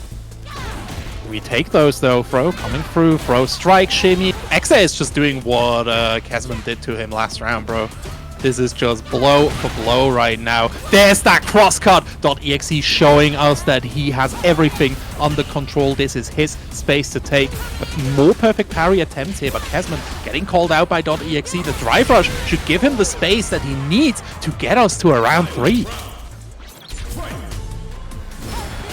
Throw game well established in the first game. Shimmies are now way to go. Tries it this time though, and Kesman kind of calls it out. Parried on the actual combo attempt. Unfortunately, Kesman drops it. Thankfully, able to get a reversal DP out and stop EXE from getting too freaky with it. But hey, if your character's name is Jury, freak is all you're about. EXE is going to be hitting hard into the Super 3, nearly burning out Kesman. Burns him out with the plus frames. Gets the crosscut like you mentioned. Goes for the forward pressure. Tries to shimmy. Kesman not biting, instead biting back. There's the anti-air. Kesman now burnt out, but still with super art. There it is. Kesman's gonna get game number 2 by hitting that sweet, sweet damage. Bro, it's always so incredibly tight, but Kesman somehow makes it work. 2-0 already. But like, it's so close. It's so close every single time. Let's go to the beach. Beach, as Kesman already starts with the OD release. EXE though. Oh my god, gets shimmy. No hit though. And the punish as well. Oh, Kesman losing the range just a little bit. Yeah, the damage is starting to pile up for Kesman here. The anti-air though, still there for Kes.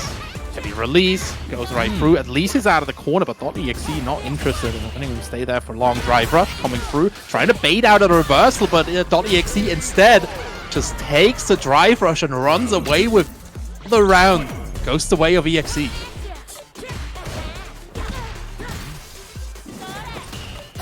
Kesman losing a little bit of grip on the pace of the match here.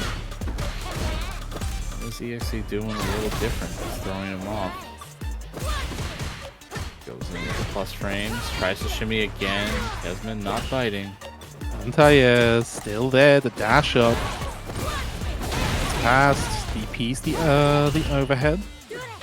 No gimmicks for you. Kesman close to burnout, gets swept as well.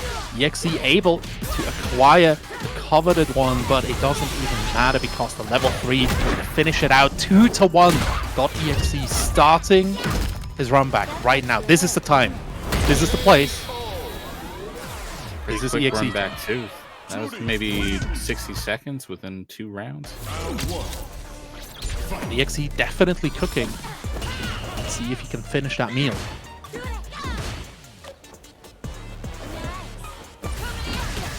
Ooh. Medium kick hits, the counter poke of the gods.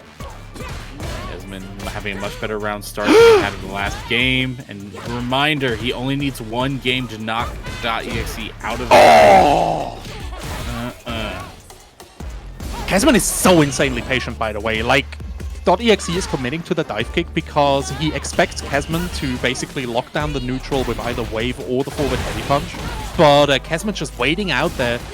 Really, really big. OD release coming through here now that EXE has been conditioned to not use the dive kick, basically. Throw back into the corner. We're still around mid-screen here, but .exe has the positioning advantage. You see Kesman only overextending when he to. There you go. Had 1 bar to save him in case it went bad, but Kesman is on set point. Set point coming through. Kesman versus EXE. Shimmy coming in as well. Kesman putting to the corner.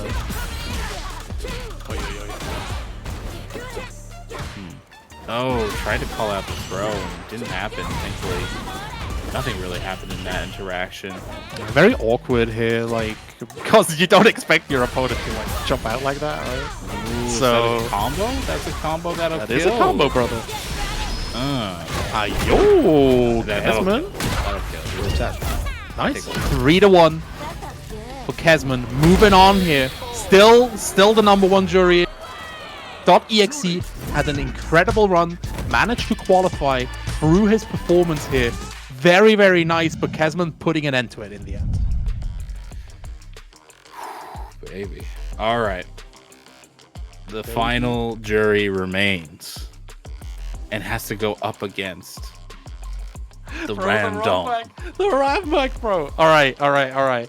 Random defeated Kesman 3-2 in one of the tightest sets today, which says a lot because we've had a ton of tight sets today. So Kesman able to get that run back. A lot of data. He's in there. He's warm. There's no excuses here. This is do or die. Yeah, it is. And Random right now, what spot is he in? He's on the spot called Saltmine League TV. We're on Twitch. You're watching us right now. If you haven't already followed, the hell's wrong with you? You got to be following so that you can see our weekly tournaments. Usually next week's going to be the last of these World Warrior events, and it's going to be sad to see that wrap up. But we'll be going back to the usual Saturday King of the Saltmine League tournaments and Sunday open brackets for all of the Europe region. So you'll be seeing not only the players you've been seeing now, but the rest of the region as well, who are going to be prepping for Capcom Cup, which will happen in February. And there's definitely something that you don't want to miss. Titanic prize pool. And don't forget, right? The qualifier itself already has a huge prize pool from Capcom. I think 9K for first place. If I'm not mistaken. No, or was it 9K total? It's 9. It's 9K total. Yeah, it's 9,050 overall, I think. It's big? Yeah, 3.5K. Is it 2.5 or 3.5? Sure anymore. It's a lot, is what it is. Like, I think it's 3.5. Yeah, that's a bunch of money right there for being the best at Street Fighter 6 in Germany right there. And I think these players definitely deserve it. They've been on a long road fighting qualifiers, and it's starting to come to a conclusion here. This final qualification, Random versus Kesman, #1 versus the #3 spot. Kesman, mostly like at this point it's for fun. The top 3 is Random, Kesman, Halibel. That's actually the top 3 of the my brain is. I mean, you still want. Yeah, it's still placements. It's still placements. You still want the good seeding. Absolutely. But yeah, Kesman, also, he reached his goal I today. can beat you anytime. Oh? Absolutely.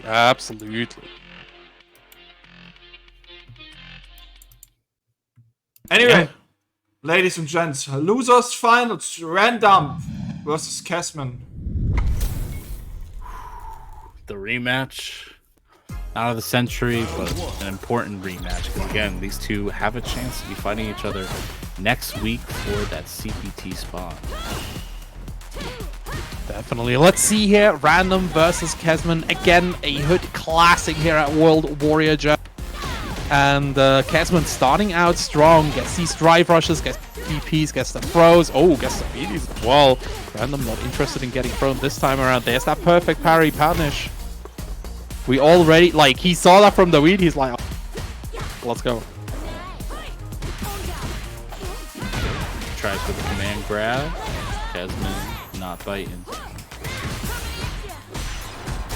Yeah, that might as well have been checkmate. Like, there's nothing to be done in that situation. You could reverse. What is happening? Random, don't let go of the controller, man. I'm flabbergasted, man. I'm flabbergasted. Kansman putting Random into that round, too. Sometimes you just gotta do it to him, you know? He did do it to him. Definitely did. The German resets, man, they're coming in. Okay, just close enough that it gets blocked. I was worried. It was whiffed last round. Random didn't punish it, but unless Random's tired, and I would not blame him for being a little tired on this, but like that is whiff punish material right there. Ooh. Very intense spacing right there. Good interrupt on the drive rush here. Random turned out to can't cash out too much, but Kesman still. Oh my god, that backdash saved his life.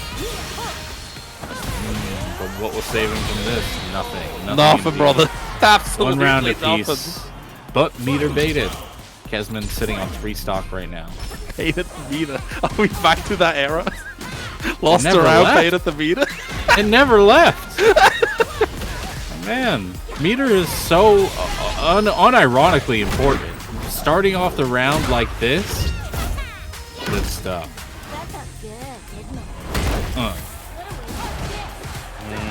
Keep that pressure going. Plus frame. So, Corona handshake. Good reversal with the Super Art 1, but that's the only one you get. If Kesman gets the side switch, you are stuck in the corner. Oh my god, the cheeky reset. Kesman should lose. Plus range He's so counter hit. He's so filthy. All right, Kesman trying to make a speed run of this. When he feels himself is so disrespectful. That dash up, disrespectful. Winning the trade, disrespectful. Oh, drive rushing when random keeps checking you. He just wakes up buttons. He just wakes up buttons. Who are you? Who are you? Kesman's in there. He's got his placements locked down. There's no more fear. Nice. Stopping with these drive rushes here again wants to establish the stop early, so Kesman doesn't just consistently anti-air the drive rushes. Nice jump here, Kesman. Cashing out on the lottery. There's a kill combo there, but Kesman Somewhere. still gets the win. Somewhere, for sure.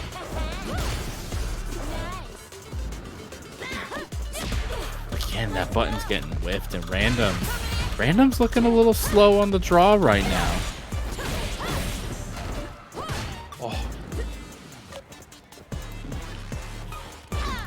Oh, big whiff again, and it gets punished by a jump in this time. That's nasty. That's really nasty. A lot of damage as well. Kesman has been Kesman has been controlling the medals quite nicely, by the way. But random starting to approach the dreaded number. There it is. And now the final round has to be played out on the. Said it, he actually gets command grabbed. I'm telling you, brother. I'm telling you. That's my power. That's my superpower. I can make you get command grabbed at any point. Your footies? Your footies? Oh, that's just on tap.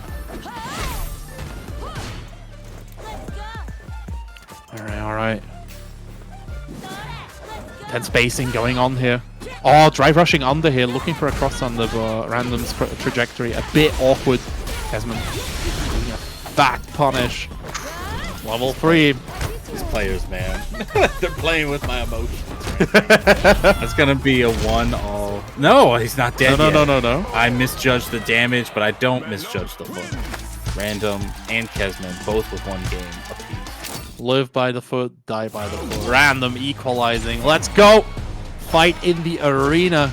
Look at that lion. He's just vibing. I'm not looking at the line. I'm looking at the dash-in. Well, how about we, bro?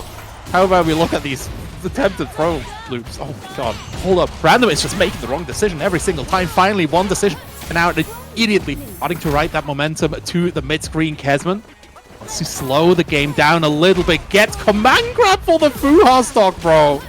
Damn, that line really is chilling. He do be vibing. He's vibing. Kesman had pedal to the metal, and I'm surprised Random was able to fight his way out of that. Did a good amount of damage, got a good amount of metal behind him. Now has 1 more round to his name. Now we get the throws, the lows, and everything in between. Random is kind of feeling himself. Absolutely, and he's allowed to as well here. Again, like Kesman has been a player that has been beating him, so able to go over him in this kind of setting, really, really nice. Kesman taking a lot of damage here. Random about to recover from the burnout. Oh my days, cashing out with a level 1. He doesn't even need the drive gauge house. 2-1 for Mr. Dumb. Okay, man. I feel like we're going very fast, but also not very far. You know what I mean? It's like round, and it's back and forth. But that is a nice punish counter combo there. Huh? Spike him to the ground, back throw away. I don't think I've ever seen that back throw. I'm not gonna lie. Neither have I, but you know, I've first time for everything. Never once see Random defensively throw. You know, that was a defensive throw. Yeah. But he wants that momentum. He does. Kesman not interested in giving it to him. The backdash keeping Random from the throw. But Random still finding another opening here. Getting closer to that set point here. 3 medals as well. And there it is. Random at set point. Double jeopardy in Kesman. Oh my god, the dash check. I'm worried about Kesman right now. You're saying he can get into people's heads, but right now, I feel like he can't control the beast right now. There's the jump in. It traded, but Bro, we're at the level right now where Random whiffs his overhead just to force out the perfect parry. But Kesman already adapting right here. Goes for a throw, another one coming in here. Goes for the strike this time instead. Even a pick throw, but the low forward keeping Kesman alive. This is still for tournament life here. Even though it's top 3, it's still very important to get this round right now. Parry, giving Random the free out. Oh my god. big jump over.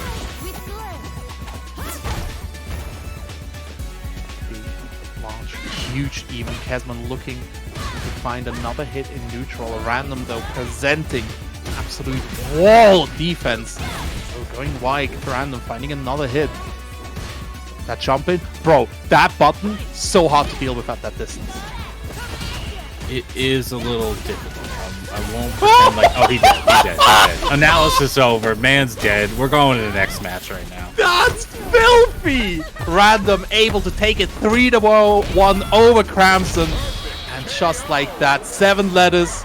Another random perfect, by the way. Added to the books, whoever's keeping track. I sure ain't. But Random moves back to win his final. He wants that run back versus Halibut. Random is the player with the most perfects out of all players on the Saltmine League channels. And SF6 exists. Oh. I can see it. I can see it. Allison, I have bad news for you. Nah, you might be on slight delay there, man. He ain't coming back from that. Kesman right now knocked out in 3rd place. We will be seeing him next week for the top 8 qualifier, but that's where his journey ends today. Getting a little bit of the prize pool today, but not as much as the winner between these two, Halibut and Random. It is the rematch that y'all maybe have expected. Some of the strongest players here. Halibut, though, got a pretty... It's weird. It was a 3-2, but it was a pretty solid 3-2. But will history repeat itself? Or has Random locked it in, figured out how to... Halibut did mention that he's like, why am I doing light Jin Ryender? Like, that thing is very punishable by Manon. And at the same time, you know, Random was also doing that overhead from neutral, which is punishable by Ken. So are we going to see things locked down by both players? You or know are we what going we to see what we see next week? All the World Warrior finals for Northeast Europe, Western Germany. In 24th we see Northeast Europe, and then 25th Europe West, and then 26th the best and most important region of them all. You know, no bias at all. France? Germany. You're fired. He's gonna kill me, chat. Please help me. He's at my wall. Actually, wait. Give me a sec. Gonna get replaced. Goodbye, everyone. Goodbye, everyone. See ya. Wait, can I go too? Can I go too? No. Can I go too? We'll just have a grand finals in silence. Oh man, oh man. You really don't want to commentate this grand finals? I have a feeling. It's not. Please let me that, in, man. I'm not gonna lie. You were like, yeah, it's at 7 tonight, and I'm like, oh, I did not plan this out well. Oh, I did not plan out this today well. And you know, planning is a I don't know. I'm horrible at planning my days. No, I'm just terrible at time zones. That's what it is. Time zones are hard. I need the grand finals now. Give it to me. Let me in. I mean, we can start here. Go. Let's go. Let me in. Halibut versus Random grand finals for the final qualifier of Saltmine League World Warrior Germany. The 5th, the final, the biggest, most important And actually, one. we will get one player winning. Who will German win? Event Who twice. will lose? It will happen. Get that double tiebreaker. You know, just in case. Just in case. I was threatened with immediate grand finals, and man is not showing me. Man has no bark to his bite. Let it be known. Here we go. Who let the dogs out at this point? I don't know. Random moving in from losers up against Halibel. This is going to be a huge mountain to climb here, but Random, like, if anyone can do it, it's the most consistent player in EMEA. But Halibel is on a tear. Let's see how this goes. Last time, right? Random was up, and then Halibel basically went back to lobby, used the 10 seconds to reset himself, and was able to clutch it out against Random. Let's see how he manages to this time. He's still using that light Jin ride though. Like, Yeah. He called himself out on it, and it's like, nah, I'm gonna keep doing it though. I'm gonna tell you how it works, and then I'm gonna use it anyway. Oh man, the thing, Random knows. That he's, Yeah, of course he knows. Halibel was just being like, man, am I dumb? Like, what am I doing? Bro, I'm getting away with murder right here, just like with that low forward. That's the first round of our grand finals. Finish your plate, Halibel, a man after my own heart. Okay, right now. Halibel's so solid, man. Like, Random is too. Don't get me wrong, but it's like Halibel's also playing a character that I feel like highly benefits from how solid he plays. Absolutely. Throw right through here. Escapes with the level 1. You saw Halibel was attempting a throw there, so Random definitely going to take that into account. First, Halibel didn't go with the side switch on that. Yeah, that's not invincible, bro. Like, that's a KOF super right there. I got no invincibility. The back fierce, double meaty. Good stuff. Oh, let's see how it goes. Ooh, Random. What a good start here. He's at 4 medals, getting closer to that dreaded number. For now, Halibel still establishing the footsies, checking the dashes, goes for the overhead reset here, or rather the meaty, excuse me. Oh, Random wakes up swinging though. There's that number 5. It's time to gamble. Yeah, actually, one command grab will kill Halibel. One combo even because of it. Oh, yep. Yeah, this one will kill him. Easy. All right, Random trying to bring us on through the long con. Gotta take game number 1.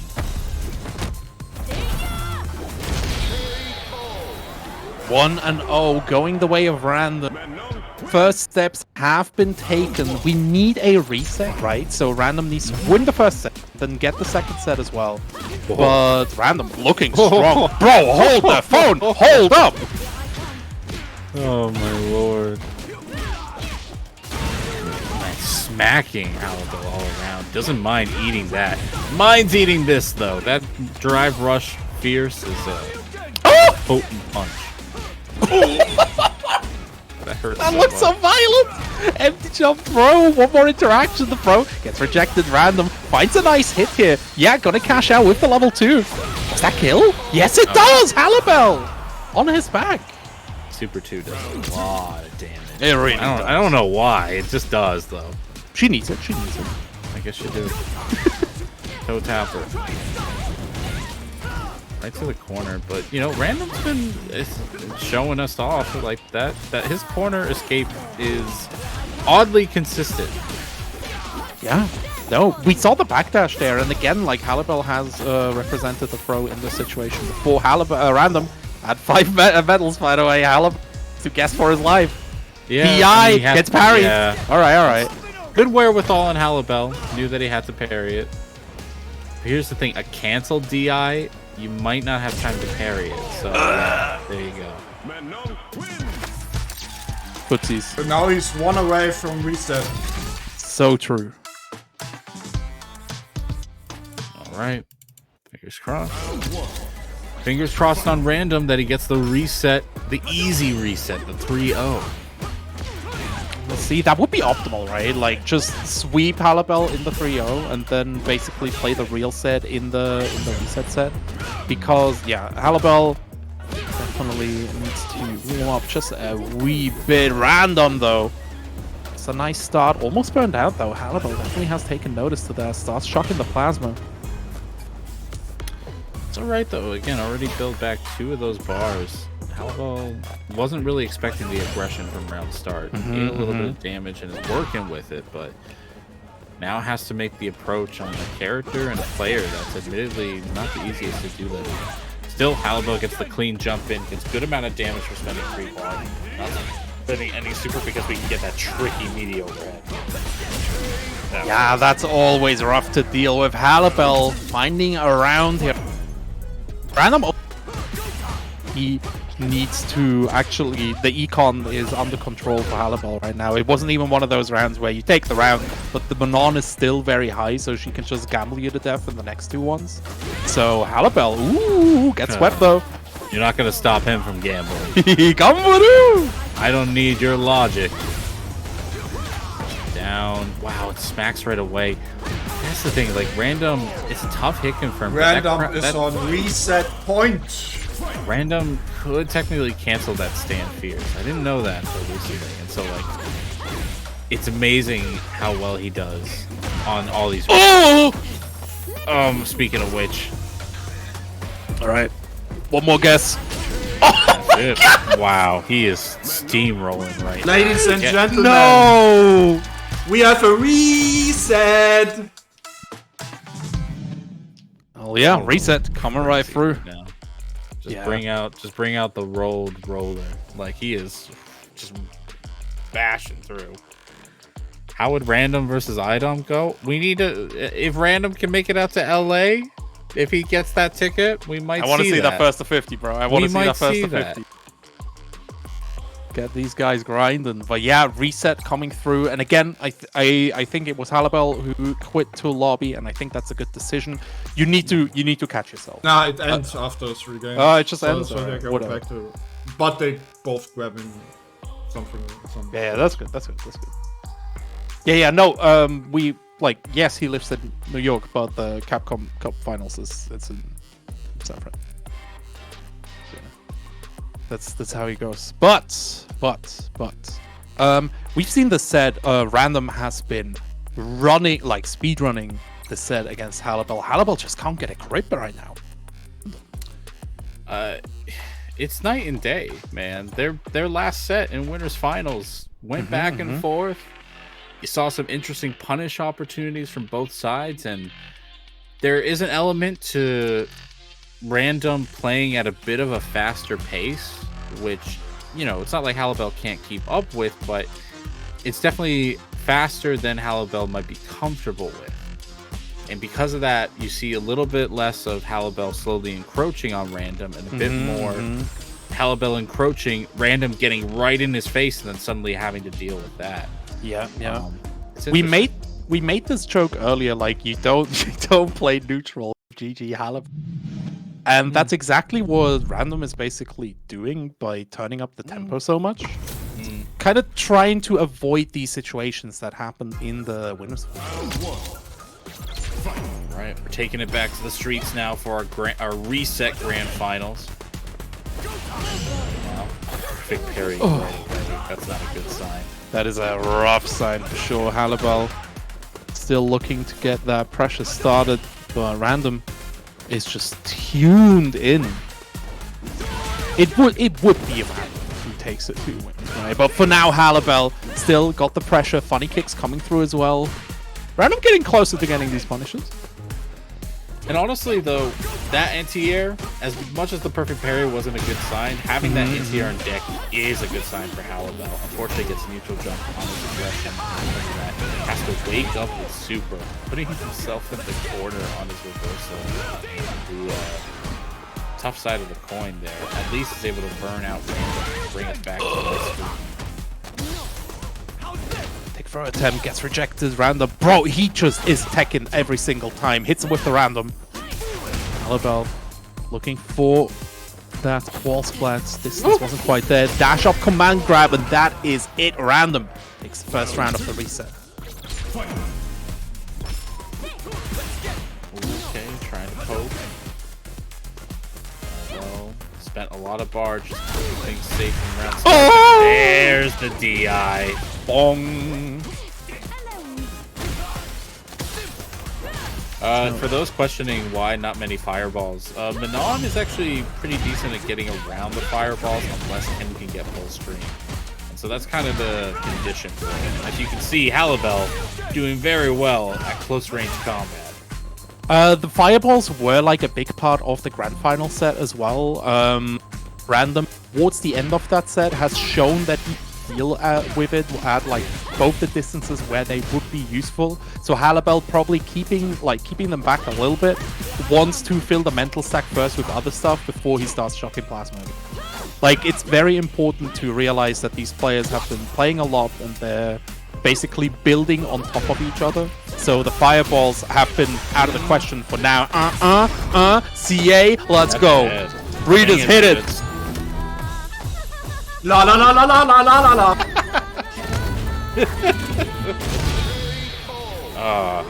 Man, oh man. Put another one on Random the board for leading Random. for the first time. It's 4-0 so far. It's crazy. It's absolutely mental. Ooh, footsies though. Still gotta be careful. Like, it's looking dominant from Random, right? But the performance that he is putting on is absolutely crazy. The spacing from Halibel, really, really nice here. Again, bro, hit him! This is what happens when Random slips up once, by the way. Halibel just takes you to the corner and never lets you escape. But these corner escapes looking good. Bro, did he just do that? No! No! Halibel! And flabbergasted. I mean, Random knew something was going to happen, but didn't expect the DP. Ate that damage right away, but the perfect parry on the Dragon Lash gives Random a round start life lead and medal. Sweep. Overhead. He just blocks it out. Too far away for the low to connect. Random, though, not trying to whip punish. Nice DP. Stop that from even getting started. Oh, with punish though coming through. The Hell Wheel comes out from Halibel. Gets him out of the corner, but still, like, he has a lot of space to move right now. Blocking out the overhead as well. Drive bar about to come back. Hard knockdown on the sweep though. Random. Looking for an approach vector. Oh. No! I think the drive rush ate the motion input. Yeah. 1000% here. Oh, Random finds the opening that he was looking for. Halibel. Bro, Random is so respectful of Halibel right now. Drive rush, low forward. Goes for a little tap. Nah, brother! I'm Halibel! To whip that level 3, the CA even shut up and sit down. 1-1 in this grand finals reset.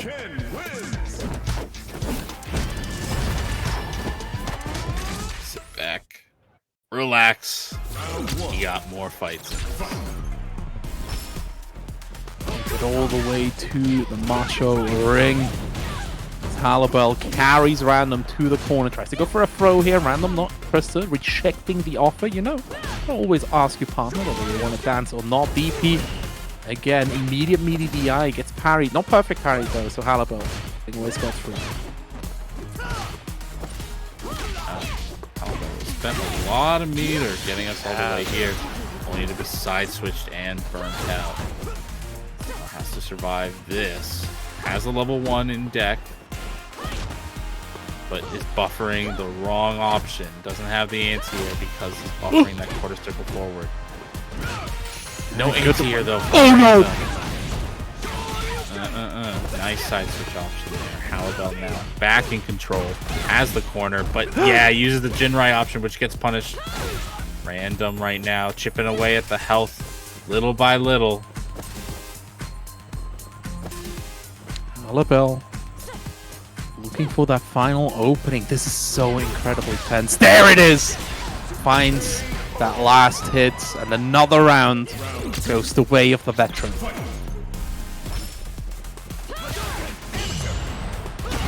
I like that Brand start standing light.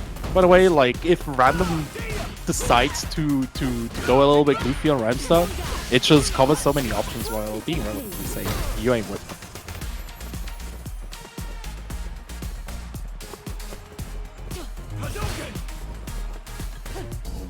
The patience. But this is literally where Halibel is the most comfortable, right? Like we are back. It's a very slow pace. It's a deliberate pace. This is what Halibel wants. You can hear the crowd trying to push each other, but no, they're not. They're not taking a step they don't want to. No. This is their game. Halibel playing it for sure. Drive rushes, funny kicks. Doesn't go for the follow up here. Nope. He was ready. Halibel going up 2-1 in this reset. Has he acquired all the data he needs to take his second W? Or will Random start a strike back right now? This is the time to do it. Okay. Being said, we are in the lion's den right now, and I don't know, Halibel is looking as fit as ever to take this. And we talked about the tempo, right? And Halibel has like frozen this down to a glacial pace. Random trying to speed it up at some points, but Halibel has... What? I say that as there's just buttons flying left and right now.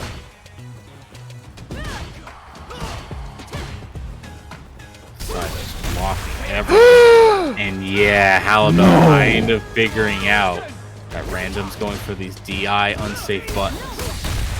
And you know what? Tit for tat. Gets the side switch.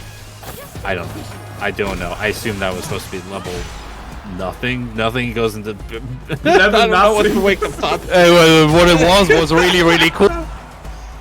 Get it off of that. Yo! He did the level nothing there. The level nail. Bro, that whip The punish, by the way. secret move. Oh man, oh man. Halibel getting Random to the corner here. Tries to go for the overhead setup, but the level 2 busting him out. Invincible options left and right. Get that challenge. Put him back to the corner where he belongs. You gonna super again? I don't think so. Full neutral jump. Whiffed command grab. But a big jump! What This are we is bad. doing here? This is not that good. Yeah, bait. Yep. That should be a kill combo here if he wants to. Doesn't spend it. Wants it for the next round. Knows he can get the guaranteed stun. GG is Halibel so greedy. is on tournament point. He is so greedy. But now his tournament point looks really good. He is like drive meter. Of course, he catches that out, but that'll come back with the offense for sure. More plus frames with the Dragon Lash. Random. Looking nice. Gets so punished. Like, if anything comes away from the set, it's the consistent punishes of the Jinrak. Back throw. Yeah, honestly, from one side to the other, that back throw has just put us in the other corner. Halibel right now still sitting in the driver's seat. You've noticed that he hasn't gone in as much because Random's been so good about getting out of the corner. The jump in this time, giving Random the aggressive push that he needs. Halibel is buffering for his life right now. Bro, he is waiting right now. Gets corrupted. Random. Gets the overhead. Oh, blocked and punished. Alright, time to get that low forward. Drive rush extension coming through. Halibel cancels into level 3. No kill, but he's gonna recover a lot of charge. Plus, gets the game for Random. Now, what's it gonna be, Houseman? There's no Oki. He has to go for a straight up throw. Congratulations to GG Halibel winning World Warrior Germany number 5. GG's, everybody. It was well fought. We had a reset, but at the end of the day, Halibel takes it. GG's Halibel. Jeez.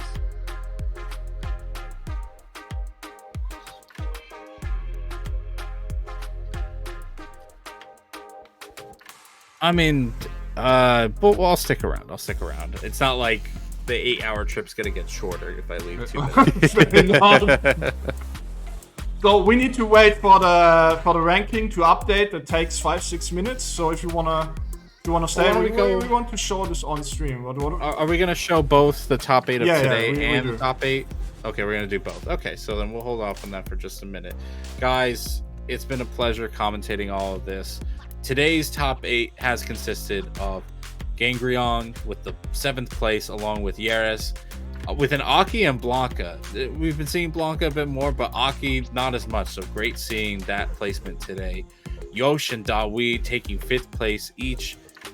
EXE and Kesman 4th and 3rd respectively, completing out the jury army that came out today. Random, consistently, if not first, but 2nd place today. And of course, 1st place, GG Halibel. What a performance. Halibel, the only player to win 2 events in a row. Again, and win 2 events at all in general. Yeah, exactly. Like this region is so incredibly competitive. It's been such a pleasure, it's such a privilege as well, being able to like commentate this entire series. It's been so impressive. Germany has been one of my favorite regions before this, but now that I have very intimate knowledge of like the region, I'm just so excited seeing all these players grow into their own. We have great stories like Halibel, like I don't know, Pashu as well. There's just so many interesting players and interesting characters coming through here. Germany, truly one of the greats. Speaking of, put one more X on the board there, because this is over. Number 5, Germany is done. That means all we have next is next week's tournaments. Northeast finals on November 24th. Europe West finals on November 25th. And Germany finals November 26th. Make sure you stick tuned. You know, I need to say as a German as well, I'm very proud of how strong the German region has become over the last couple of months. Actually very excited for the finals. You know, I can be a little bit biased here, but you should be. You can be proud. I'm very proud of you guys. Very, very proud. You all did amazing. You know? And I'm really looking forward to who will qualify for Capcom Cup. You know? It'll be exciting to see. And I hope the ranking updates in the next 1 or 2 minutes, because I really I really want to show this. Yeah, it takes a little bit. This is. The points need to be tallied. But even though we're going to be going over the people who, you know, are going to be seen next week, shout outs to the German region, showing up every time. Showing up, making sure the Matcherino is looking nice and plump. Thanks a lot to the chat as well. I know attention was a little bit split today because we had SFL going on around the same time, but thank you all for still showing up here as well and supporting every side of the Street Fighter 6 that Capcom's been promoting. Definitely, it's been such a great time. There's been so many great tournaments coming through as well, and yeah, it's just it's nice. It's really, really nice. I'm very happy to see all of this. Come on, Star2G, hurry up! I believe in you, Star2G. No, I don't. My favorite website. My favorite website of all time. Bro, number one. I can't be on a second stream in a row that this is Star2G. I can't do it. Oh man, Bunch was going off last night, and I'm like, well, that's my face right there.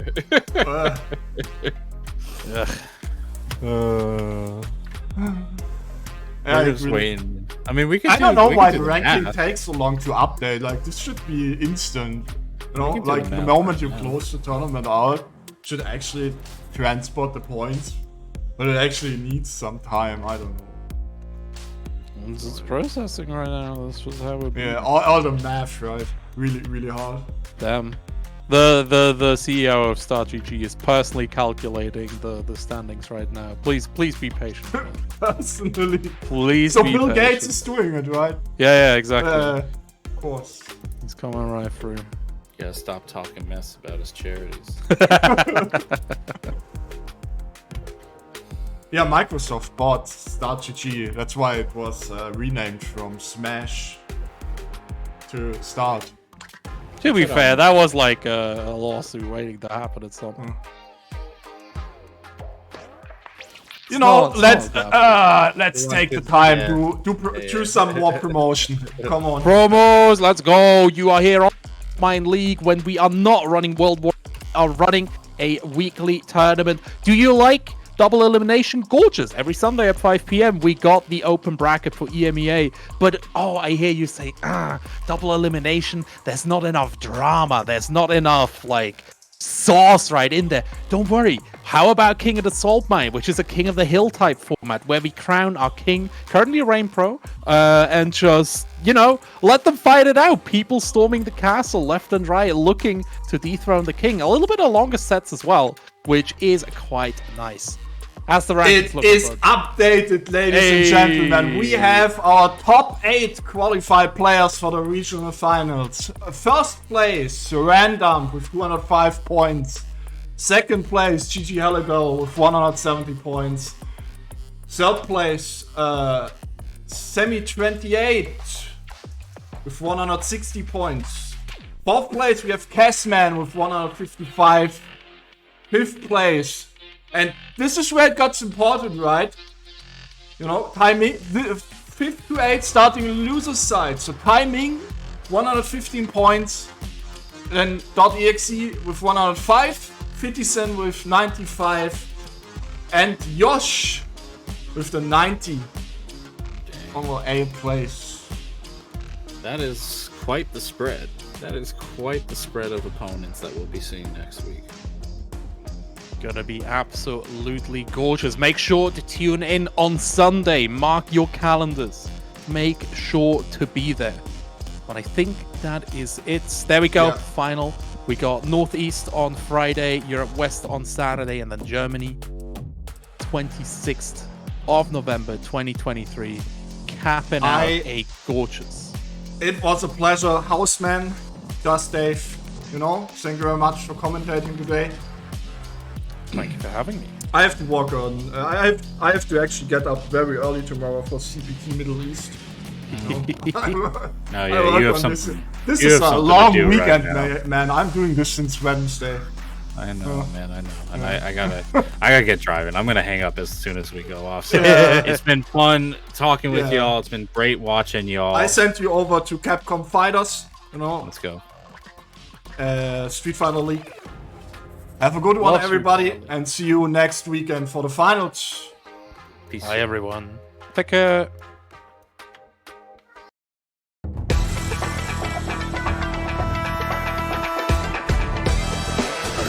That's pretty much don't get hit moment. Oh my god, you got hit! Oh my god! Doesn't want any of it. Trying to drive push again, caught him jumping back, overhead, still going! Yeah, he can indeed just chip, but... Oh, no way! That's what I wanted to see!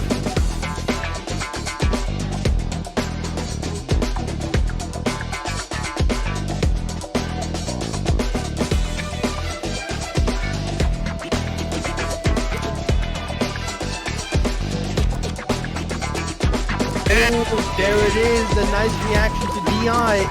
Hadouken!